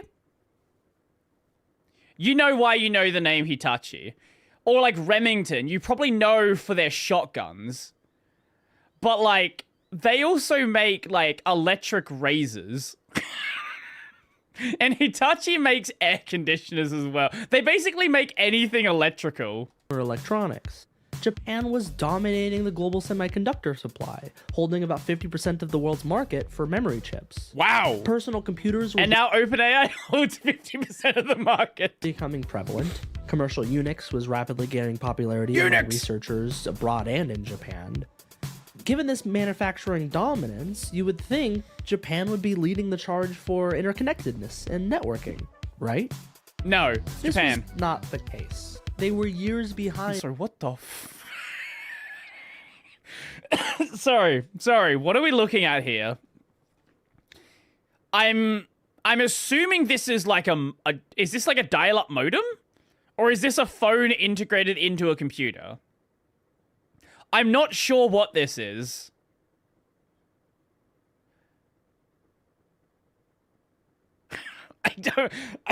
I don't know what the fuck I'm looking at. My first Hitachi fridge was from 1970. The first second 20 years present.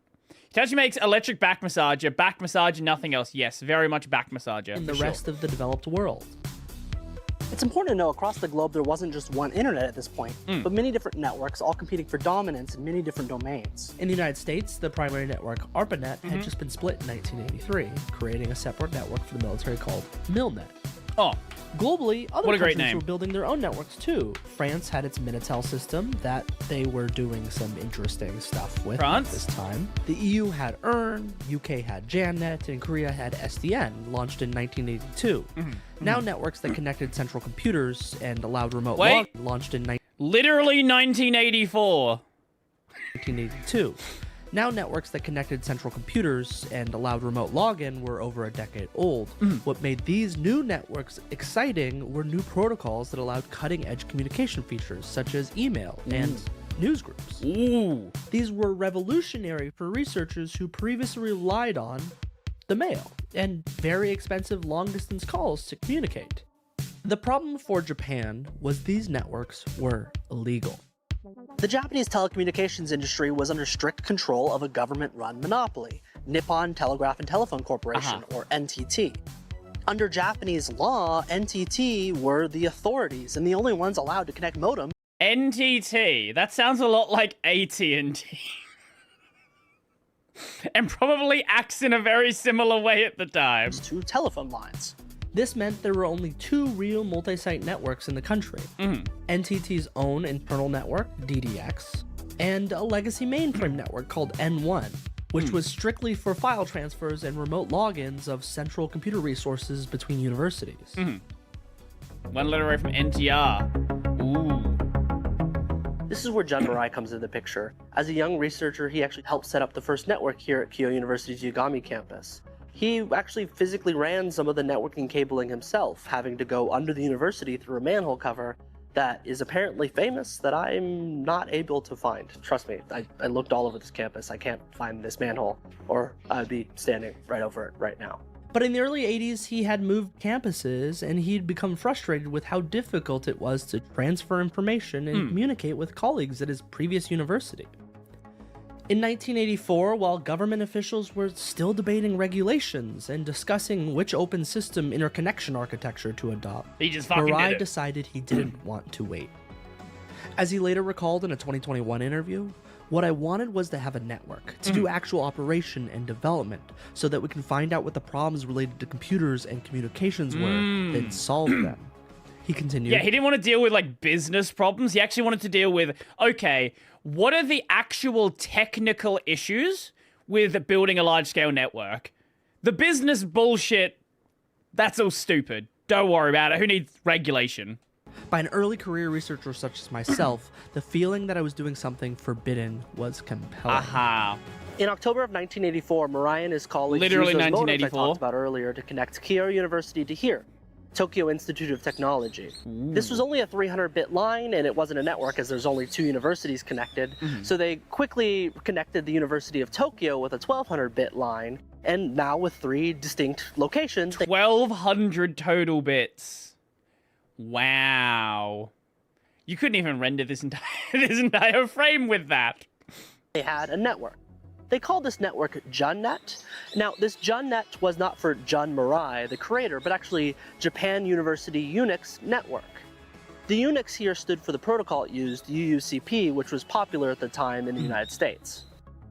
Unix to Unix Copy Protocol was a suite of programs that allowed Unix systems to exchange files, execute commands remotely, and, importantly, transfer emails. Oh, Twitch chat's frozen? There you go. And Usenet News. Originally developed right next to Unix at Bell Labs in the late 1970s, UUCP became the backbone of the early computer networking before TCP and IP took over.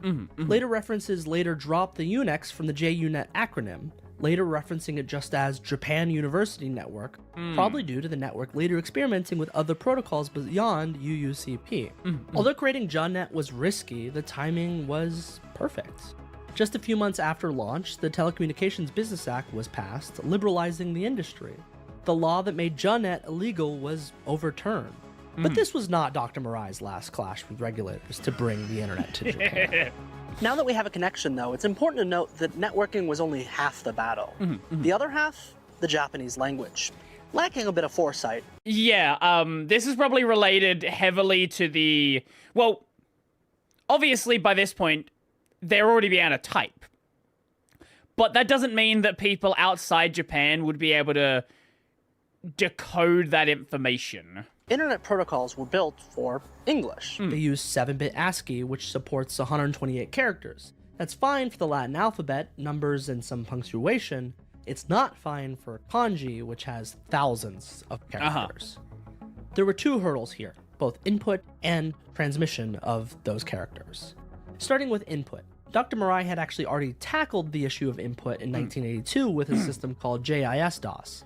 It allowed users to type phonetically using katakana or romaji, and then the computer would convert it into more readable kanji.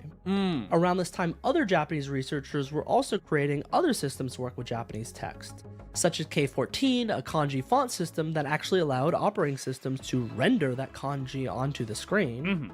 And there was software being ported such as K-Term, which was a clone of a popular important X-Term terminal emulator. You don't understand how big X-Term used to be. So, going back just to like 2011, 90% of Arch users had Xterm installed. Xterm at a point was the terminal emulator people used. And other things existed, sure. But up until like the mid-2010s, like maybe close to 2018, 2019, it was like, frankly, just better than everything else out there. Yeah, it didn't have the fanciest borders or anything, but it was fast. However, when things like Alacrity came along, when things like Kitty came along, and it had GPU rendering, it had true color, it had a bunch of other nice features, Xterm just fell off a cliff, because Xterm is amazing, and Xterm is great for dealing with compatibility with old systems. But it doesn't bring in a lot of the modern stuff now that those old systems are not really in service anymore. The era. But transmission was harder. Unix is written in C. The character data type in C was only actually 8 bits. Murai explained in a TED Talk he gave a few years ago, he actually confronted Dennis Ritchie, the creator of C, about this oversight. But email was even worse. It was strictly 7 bits because it used ASCII.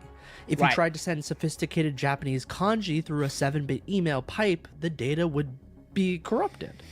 So in October of 1985, the JUNet team got clever. They developed an encoding method that was 7-bit clean. Basically, they used specific escape sequences, or codes that told the computer, hey, the next few characters are actually not English, but kanji. This allowed them to tunnel the complex Japanese text through the existing limited English infrastructure. Murai published this as an RFC to the IETF. This was a massive milestone, not just for Japan, but it helped set the precedent that the internet shouldn't just be for English speakers. So now that you had a network and a way to communicate not just over English, what could you do on JUNet? Well, this was 10 years before the World Wide Web, so outside of basic file and resource sharing, you had email and news. But neither worked the way they do today. Email was clunky. You couldn't just send to an email address. No, you had to know the complete route through the network ahead of time. In this example, pulled from the book Broadband Deployment in Japan, the email is being sent to user June on host Titka through Cosfax from user Titka Kovacs. This, of course, was clunky, and in May of 1985, they quickly moved to a hierarchical domain name system where root nodes knew the whole network topology. Cutting edge at the time, and they used the top-level domain JUNet. This was the first time for a UUCP-based network, and the system they started quickly became the standards for others globally. But being this national network, it grew out of the JUNet domain, and according to the Internet Hall of Fame, Murai came up with the first concept of country-specific domain names, or CCTLDs, now commonly used around the globe. but was later delegated .jp from Dr. John Postel as a test case of domain names to be assigned to countries and geographic regions like Mirai was proposing. Yeah, I was gonna say, that didn't make any sense. These elements working in conjunction made email look much more like they do today. Next was news. JONNET created FJ news groups, discussions and forums that could only be seen in Japan.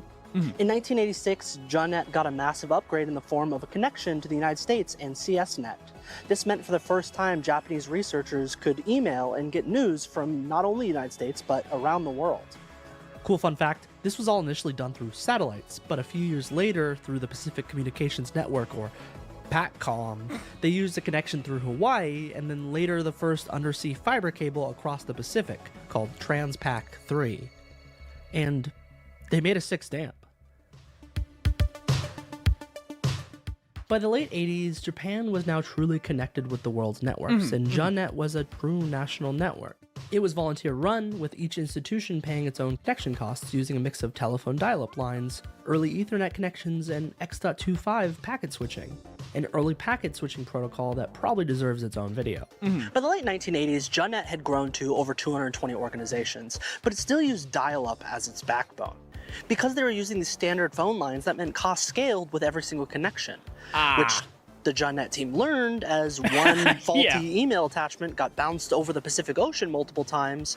They got a very costly bill. And many other networks around the world were switching to the more flexible TCP/IP.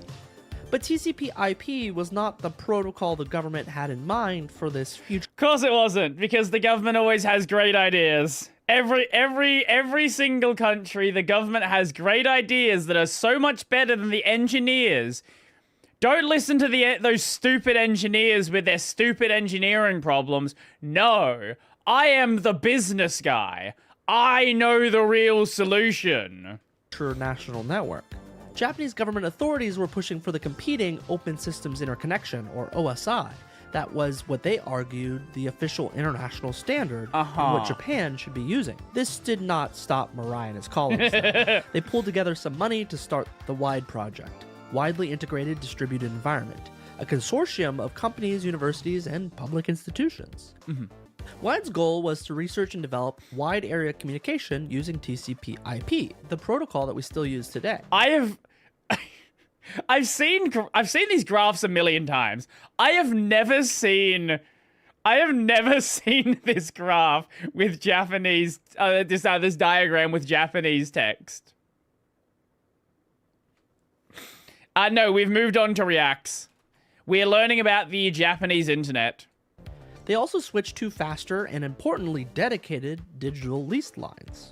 Of course, this put Mirai at odds with government authorities who were trying to make their own organization. This organization was building a competing network to JONNET and WIDE using government-approved and government-controlled protocols. Mirai believed that real-world testing and development... How do we go the entire stream with no disconnects? And then as soon as we get to Reacts, we have 3 of them in 30 minutes. How does this happen? I do not understand. This makes no fucking sense. Was more important than waiting for official standards, and he continued to move forward with his work on WIDE and TCP/IP without this government approval. Mirai's gamble paid off, and the global networking community rallied behind TCP/IP over OSI. And WIDE's TCP/IP-based backbone later became what Japan still uses and what became the actual Japanese internet. But there was a problem brewing with how Japan was using these networks, or more importantly, not using these networks. By the early 1990s, Japan had fallen significantly behind. In 1993, they had about only 1 for every 20 networks the United States had. And if you looked at the popular research network, NSFNet, Japan's outgoing traffic was about 42,000 megabytes per month, which was barely that of Taiwan's that had 1/6 the population, and only half that of Australia's. Japan was the world's 2nd largest economy at the time, and the internet was becoming a great economic tool abroad. But Japan was not using it at the same rates. Not for lack of interest, though. By 1992, WIDE had become so popular that Mirai was forced to turn down new connection requests. but it was an academic network at the time, and commercial use was not so Japan didn't have like commercial public internet yet. allowed. The issue was again the Japanese government's slow response to the moving trends. There were restrictions on the creation of corporate internet service providers, and none existed because of these restrictions in the country. Murai's solution, again, do it himself. In 1992, he founded the Internet Initiative Japan, the country's first commercial ISP. But IIJ was limited in that it could only provide domestic services, and to open a connection to international traffic, the Ministry of Post and Telecommunications had to grant a license, which became a challenge. As a 1994 Wired article described it, Murai and the freewheeling democratic style of the internet has run smack into traditional Japan at its most authoritarian. In the application to get the operating license, Murai had written passionately about his experience with experimental computer networks and the technical capabilities they had. But what the ministry wanted was a bank statement. As Murai and his colleagues expressed, the bureaucrats couldn't understand that the internet wasn't being built for profit. It was being built for openness and communication, and Murai and IIJ didn't get their operating license. Japan's first commercial international internet traffic was being transmitted not by Murai or another Japanese ISP, but a subsidiary of AT&T, an American company. I mentioned AT&T earlier. I didn't think they'd actually come up in this. AT&T even took over Japan. This was a clear sign to the Japanese research community to stay in their lanes. Around this time, many early internet researchers outside of Japan had successfully made the jump to the corporate world, but Japanese researchers did not. As a result, even though Japan had lower internet adoption through the 90s, because of the abundance of researchers staying in academia, Japan began to assume a central role in internet research. Murai and the WIDE project continued making contributions that would shape the global internet, and at the time, this new emerging World Wide Web. For example, Japan continued their lead in innovations related to the internationalization of browsers and email to facilitate the use of languages other than English, like they did in the era of JUNNet. In 1996, WIDE operated the first IPv6 line between Tokyo and Nara. IPv6, that we have talked about to death on this channel. IPv6. Okay, yeah, let's talk about IPv6. You know, we ran out of IPv4 addresses 20 years ago. We still haven't adopted IPv6 entirely. There's still a migration to IPv6. Had success partially due to the significant efforts by Japanese researchers through the WIDE project. They were the ones that integrated IPv6 into important Unix distributions of the era. Then in 1997, WIDE into important Unix of the era. Not Linux just yet. Not Linux. Important Unix distributions of the era. Then in 1997, WIDE launched probably their most visible global contribution. They began maintaining the mRoot DNS server, essentially running some foundational infrastructure of the internet, one of only 13 servers around the world, only 3 of which are actually outside the United States.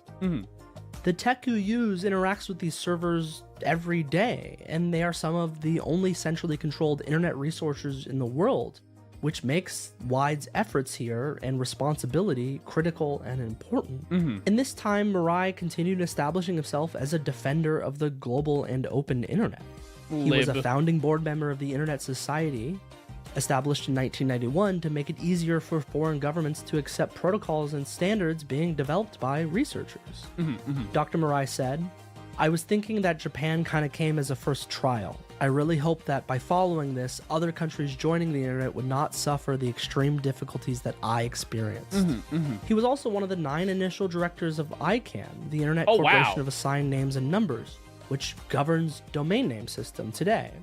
And he had involvement in leadership in many other internet organizations that have a wide range of impacts to the internet today. Murai himself, now in his 70s, is still out there advocating for a free and open internet and what it can do for the Japanese people and the world. Wait, he's only in his 70s? He's been around for a while. I thought he'd be older than that. In recent news, Mirai and the Wide organization are actually sitting on about $300 million worth of IPv4 addresses, or the whole 43/8 block that they're now selling to help fund and assist the boosting of Asia-Pacific connectivity. Mirai's refusal to bow to the system, his commitment to openness over control, Does he and use his Linux, technical though? vision He's probably a not Mac only user. brought Japan the internet, but helped the internet become a global, open, multilingual network that it is today. If you enjoyed this video, check out my video on why downloads look like waves, a lot of early internet topics like this video. Otherwise... That was a good video. Subscribe, like, comment, you know, all the stuff. So any way that you could support is super helpful. As you can see, a little bit more involved than my videos normally are. So Leave that videos on his channel?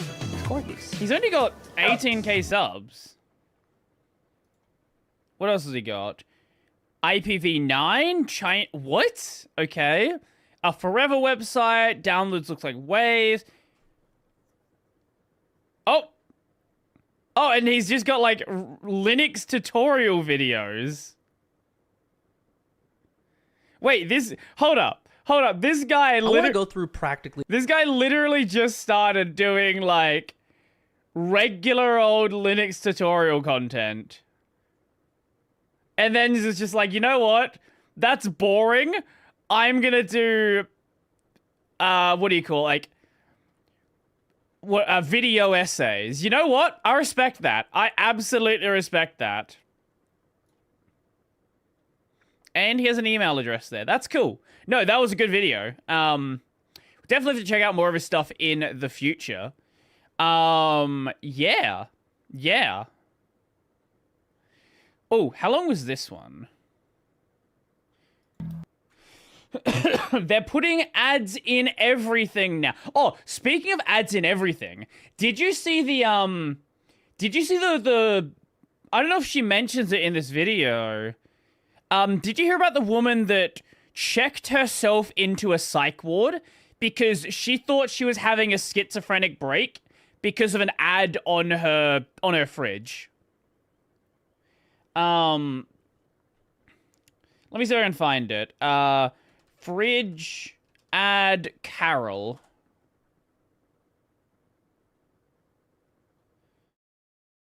Yeah, here it is.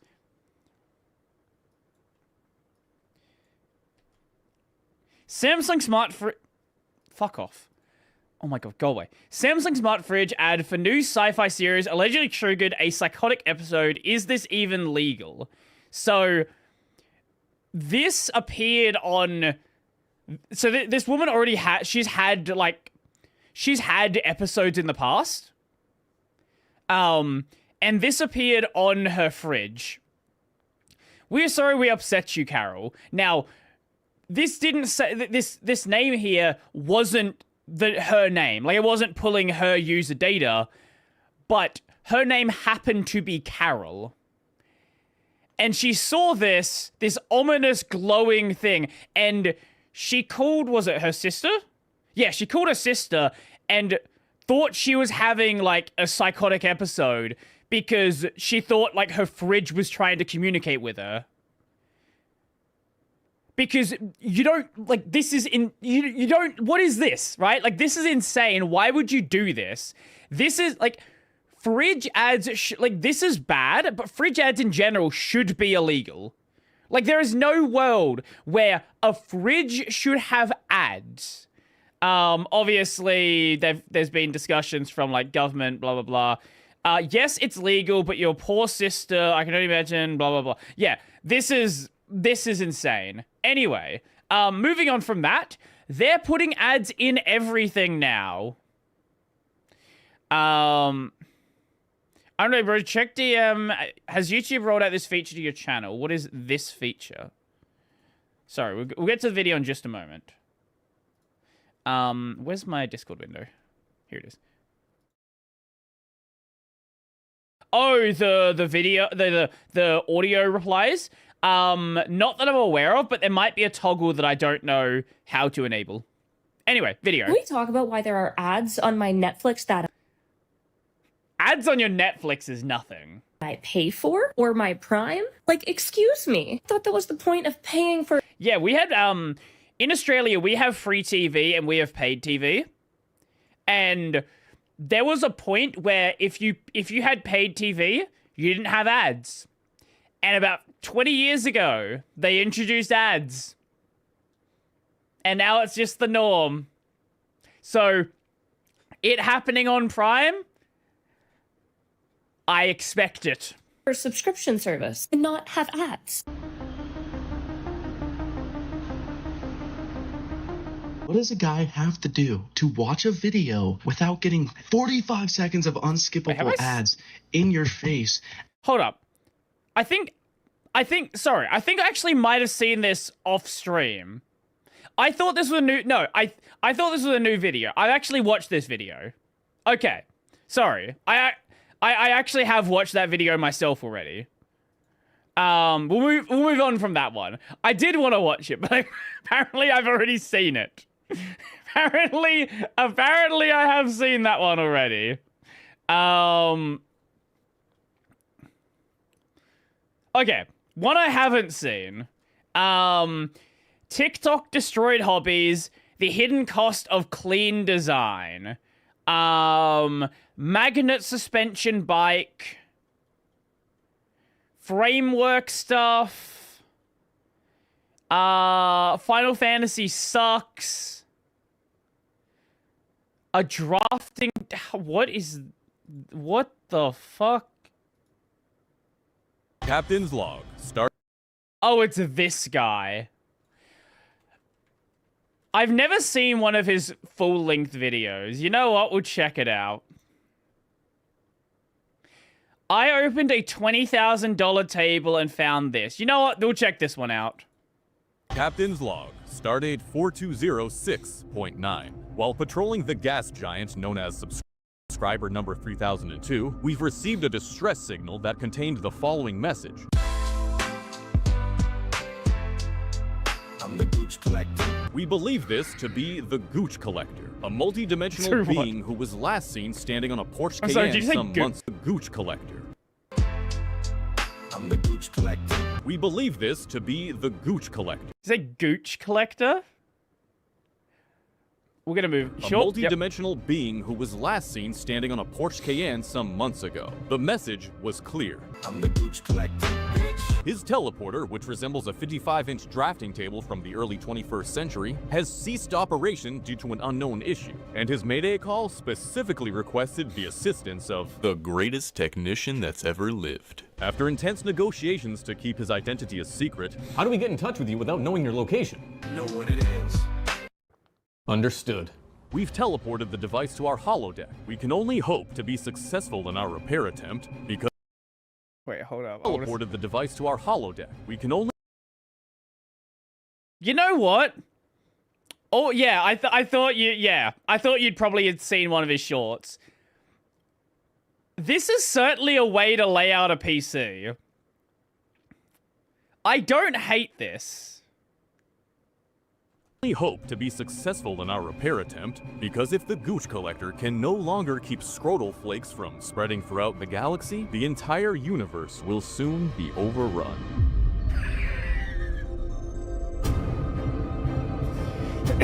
What is this fucking video?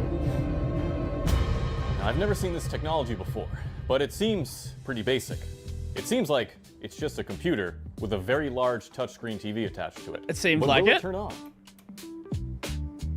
Oh, it lit up. We have Intel Agent GEV 1.5.04. 2013. Boot failure. That's what the problem is. It ain't got no gas in it. We need to get a keyboard for it. Now, because the screen is so big, the cameraman has to be up 20 feet in the air. Yes. So, bear with us for a moment. I'm gonna plug in a keyboard. It looks like it has 2 USB ports right where this power switch is. I wanna get into BIOS. Hopefully they have BIOS in the future, or in the past. Theoretically. Twilight Zone? Should okay, do. Control, delete. Is it delete F11? Where are we? Oh, it's so quick. Okay, I got it. It was one of those things. It's just to consume a gigabyte board. Wait.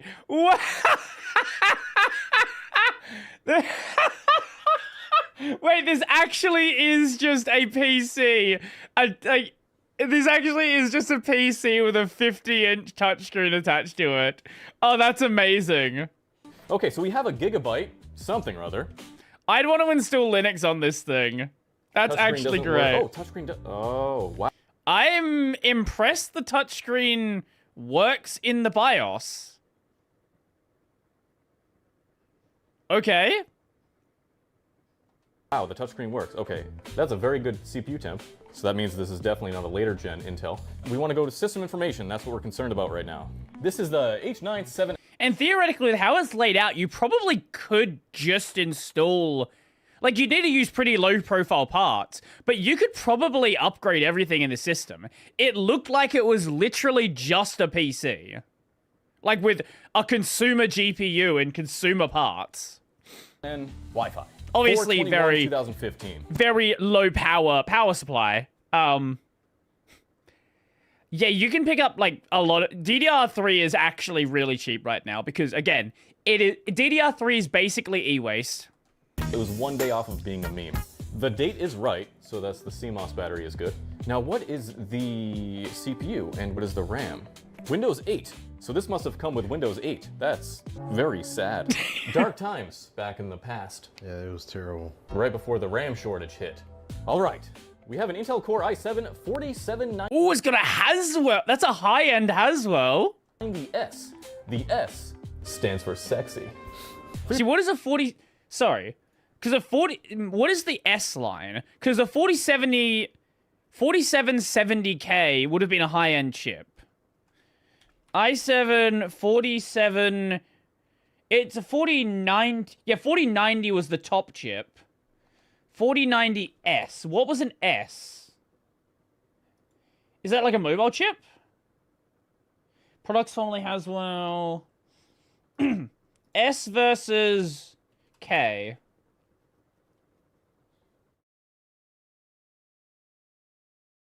It might just be a... It might just be a version you can't overclock.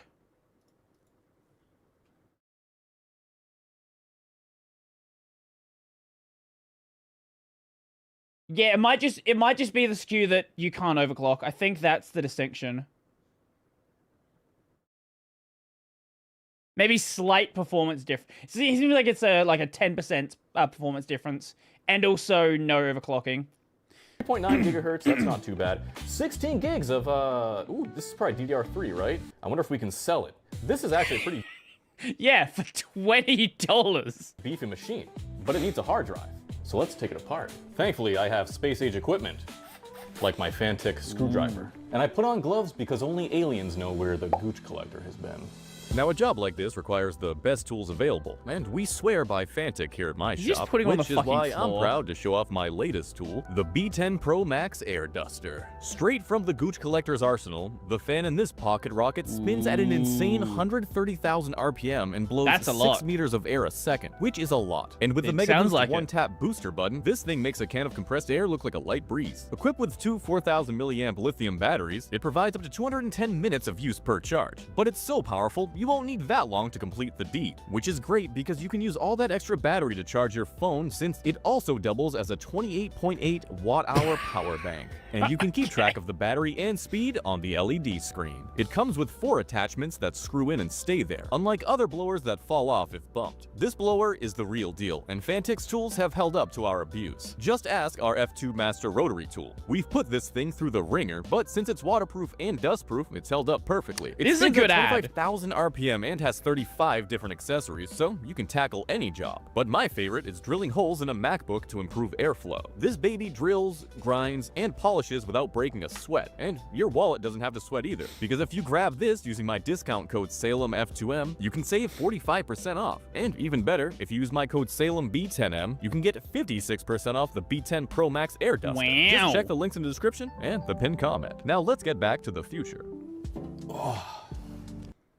This is literally just a consumer G. Yeah, wait, this is the most consumer.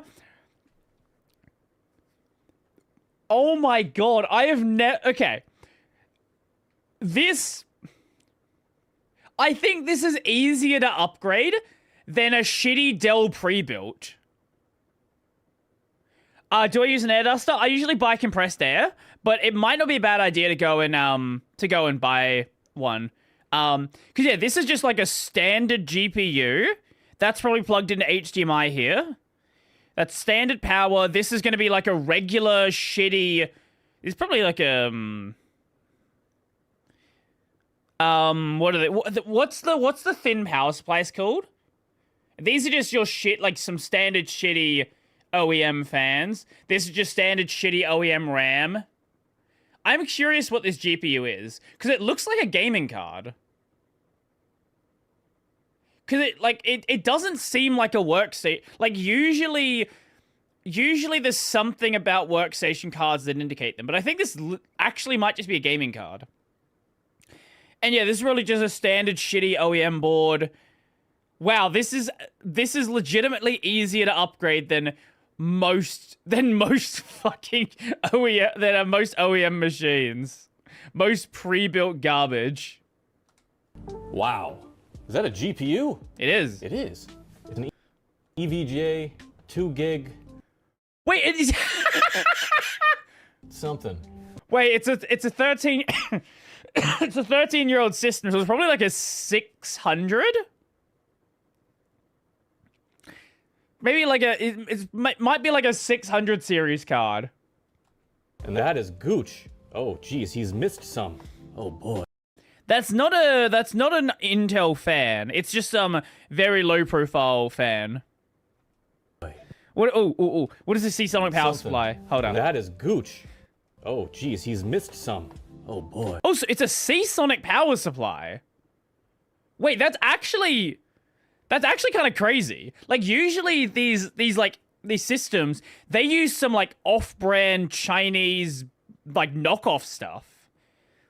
That's an 80 plus. I don't know if this is a great power supply, but it's at least got the 80 plus gold sticker. It's from Seasonic. Like this is probably a reasonable power supply for the time. Oh, this is really overbuilt for what you'd normally see for something like this. With a USB hub, oh, it's gonna take a while to go through this thing. It seems the Gooch collector has failed to keep up his own. Yeah, that's all standard I/O. Yeah, nothing crazy. Nothing soldered. Those are all just like plugged in. Own technology. I know the feeling. This is one of the most interesting setups I've ever seen. So we have a Seasonic. It's a PFC. It's a different type of power supply. It's a thin power. It's a 500 watt power supply. That's a perfectly reasonable 2013 power supply. It's a server power supply, I think, maybe? Tiny fan, is probably loud as hell. This is just a desktop motherboard. Yeah. Just a regular gigabyte desktop motherboard with a video card slapped in through an I don't know, sticker on there, we can see it. Extender or like a 90-degree angle bracket thingy with 4 fans, 1, 2, 3, 4, and then the bottom of the TV also has 4 fans. Interesting setup. It's really just a computer with a touchscreen TV attached. So I guess technology hasn't changed much. So like, this would just work out of the box if you chucked Linux on it. Like, it's actually just a regular PC. You might have NVIDIA problems if you go Wayland, but like, this is literally just a PC. Like in the truest sense of the word. The future, or past, or wherever the friggin' plot I told us where we were. Oh, there's a Molex adapter too. Ooh, with some Gooch. There's like some sort of 3.5 inch drive removed. Most likely, like usually when you sell a system, you remove it because you can't really wipe a drive. If data is really important and this would be a business machine, you can't, like, there's no safe way to wipe a drive. The best thing to do with a drive is drill some holes in it. That's legitimately the best way to get rid of an old drive. Uses or something? I don't know what this is. Looks like it bridges something. I don't know. It's a connector of some sort. I don't know where these wires go to. I can't really follow them. So this is a MATX mount, I would think. Micro ATX mount right here. Looks I don't think it's MATX. That's ITX. Bit too small to be MATX. And we have just regular desktop RAM. We have Ballistics DDR3. which is probably worth something. What a tiny heatsink. That is a incredibly small heatsink. And Wi-Fi card with the antennas. The antennas probably route up there. The video card connects through HDMI, and looks like that probably connects to the TV up there. Hold up, that doesn't say the Amazon video Basics. card connects through Yes, it.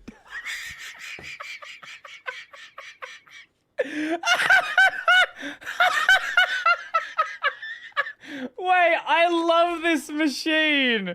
Wait, this is the greatest. This is the greatest machine ever created. It's a fucking Amazon Basics HDMI cable. Oh man, that's so fucking cool. Oh god. That's crazy. I love that. I love that so much. HDMI, and looks like that probably connects to the TV up there. Very interesting. Now, it looks like the hard drive mounts right here. Yeah, yeah. Well, this is interesting. This is an exhaust fan. This is an intake fan. Maybe it doesn't have the best of configuration. It's the same on the other side, intake, exhaust. Yeah, that is a horrendous configuration. I would go intake and exhaust like separate sides. Having them next to each other. You're just gonna be intaking the exhaust air. What the fuck are you doing? This is an intake fan. It's the same on the other side, intake, exhaust. But if you look, where is it? Well, okay, I guess you don't have to worry about intake or exhaust because it's just fucking blowing into a metal sheet. Exhausting, and where is it intaking? It's blowing right back onto here. So that's a very curious design choice. Yeah. The vent's open for the CPU heatsink, but the two fans are just blowing against this. However, I noticed on the other side, the GPU has its own cage, which I'll show right here. So the GPU is fine. GPU has fresh air, but it's exhausting into nothing. There's no exhaust over here. So that's kind of interesting. Fucking Christ. But you know what? This TV does not have a fan. It has grill marks where you think a fan would be, but there's no fan here. So right now, let's just install this What a SSD, machine. and we need to put an operating system that it came with, which unfortunately I think is Windows. No! Back before Microsoft took over the world. Why are you Because they showing my didn't respect your wallpaper? Privacy. Before the great privacy uprising of 2069. Now I'd like to see the video card. I want to take the video card. I want to out see it as before I do well. anything. There is space here, so thankfully I can get my tiny raccoon-like hands up there. The GPU is held in by a single screw right here. Oh wow, that's torqued really. You gotta turn it, bro. I'm turning it. I can't swear. It's the future. There's no swearing in the future. The only other way of accessing this GPU would be to take off this entire panel. So it looks like there's screws right here. They're nuts. Let's get nuts. And this comes out. This whole plate comes out.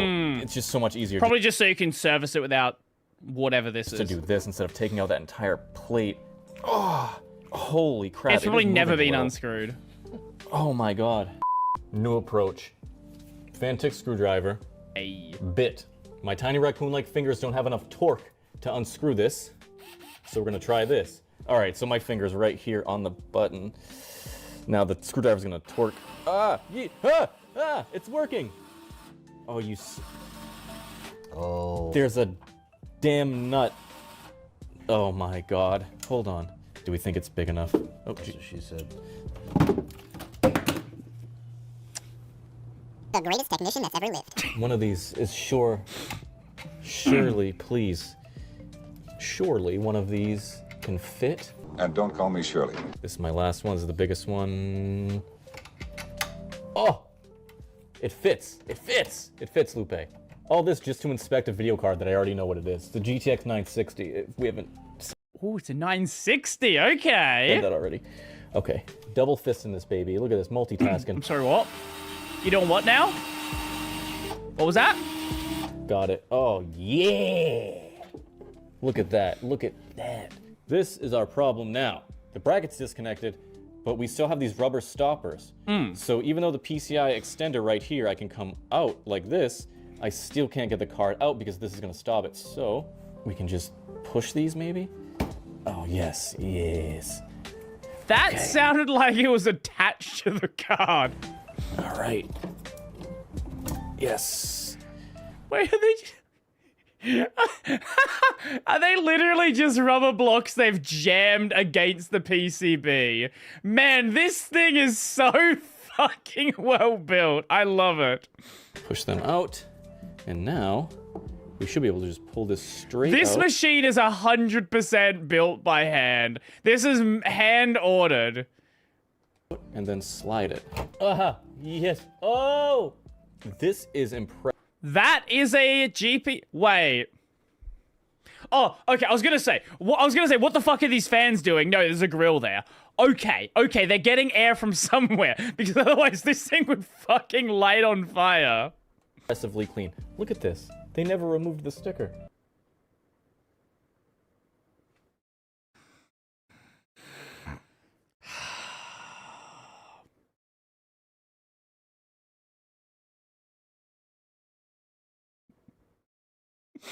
Man, this machine. Remove protective film before use. EVGA, man. They don't even make video cards anymore. Rest in peace, EVGA. You were a real one. They saw what was happening and they said, you know what? We're not gonna participate in this. For the RAM, oh geez, we have ballistics. Ballistics Sport. So 1600 megahertz DDR3 in this tiny little motherboard. That is cool. It's running dual channel, obviously, because there's two of them. Now it's time to put the video card back, I guess. There's nothing else You we know can what? do. I'm impressed it is running dual channel and they didn't install them right next to each other. They very well could have done that. This is a 500 watt power supply. I was thinking on putting a 3080 Ti in this thing, but there's no space. That's the problem. That's your concern, not the 500 watt power supply. Greeting, lively male comrade. I'm guessing night has been good. Yes. Yeah. So far we're doing pretty good.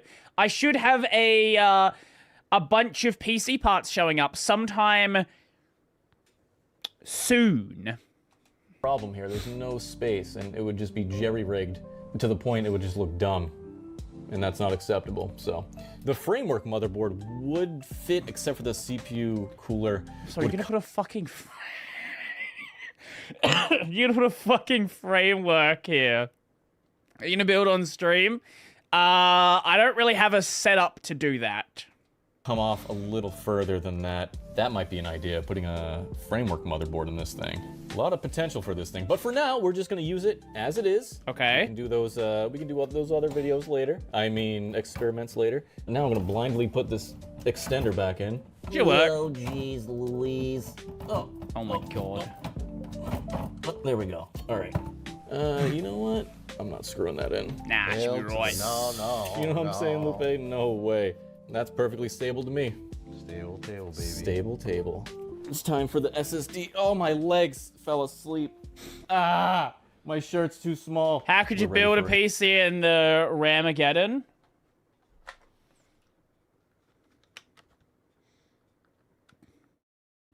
I have my ways. New SSD. Thankfully, I keep them with me. Don't ask questions. Goes right in the SATA. It's an SSD, we don't care about. Just tuck it in. Yeah, it's fine. Should be Just right. tuck it. I'm used to tucking it in. I currently have a SSD hanging half outside my PC. Now, I know it has a USB hub on this side. Right? No, I'm still on the other side. Stop It has a showing off USB the hub, but do world. we have any USB 3? We do. We Just- have one right here. Just look, here's how you get cheap RAM. Just buy it 6 months ago. That's you should just buy it 6 months ago, then you'll get it cheap. Because I don't trust that it's USB 3, but I see one because it's a little tucked away. That's USB 2 or 3? That's 2. That's USB 2. Thankfully, they solved this in the future. USBs going in one way. Yeah, we have wireless USBs. Now I noticed we have an old PS2 port on here, so you know what that means. Oops. That's right, baby boys and girls. We're going back to IBM. We're plugging this in, that's all I know we're doing. Okay, we're in. We have our install NVMe here, using an NVMe adapter because it's much faster. Everything's good, we're plugged in. We got this. Our mouse. We need a mouse. Our mouse we can plug into the USBs over here. What are these angles? All right, now I'm gonna press the power button. I don't see anything happening. It's not plugged in. The greatest technician that's ever lived. All right, let's power it on. For real this time. Okay, I see the light. F12, you think it's gonna be F12? It's probably delete. Secure boot, do I have to disable secure boot? There's so many questions I have with this thing, I don't know. Okay, that's our SSD right here. No, there it is. Wait, no. Windows XP. Wow. Wait, what's on that hard drive? You thought I was gonna install Windows 11? Oh! Are you guys crazy? Oh, look at that Bazite! Installing Bazite, baby. Yeah, brother. Ooh. Ubuntu. Exactly. No, I'm gonna try to install Bazite.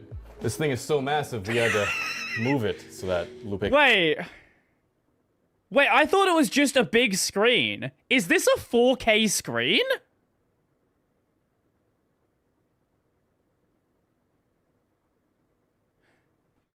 I thought it was just like a big 1080p screen. This might actually be 4K. That's crazy. A 4K, what, 40, 50-inch touchscreen in 2014? How much did this thing fucking go for?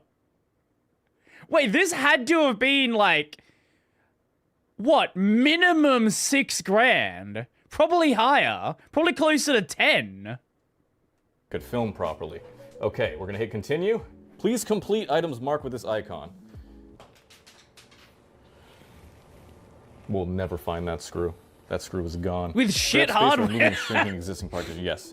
Screw all those partitions. What happened? Free up space. Okay, done. Wow. I'm sorry, I'm a noob at installing. I haven't done this in so long. Delete all partitions, reclaim space. Begin installation. And now we wait. 5 minutes later. Now we've been so busy traveling through space, we haven't had time to run Ethernet properly into this room. So we're gonna run it improperly to this room. Yeah. It's like a tapeworm. This is in my intestine right now. I actually ripped that out of my intestine. Okay, wow, it's dark down here. I'm gonna unplug this Ethernet and I'll plug in the actual Ethernet that's connected to the internet. There we go. And plug back in the speaker that I unplugged and forgot about. You notice how this has no RGB? Because there's no RGB in the future. Hey, no. Even forgot about. You notice how this has No, look. Oh, where is it? No, let me pause on it. This has no. It has a Y.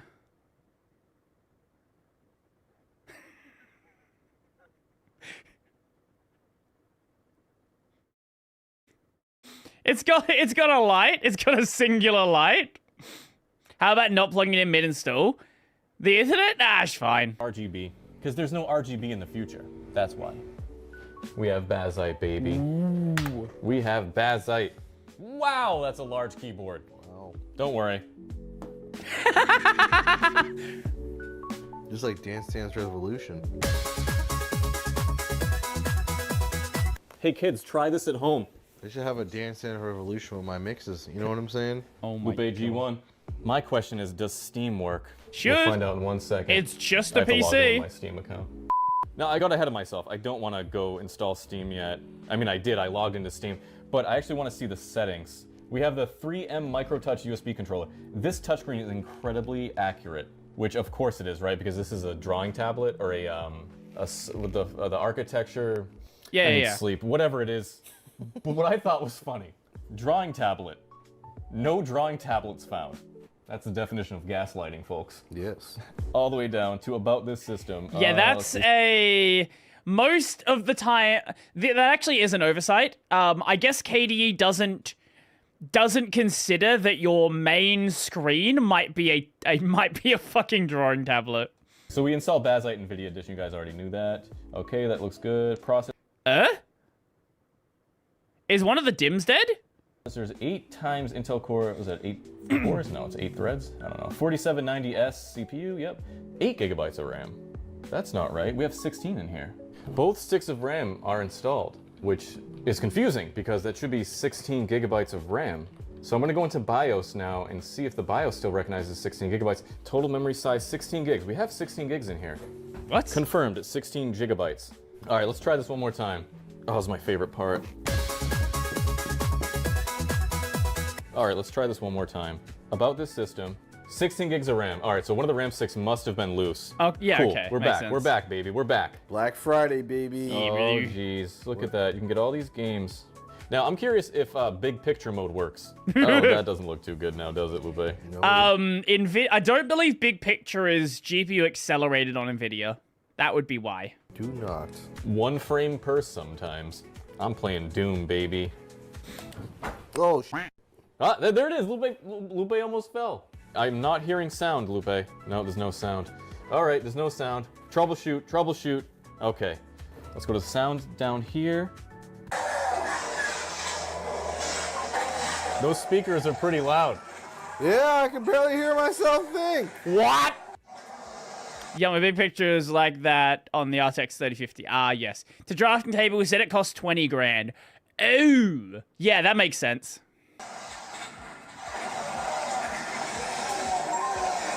Who the fuck plays Doom on a controller?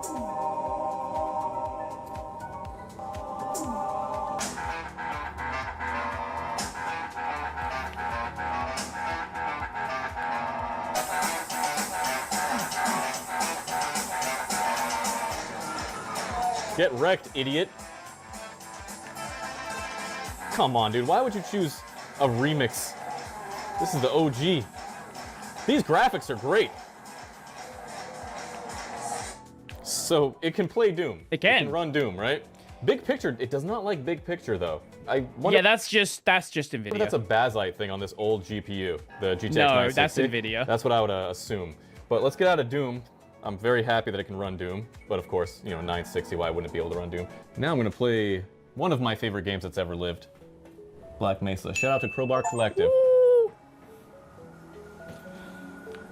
Oh wow, this is making me dizzy. Yep, that'll do it all right, buddy. Oh Jesus. On 1080, this thing, we're getting like 20 FPS or something like that. It's not really playable at all. But I think if I adjusted the settings to low, this 960 should be able to do it. Should be. Dude, It's a source game. This is very disorienting. But if the Gooch Collector thinks he's gonna get this thing back, he's mistaken. Do you hear that?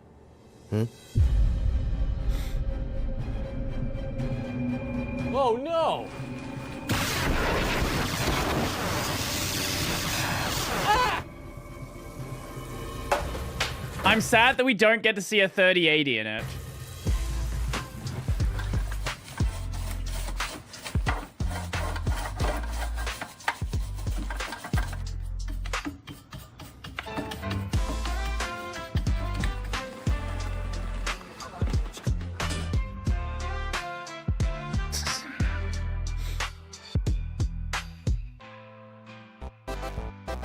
Thankfully, they solved this in the future. USBs going in one way. Yeah, we have wireless USBs. Wireless power supplies, wireless USBs. Yeah. Lupe has wireless everything. Why don't we do this? The USB hub can get plugged in back there. Shove it in there. And then Ethernet can go back in there. Yeah, but it's a server power supply, so you could just stick another one in there. But that was, that was fun. I've never actually watched, like, a full-length version of one of his videos. I've only ever seen shorts. I didn't even know he made full videos. That was fun. That was definitely fun. Let's see. We have someone trying to destroy an OLED. CRTs and pixel art. Didn't we watch this? I feel like we watched this. The smallest possible EXE. Or maybe we were gonna watch that one. I don't actually remember. Rampocalypse. This is the only guide that can say voice actors from AI actually learn to do your job.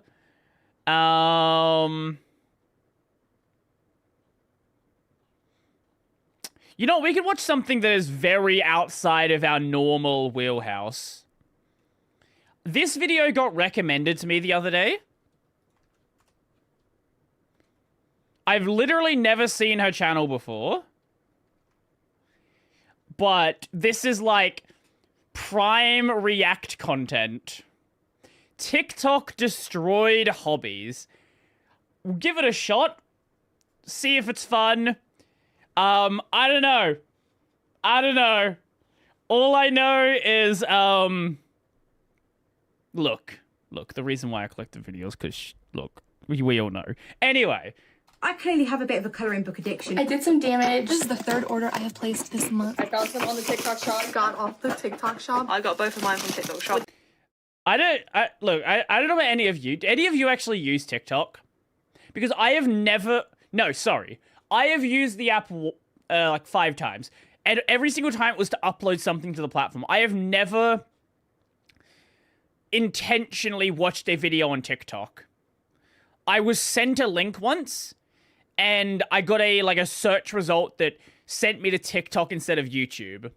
But I've never intentionally went to the platform.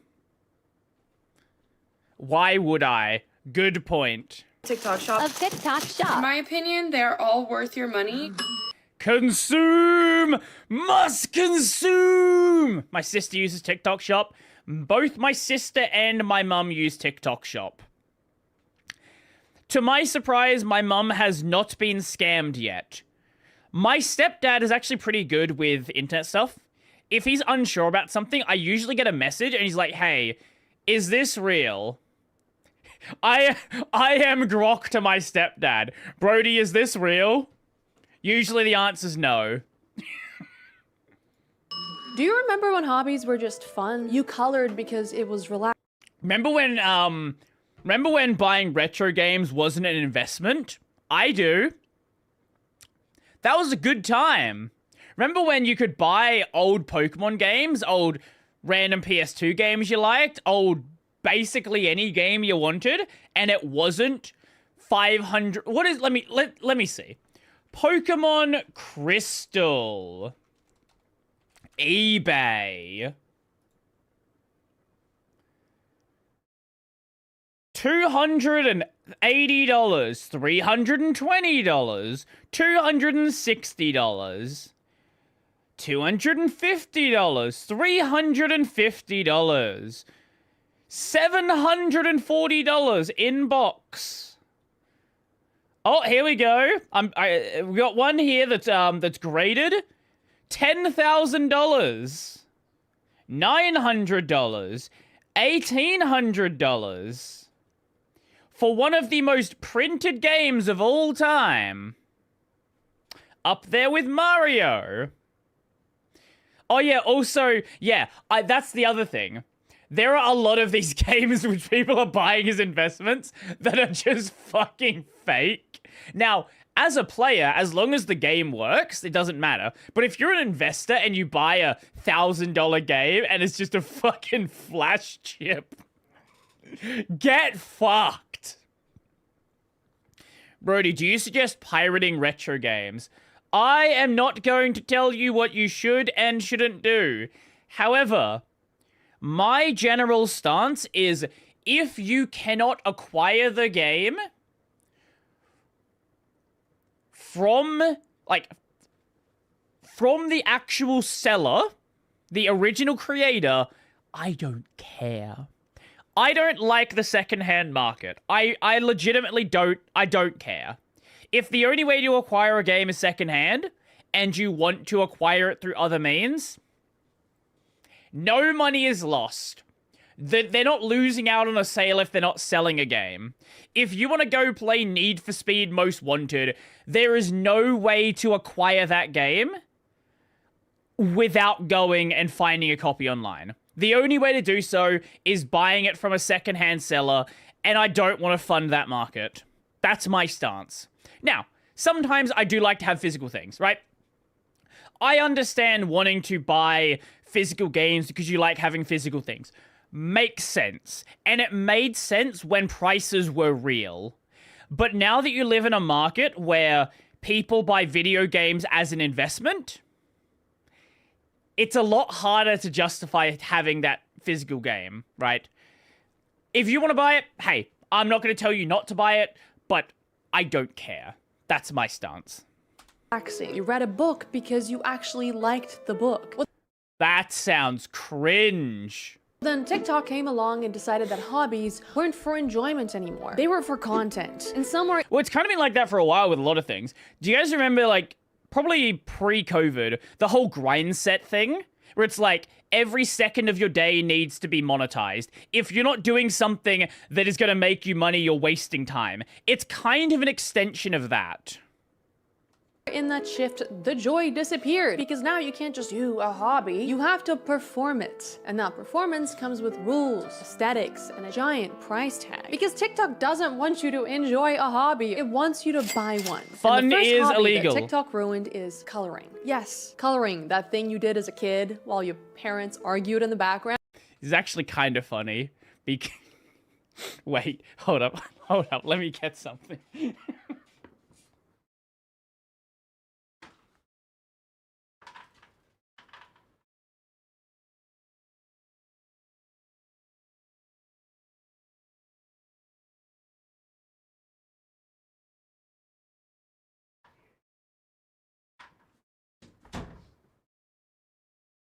This is not for me. This is one of my Christmas presents for my sister. So I understand. I understand. Now she's normal, mostly. She's my sister, so you know, has her issues. But besides that, no, not my coloring book. No, I am not I don't do coloring. Well, it's back, but not in a good way. Because coloring now is kind of intense. Because right away, it feels like there's this pressure to take it super seriously. TikTok immediately pushes you these super perfectly blended, hyper aesthetic pages that make it very clear that this is not a casual hobby anymore, okay? Yeah, there's another one out there. I just didn't want to open up the thing. Wait, isn't your sister an adult in university? Yes. Oh, okay. No, she is graduated. She is now an adult that works in a medical research lab. That has a lot of free time. This is art. And because everybody uses the same handful of coloring books, it somehow weirdly becomes this competition of who can color the exact same page better. And before you know it, you're not just coloring for fun, you're learning how to blend, how to shade, how to build a cohesive palette. To be fair, if you're doing that for fun, like there is nothing wrong with using... No, she wanted a coloring book. No, she likes coloring. There is nothing wrong with adopting... Like, if you want to, like, learn to shade because you enjoy it, like, that's cool. But, like, I do understand this competitive nature that she's talking about here. Trying to do cool effects like everyone else and realizing I'll never be good at coloring. Oh my god. When you spend all day coloring a page and you realize it turned out ugly. When coloring becomes too stressful because the other people are better than you and you get no views, so you just sit there slowly losing passion and talent. Yeah, well, you had no passion or talent to begin with. This is kind of this mentality. Do you remember the video we watched the other week from Primogen? What the video about PewDiePie, Primogen, PewDiePie, because there is a lot of people who felt the PewDiePie problem. This one. So I've seen a bunch of devs. This mentality, people have this exact same mentality about Linux. PewDiePie has been using Linux for 2 months, and he's already better than me. I'll never be as good as PewDiePie.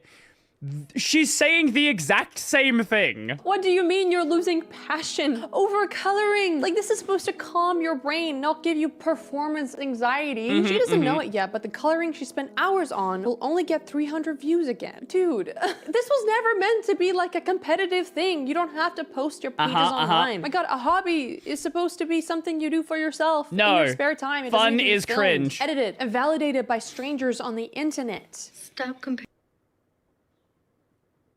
Hold up. You're not good!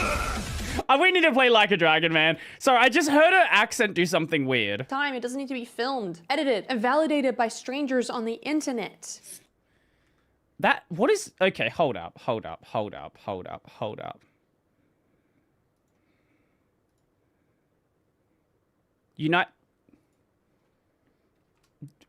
Wait, how did... Your spare time, it doesn't need to be filmed, edited, and validated by strangers on the internet. I think she has a bunch of Australian friends. That's not how Americans say that word.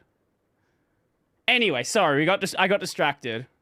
Stop comparing yourself to everybody else on here who does different styles, like in their most immaculate, time-consuming way. I take hours Have to fun. do one page sometimes, and sometimes I only take 30 minutes. Sometimes I do color out of the line. Point is, it's just to have fun. Wow, fun? Yes, yes. If the pressure to color the perfect page doesn't ruin your day, your lack of art supplies definitely will, because Is our equivalent in Linux, or is our equivalent writing in Linux and posting on Reddit? Unironically, yes. Yes, there are, yes. in Color Talk, nothing works like a normal hobby, okay? Because if creators aren't posting magazine quality hyper-blended pages from the same trendy book, they're posting their massive supply hauls. God, TikTok is so fucking weird. We're 2 minutes into this video and we keep pausing. This is a few months ago. Every so often TikTok does this. There's like some big trend that sometimes escapes. I don't even know about most of them, but the ones that escape make it onto YouTube. You know, like the Labubu stuff, people buying matcha, people buying the lead cups, the Stanley cups. I guess people have moved on to coloring books. I might have gone a little bit overboard. Just a little overboard. What it looks like starting Coloring Talk. There's Mummy's mortgage. Coloring Talk? Oh, there's the food that we could have had this month. In it goes. Ha ha ha, I'm poor. I bought a bunch of shit I'm never gonna use. Oh! There's our holiday to Bermuda going right in the cake. Now, the funniest part about this specific creator is that she posted this giant haul around this time last year, and scrolling through her page now, she hasn't posted about coloring in months. It's literally just cats, which, what happened to the coloring? Yeah, so to me, this kind of just feels less It wasn't good for the views and she moved on. It's like a coloring hobby and more like a shopping hobby, because you really don't need all this stuff to color. If you actually love coloring, then the satisfaction of just doing it should be enough. But for a lot of these people, it seems like buying the supplies gives them more joy than actually using them, which is fine. You know, do whatever you want with your money, okay? Just be aware that if you get all giddy waiting for the Amazon man to show up, maybe that isn't the best long-term wellness plan. Retail therapy is not a substitute for actual therapy. There's Mummy. This is true. However, I do get excited for some things. I am excited for my CPU. Besides that, though, I don't care about shopping. If we go down the reaction rabbit hole, you should be watching shoehorn head videos. No, we're not getting into politics videos. No, we're not doing that. His mortgage. And by the way, I'm not blaming the everyday creators who go all in on a new hobby, because do whatever you want with your money, right? I don't care. But I am gonna blame the influencers who push these absurdly expensive— This is a fucking art store. Also, I hate the way these are ordered. These are... What is this ordering, man? There's like there is no rhyme or reason to any of this. I hate all of this. Supplies as beginner must-haves, because apparently you can't just pull out leftover coloring pencils you've had since middle school. No, are you some kind of medieval peasant? Watch the video she talked about Josie Tiger. I think I've watched that.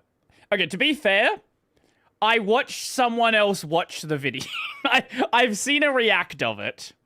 I don't remember who. It was a VTuber watching. I don't remember who I watched though. This is serious business now. Here's everything you need to start your coloring journey. So first you need some markers. So I think the perfect set is the 120 set of Ohuhus. This has a good Let me guess, it costs $300. As you can see, like you're able to shade with them. $200. Okay. Or if you want to go full. Might have been Skoo? Maybe it was Alana. I don't remember. It was one of the two of them. I don't remember who. Below, you can get the 320 set. Okay, let's see how much the 320 set is.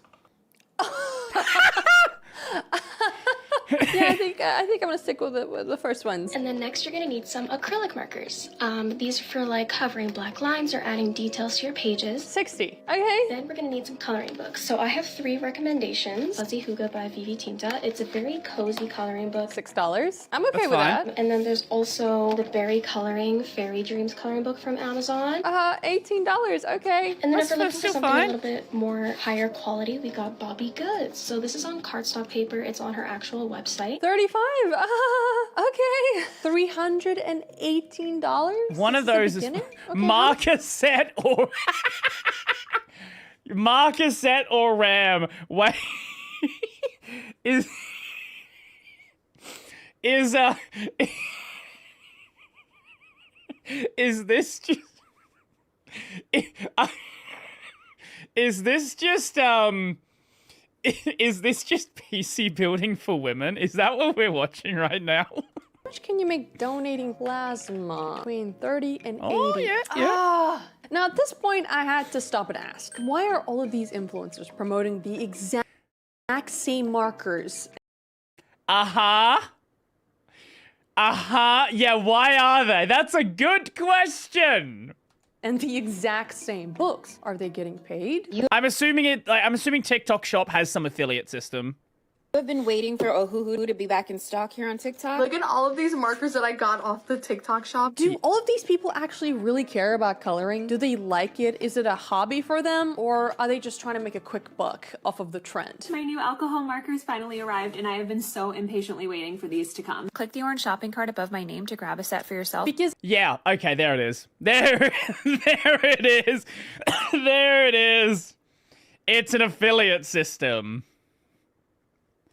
It makes sense that they would push the most expensive product because they'll make the highest commission. So, I don't know, is the intention pure? But at the same time, I get it, people gotta eat, blah blah blah. And listen, I cannot talk. This video is literally sponsored by ZocDoc. Take it away, Shira, too. Before we keep going, I want to give a big thank you to our sponsor, ZocDoc. You know that moment when it's this 11 one. PM Yeah, and we've you're seen this one supposed to before. be asleep, but instead you're 5 tabs deep into why does my chest hurt and already planning your funeral? Last month, I convinced myself I had every disease the internet has Wow. ever indexed, and the reason was simple. I didn't want to go to the doctor. Not because I'm scared of needles, well, but because finding a doctor stare at feels the like person with the filing needle. taxes blindfolded. Who's in network? Who's taking new patients? Why does every clinic still want me to fax them? And then I found ZocDoc, which is a free website created to help people find and book appointments with doctors who are in network Wow. and close in distance. It's also great for people like me who experience anxiety when scheduling appointments by helping you choose the right provider for your needs. And it's so easy to use that you can just click to instantly book an appointment. And ZocDoc isn't just for one type of care. They have more than 100,000 providers across nearly every specialty, from primary care to dental care, eye care to urgent care to mental health and more. It's the one-stop shop for all your healthcare needs. You can just search for doctors in your area and book an appointment instantly. No phone When was the calls, last time no you went to a awkward please doctor? hold music. And if you're picky like me, it even shows verified patient reviews and doctor bios,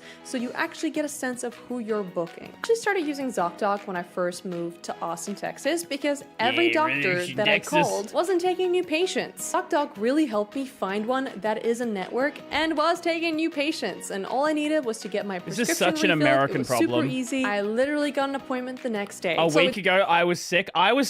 Like 2 weeks ago. I just toughed it out for a month, and now we're not sick. It's definitely a lot easier than having to call 20 different clinics, try to see which will actually work for you. So if you've been putting off that checkup, stop scrolling the internet and go to ZocDoc.com/Sierra. It's also linked down below. And you can instantly book a top-rated in-network doctor today. I just Now realized let's get she's back holding to a the Shure video. SM7B. Okay, but seriously, if you're picking up a new hobby, you should start small. See Yeah. if you like it, because most of the time... What? No, you should go all in. What do you mean you should buy entry-level stuff to see if it's fun? No. You need to invest $5,000 minimum. Otherwise, you're not really enjoying the hobby. the novelty will wear off pretty quickly. And that's normal, okay? But what's not normal is sinking hundreds of dollars into a hobby before you even know if you like it. Why would you want to be stuck with 500 markers and 10 half-used coloring books? You can't really donate half of those half-used coloring books anyway. A lot of this stuff ends up in landfill. Also, don't shop on TikTok Shop or Amazon. Buy second-hand off of Facebook Marketplace. Yeah, from all the people who gave up their hobbies already. Wait. No, she isn't a... Okay, I was gonna say. Wait, her account... Hold up, her account said United States. I'm assuming she's American living in Australia. Sorry, yeah, okay, she's... Right, I knew there was something about her accent that was throwing me way the fuck off. Okay, she's in Sydney. Right, that makes so much more sense why she pronounced shit weirdly. I actually looked up some secondhand markers and it's all there. Oh, mangaka. Oh, here you go. Here's your anime stuff. Also, this is an AI generated image. Here's your anime content. Hoo-hoo and everything. Lots of popular books too. I did some damage, so let's do a haul. Oh my fucking god. Hoo-hoo and everything. Lots of popular books too. I did some damage, so why are you... How many books are you planning to read?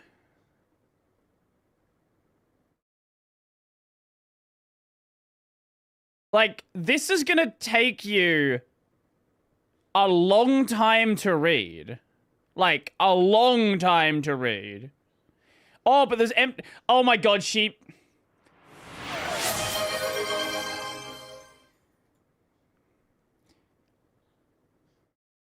Xbox フィル・スペンサーデスバイアワープロダクツです。マイクロソフト Windows 11i ありがとう I30% It is 70% Old Code That's Incompatible ITS What the Consumer Wants ビルゲートです。ありがとう New I Data Centers and the Water Tasts Funny ITS ゴジラBut ITS Not ITS Micro Can't I Oh, that was beautiful. I notice her books back here are color-coded, and I immediately hate her. Why does anyone do this? Genuinely, why does anybody do this? It makes it impossible to find the book you want to read. However, it looks good on video, and that's why she's done it. let's do a haul. Speaking of books, let's talk about book talk, another hobby. Which part of book talk are we talking about? Are we talking about the people that collect books or the smudge? Which are we talking about, having 100 books or fucking dogs? Which one are we talking about? That TikTok completely ruined. So BookTok actually pushed 59 million book sales in 2024, which is up from 13 million in 2020. Which, I mean, on paper sounds amazing, right? I'm so happy that people are finally reading. But when you look into it, the reality is much more grim. Because most of those books that are being sold aren't actually being read. They're... It's an aesthetic. Just being collected. This is over a year's worth of books. Let's do a book haul. Okay, so 99% of the books that I got, I know nothing of. Only know what I know from TikTok reviews. This lady bought an entire library in one afternoon because the algorithm told her to. So yeah, this is my book haul. Let me know which ones I should read first after Throne of Glass. And if you recommend any more books. She's never reading all these books. She knows it, we know it, and God knows it. At some point, we have to admit, okay, this is not a reading hobby. This is a buying hobby. Book buying has genuinely become a separate hobby, completely detached from reading itself, and Book Talk celebrates it. And people don't even try to hide it. They say it openly. Reading books, definitely a hobby. Buying books, not reading them, buying more books, also a hobby. Scroll Book Talk for just 10 seconds and you'll see the pattern. It's hauls, aesthetic shelves, reorganizing videos, just 10 seconds and you'll see the pattern. It's hauls, acidic shelves. Acidic shelves? Acidic shelves? Uh-huh. Yeah, they're very acidic. For sure. Reorganizing videos, that is the content, okay? And actually reading of the books, that doesn't really happen as much. My books are in mostly alphabetical order, except for do you see that? All that down there? Where the Sora plushie is? That's not. That's not. This is a pile of books. What books are you read? What books you read? I've got a number of things up there. I've got a bunch of anime stuff. Let me show you.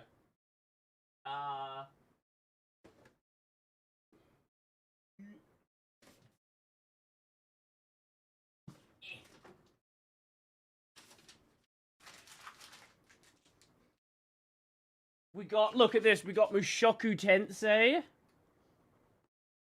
But, hey, no, it's not just weeb shit. I have What If 2 by Randall Munroe. Now, who is Randall Munroe, you may be asking? Let me show you. When it's not bright, can we get less light? Okay, maybe now you can tell. Ex-KCD guy. You probably couldn't tell from the art. And here we have what is this? How long is this? 700-page book with Fingerprints of the Gods by Graham Hancock. I also have a copy of the Bible up there.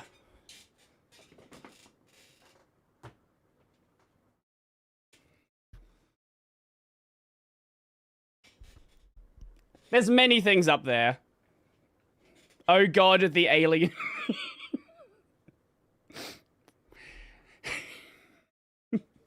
Not the Graham Hancock. Anyway, back to the video. Much as TikTok would like you to believe. BookTok isn't just encouraging people to read, it's encouraging them to consume at the same pace as fast fashion. I also have a bunch of programming books back there. I haven't read those in years. I've got like Mythical Man Month. What do you call it? The fucking design patterns book. I've got a C++ reference book back there. Bunch of other fun stuff. Romance books are becoming fast fashion. There are romance books. Is that what we're calling them? Romance books. Yes. I understand what you're saying. You cannot hide your porn by calling it a romance book. Certain kinds of books where they come out with a book or two a year, and you can kind of feel that like they're feeding into the market instead of like actual writing, whether it be that there's not enough editing, the story doesn't make any sense, there's no plot. Creators feel pressured to post constantly, but reading a whole book takes time. So instead of reviews, discussions, and actual opinions, BookTok has defaulted to the fastest form of content, hauls. Let's go through my new books. Hey, so like once again, we've just like somehow managed to accumulate a few more new books. I mean, it's the exact same cycle we saw with the 2010 YouTube. Wasn't there a book with a woman and a minotaur getting all the rage? Yes, that was a woman that worked. So the book was about a woman that worked in a minotaur milking factory. Where do you think the minotaur milk comes from? YouTube and Sheen hauls, except now the fast fashion is books. Nobody has time to read them, so the only thing left to post is, you know, the buying of them. I did some damage, so let's do a haul. Okay, here's my birthday book haul. We're gonna do this back first. Hate to these creators, again, building a giant library full of books is awesome. It's my dream. I'm genuinely jealous. I rent. I physically cannot own a library with that many books unless I want to fall through my own floor and end up living in the unit downstairs. Like a reading tablet is actually great. Oh, the PC's here? Sweet. It's okay. And some of these setups are insane. I mean, this book talk creator literally has handmade shelves. Curse you, Mint Phantom, for making me aware of that book. Oh, the Minotaur book? All of her books. Yeah. I feel like it's been a very long time. Oh my god! How high is your ceiling? Since I've addressed this, so let's get into it. So all my shelves, I actually built on my own. Like we went out, bought every piece of wood, sanded the wood, painted the wood, measured all the shelves out. We hand cut every single curve on these curved shelves. So she's actually built all of this in just 2 years. And my question is, how do you fill up all of these shelves with that many books in just 2 years? I think I have legitimately reached the place where I have no more space on the shelf. Like I am stacking books on top of each other just to get stuff to fit. You know, it's about curation, which should take a lot of time, effort, and luck. You know, it's about finding rare gems in side streets of a random bookstore in a random city, okay? You know, a collection should contain things you've interacted with, not things you bought because they were trending on the app that day. And that's part of the problem is that book talk makes people blind buy books the same way perfume talk makes people blind buy scents, purely based on, you know, vibes and a 10-second review. And when you constantly do not finish books, you're impulse buying. It's not because you're lazy or not a real reader, it's because you're buying books based on marketing, not your actual taste. Your overconsumption habits are why you're reading so. Your books are color-coded. I don't want to hear about overconsumption from you. Many bad books. If you're routinely DNFing books, it's telling me that you're not reading them in a store before you buy them, which tells me that more than likely, and I've fallen victim to this myself, you saw them on your FYP, someone recommended it, and you blind bought it. Publishers are getting the feedback that people are buying a lot of these books, that these marketing techniques, that these writing styles are successful, and then because they're an industry, they are incentivized to pick up more books like that book that you will probably continue to blind buy even though you don't like them. Good books have always existed alongside bad books, but if there is a trend in the When the printing press was first invented, do you know what the most commonly printed books were?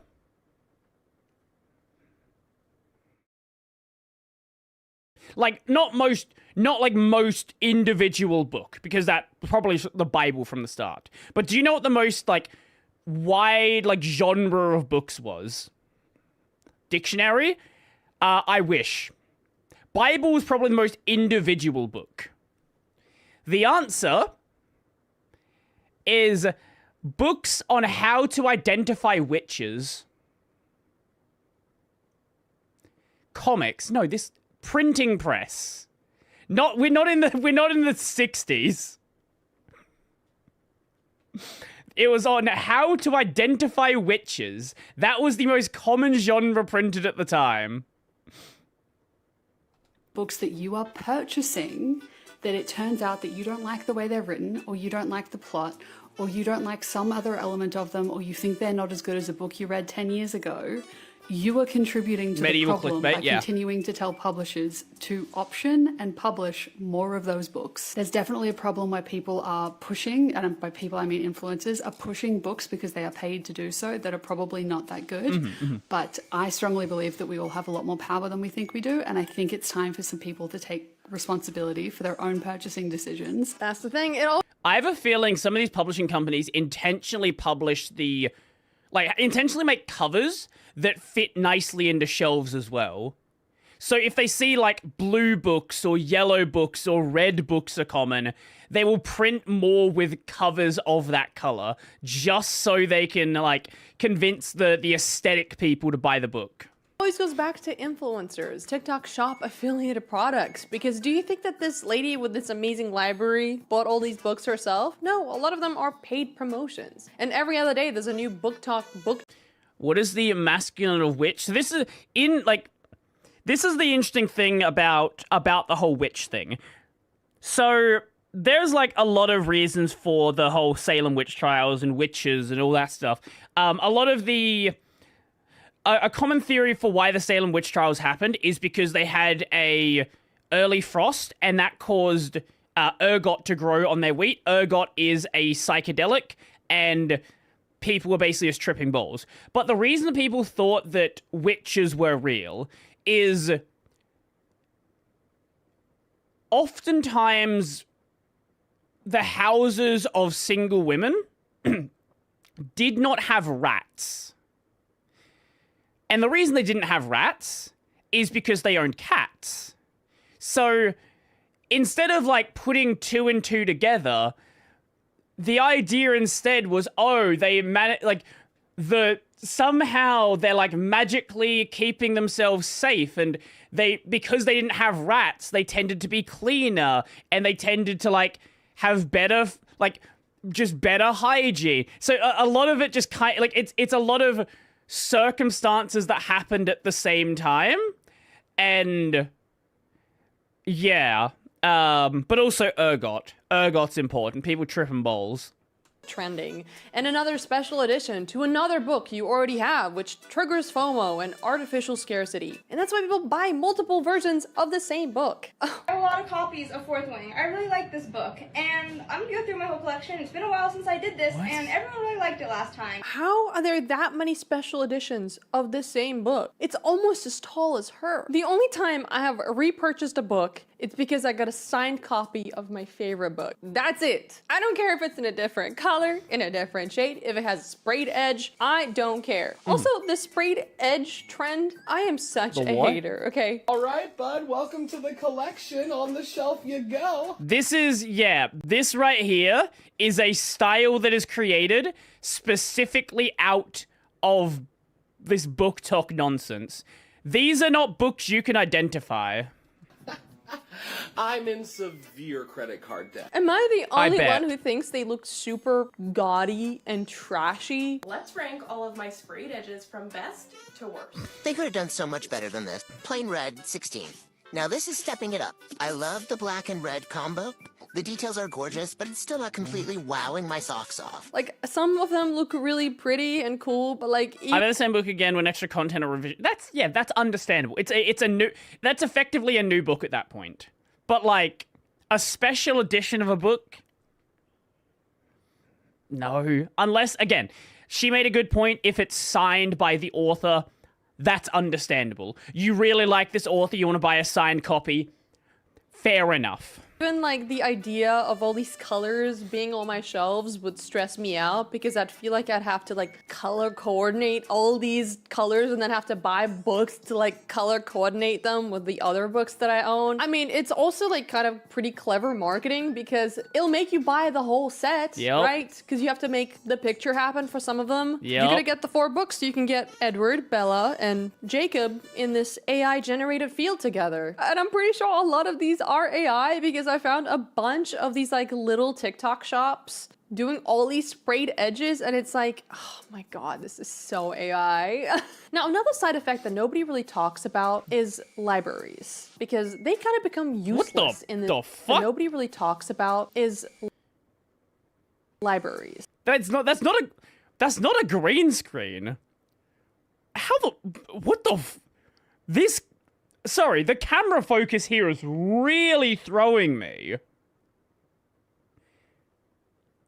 Like, it looks like she's green screened onto the background, but she's interacting with it.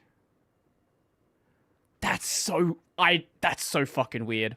Because they kind of become useless in this book talk ecosystem. Because if the whole culture revolves around owning books, curating bookshelves, color matching sprayed edges, the idea of borrowing a book from the library becomes kind of pointless for the algorithm, because you can't monetize library books. And that's the saddest part, because that's the only place that books are free, they're sustainable, and community driven. And it kind of gets treated like you can find them free on the internet. It doesn't exist, because I never really hear anybody talking about libraries. So to a lot of people who like don't have giant amount of money to like pour into this new hobby. Under consumption TikTok, yes, we're talking to you. You see that? What? Get a freaking library card. Cool thing about me is I have 2. This isn't just 1. Get a freaking library card. If you're really wanting to talk about under consumption and stop spending. Under consumption. Holy shit, man. TikTok has really cooked people's brains, hasn't it? The fuck do you mean underconsumption? This is implying that, like, consuming a lot is the norm. No, this is the norm. Money. You can get movies. Does Australia have a cool, massive public library? Probably. I'm actually not aware of libraries in my country. Like, obviously they are a thing. I'm not much of a library goer. You can get music. You can get ebooks. But it doesn't matter what Some I libraries say, have 3D the printers. book talk community will always clap back. And one of Some my have video favorite games. reoccurring argument from book talk is, why are you mad at a community that loves to read? The argument that book talk has an overconsumption problem, on surface level, makes sense. But the further that you think about it, the less sense it makes. Through most of history, women have had to secretly consume romance books. Okay? So why are we getting mad at women for building these bookshelves full of books that they love? Yeah, they definitely love them. They're not just buying them because it's the trend right now. The art of creating a library is becoming a lost art. You need 1,000 books to have your own library. Who is doing that anymore other than book talk? You need 1,000 books. What are you saying? What the if you have 1,000 books, you're not reading them. It is a lost art. The love of reading is also becoming something that we are losing.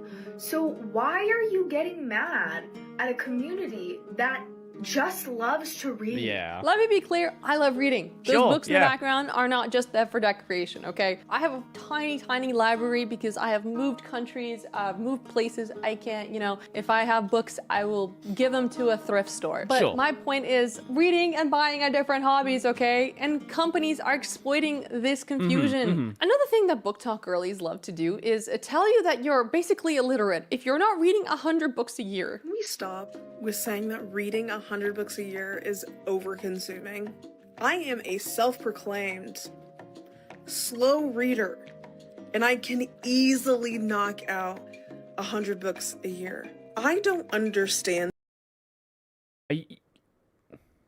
You're not reading. You're not there. No. Unless you have no hobbies besides reading, there is no world where you're reading 100 books a year. The discourse around consuming, unless they're really short books, too many books. I don't think that is possible. And quite frankly, to police reading seems fascist. No, oh my god. Man, TikTok is a fucking place. Holy shit. Nobody, you know what? Buy whatever you want, do whatever you want. My god, this is just a discussion, okay? The thing is though, 100 books a year is fucking insane. That is absurd. 100 books a year is just 2 books a week. It's not an insane number. I agree. 2 books a week? Do you not have jobs, families, responsibilities, depression, erectile dysfunction, executive dysfunction? I'm also kind of wondering what kind of books you're reading, because you know what? If you're reading 2 books a week, how long are they? How challenging are they? Are you reading philosophy? History? I'd love to know. Now, it turns out like a book influencer actually gave some tips on how to hit that quota, and somebody on Twitter— Oh no, it's gonna be some speed reading nonsense where you're not understanding what's happening in the book. Made a thread talking about it. I saw a book influencer give tips on how to read more books a year. They were: listen to audiobooks on 1.5 speed, skim long passages of text, read novellas and graphic novels to hit your reading goals faster, which is fine if your goal is to consume as much as possible. It's the same when I see people argue that audiobooks, graphic novels, etc. count as reading. The beauty of being an adult is there is no teacher or parent you have to justify your habits to. There is no one besides you keeping track. If you like audiobooks and you like, it's fine if you want to listen to audiobooks and you want to like speed, if you want to like, if you want to skip over content. But like, again, this is like actual peak consumption. Of what you aren't reading. You're free. Anyway, I get it. Hitting arbitrary metrics you set for yourself, i.e. reading X number of books a year, can be satisfying. Love to hit an arbitrary metric. But man, isn't literature about so much more than conspicuous? Audiobooks are good for long travel. Yeah, if you like podcasts, like audiobooks are great as well.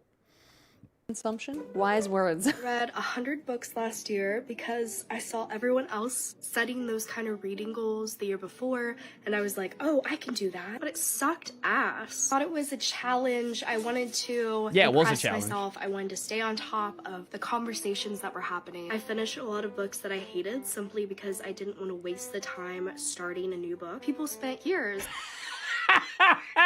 There we go. Oh, man. I finished a book I hated because I didn't want to waste the time. Oh, that...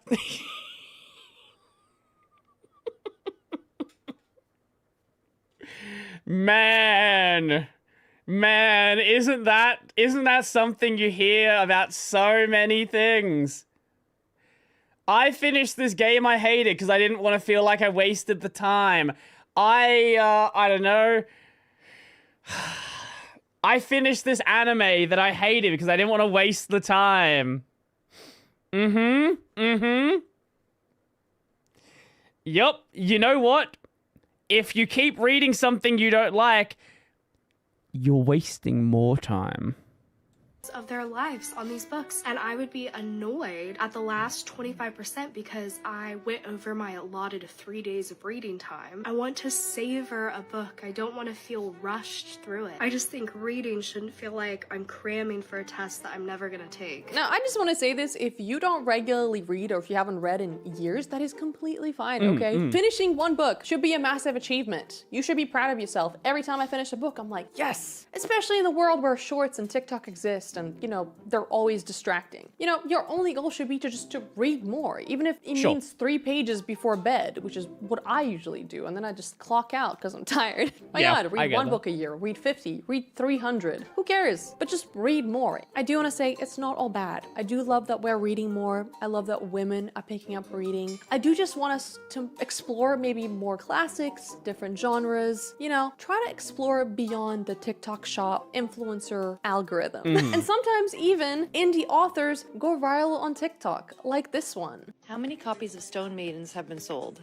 Everybody's asking about that. I have a confession to make. I went through a phase where I was watching anime to make the Ani list completed number go up.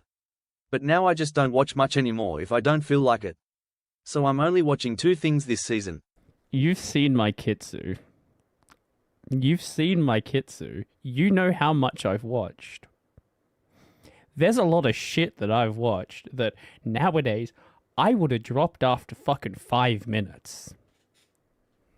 This, and we wanted to tell you guys first. I'm literally trying not to cry when I tell you this, but after months, years, decades of no sales, my dad has sold 65,000 copies of his book this month. Wow! I mean, so many people have rediscovered reading and improved their mental health because of book talk, so it's not all bad. And if I haven't said it enough throughout this video, I just want to make sure that you know that it's good to have hobbies like coloring and books. I'm more concerned with those that are performing the hobby instead of actually doing it, usually with the intent of being a rich influencer rather than a reader or an artist. And it sucks because a lot of people get sucked into that aspect due to TikTok or even YouTube.